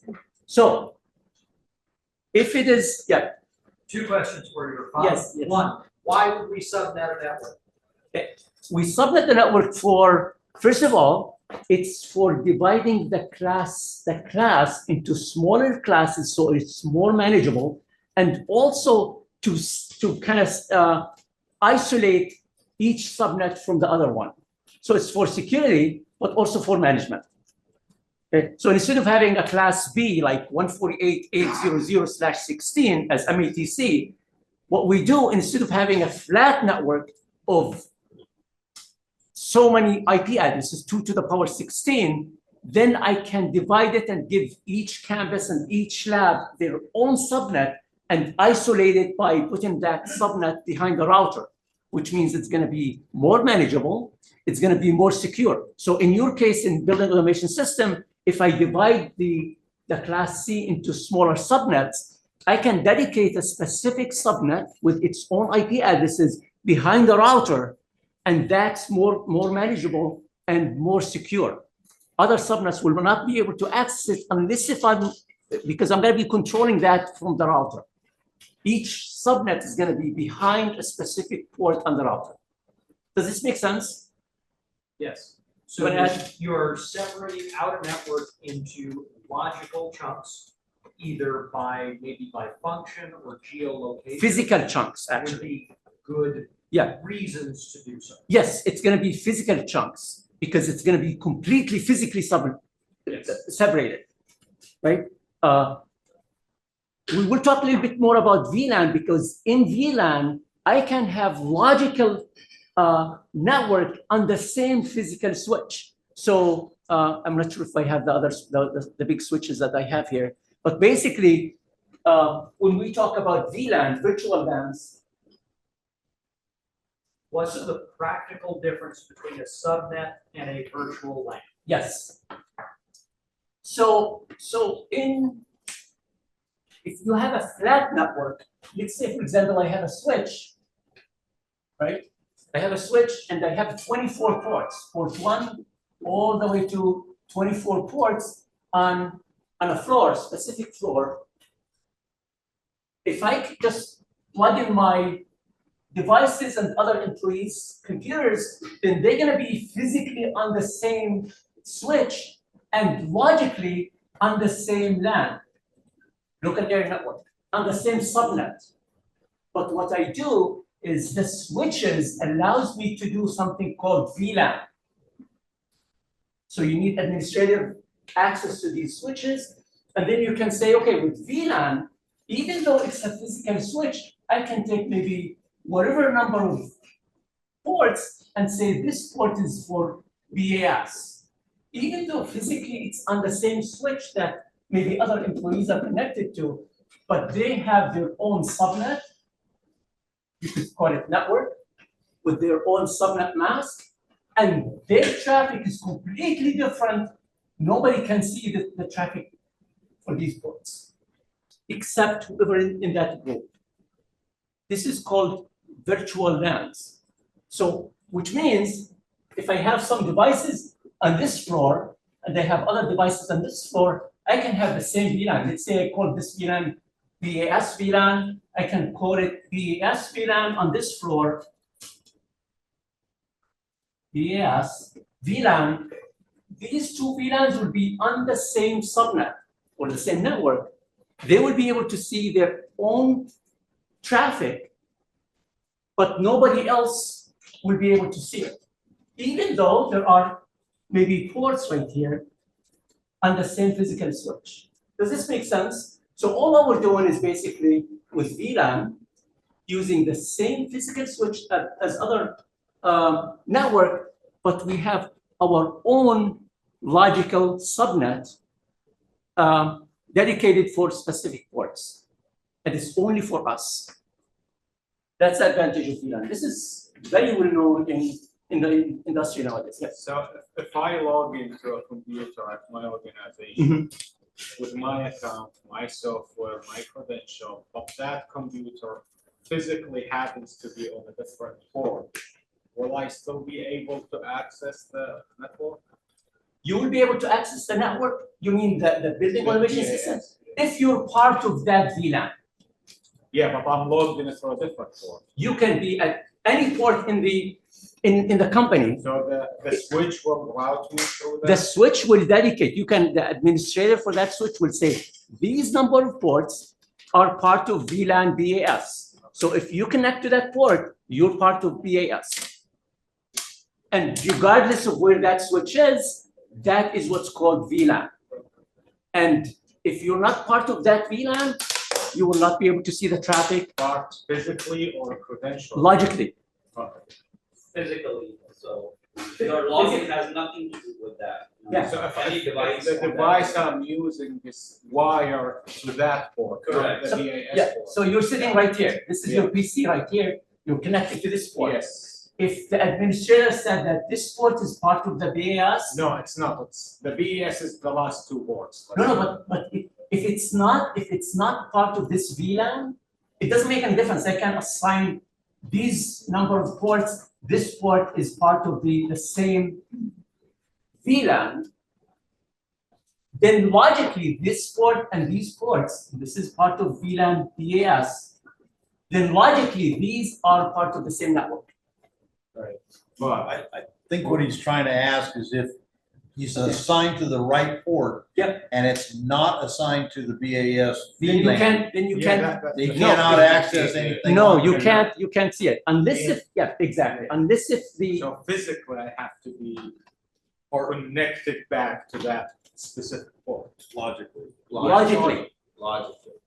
logically, Right. which means, here's a very interesting scenario. Maybe this will clarify all this. So let's say we have a building, right? So I have a building right here. Let's make it very, very small, maybe 3 floors, right? 3 floors. You're sitting right here. There's a switch right here. This is your port right here, right? And on this switch, I configure this port as part of the BAS VLAN virtual LAN.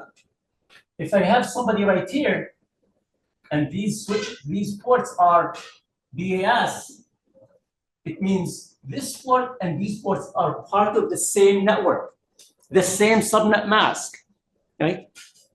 Any traffic that goes through this port and these ports can be seen within that network. So think of this as they have a virtual, where's my, I don't have the other color. So think of this as they have a virtual network like this. Correct.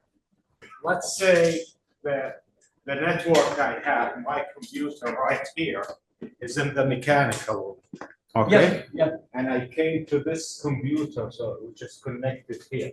Yeah. And I log in. Okay. And I still access myself. Very, very good question too. If I'm not part of that VLAN, right? If I'm not part of this VLAN, can I access this VLAN? Usually what we do is this will be something like this. This will be connected right here, and there is a router right here between these VLANs. If the router doesn't have, or it does have what's called an ACL, access control list. If I say that other VLANs can access this VLAN, then your traffic will be going from here. Even though you're on the same the same switch, your traffic will be going through this, going to the router, and the router will say, yep, I'm gonna allow you to access VLAN BAS. Then you can access that VLAN, and then you can access it. On the router, that's what's decided. Who's in charge of that? It's the administrator. They would say, yes, you can, or no, completely, it's not, So I can, even though you're on the same physical switch. yeah, so I can separate them, but if I log in with my account anywhere in the building, route it back to that. Yes, virtual. yes, so you can route back if the router allows you. It's called ACL, access control list, and then I will say, yes, this VLAN can have access to this VLAN. Or nobody has access to this VLAN unless if you're part of that VLAN. Then, so, I hope I answered your question. You did. Perfect, yes. You're talking IPv6. Is this conversation relevant? That doesn't apply to IP version 6 at this point. It depends how you configure IP version 6. I'm talking about IP version 4 at this point. Yeah. you could still be relevant to, because the one that influences what I'm Yeah. Yes, I agree. But with VLAN, that's how a lot of companies are controlling their VLANs. So another thing, I may have, let's say, engineering right here on this building, on this floor. I have HR on this floor. I have maybe sales on this floor. And then maybe I have one engineering guy who's plugged in right here. He's on this floor.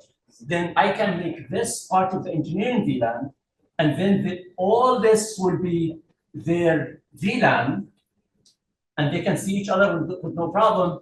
And he's completely virtually, even though physically on the same switch, virtually he doesn't see anybody, they don't see him, even though he's on the first floor. So that's where's that? So move the engineer upstairs, get away from sales.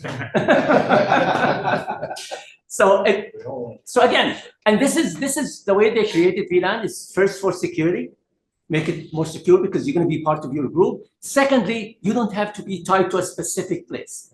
You can be anywhere within the company as long as you're part of that, whatever set of ports dedicated to your VLAN, you plug in and you're set.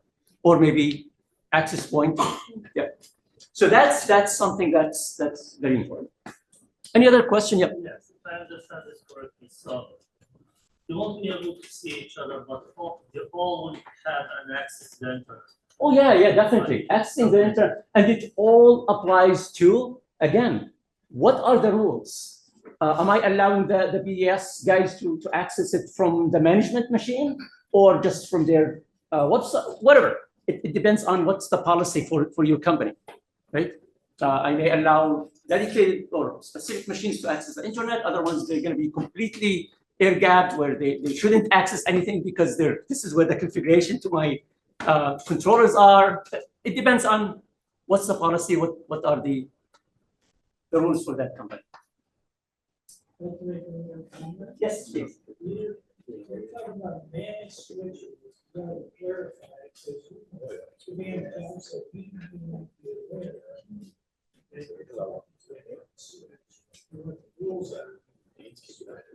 Many switches we give you here. You have the first. Thank you. So George. So George mentioned that we're talking about managed switches where there are other switches where that is just plug and play. You're not able to create VLANs on them. These are like just plug in and you're part of that network. These are more expensive because it has all this control where you can do other things. Yeah, create the VLANs. Yes, go there. All right.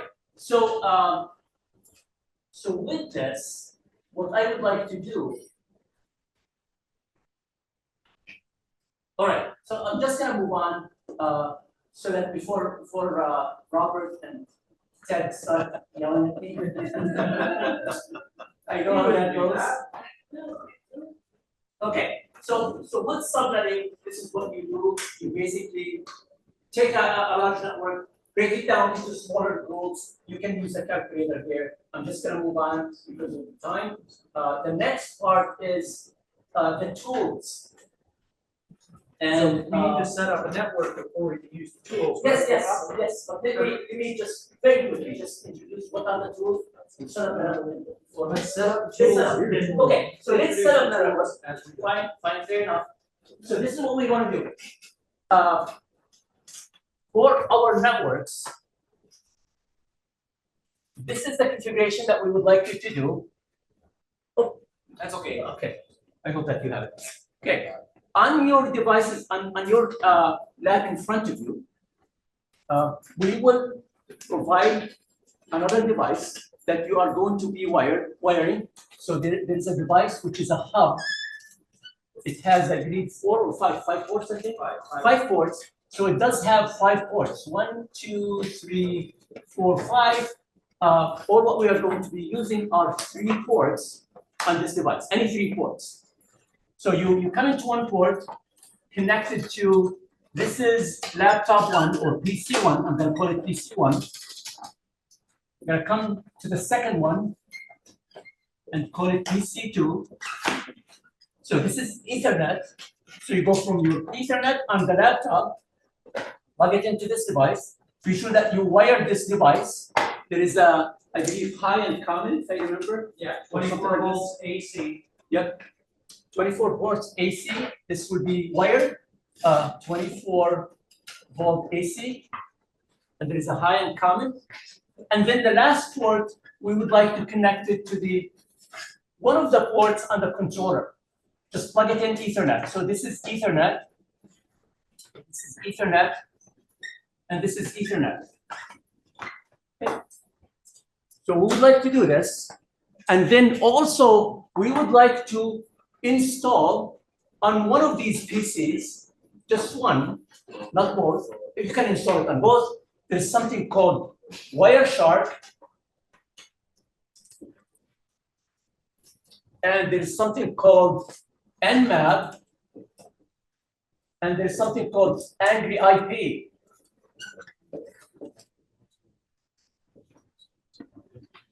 Okay. So if you want, before you switch your, remember how we switched our IP addresses yesterday? Before you do that, maybe you want to try to go, I'm going to show you on the screen here. I want to take you to the Wireshark. Be sure that you install. I want to take you to Nmap. If they don't allow you through the firewall, I have a copy for you. You can install it. And then install Angry IP. And then we will switch to this stuff. So here's what I would like you to do.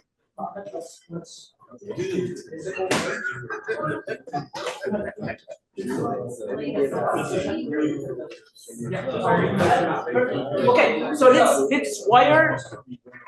Don't do anything with the IP addresses right now. Let's wire the physical, connect everything, and then we will move on to the tools and do it.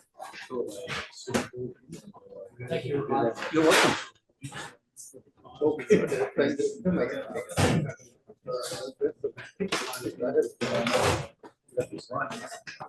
So everybody's probably going to need one additional Ethernet cable for Zoom computers.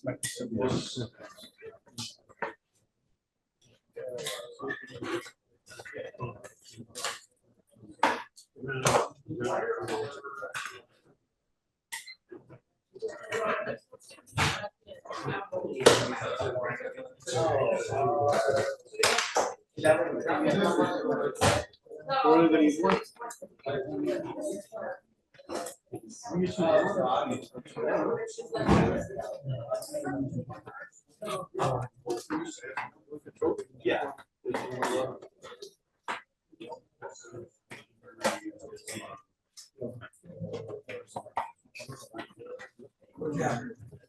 Oh, it's off.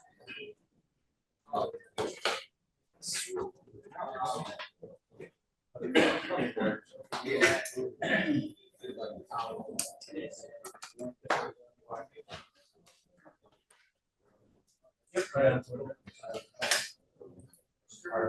are.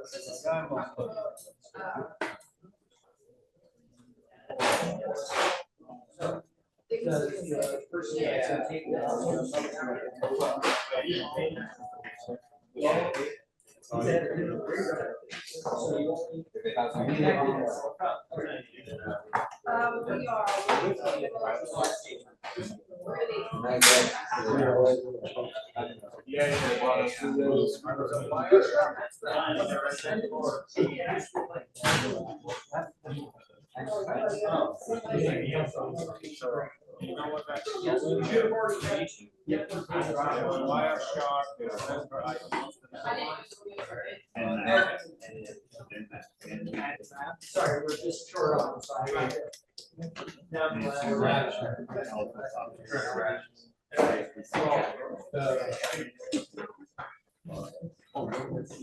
Hey,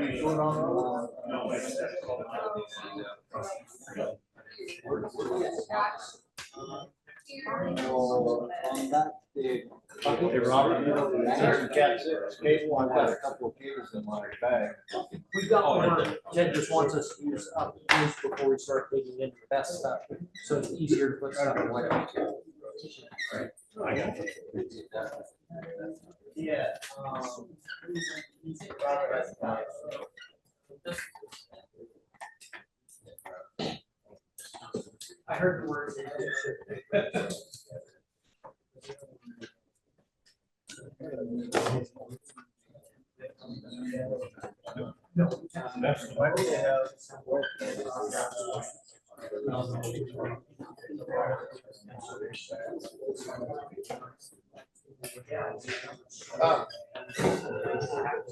As we go, you know, I mean, just I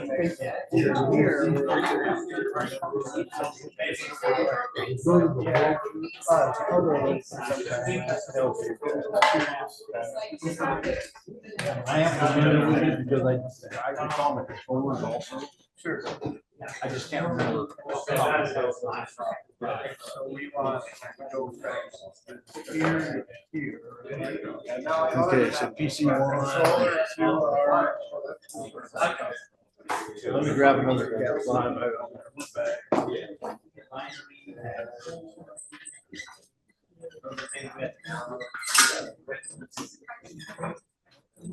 Those are things we have to download.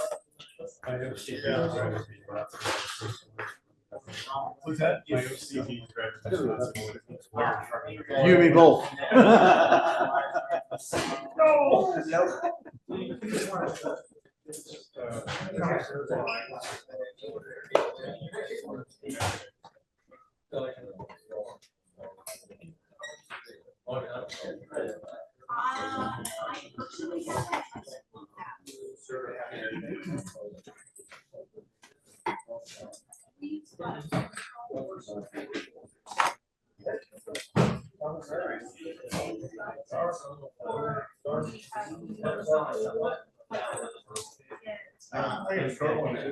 What's that?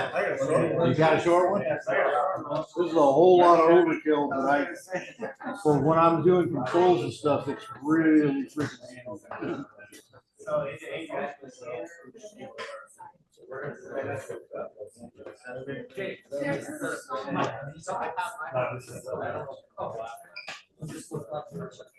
Yeah.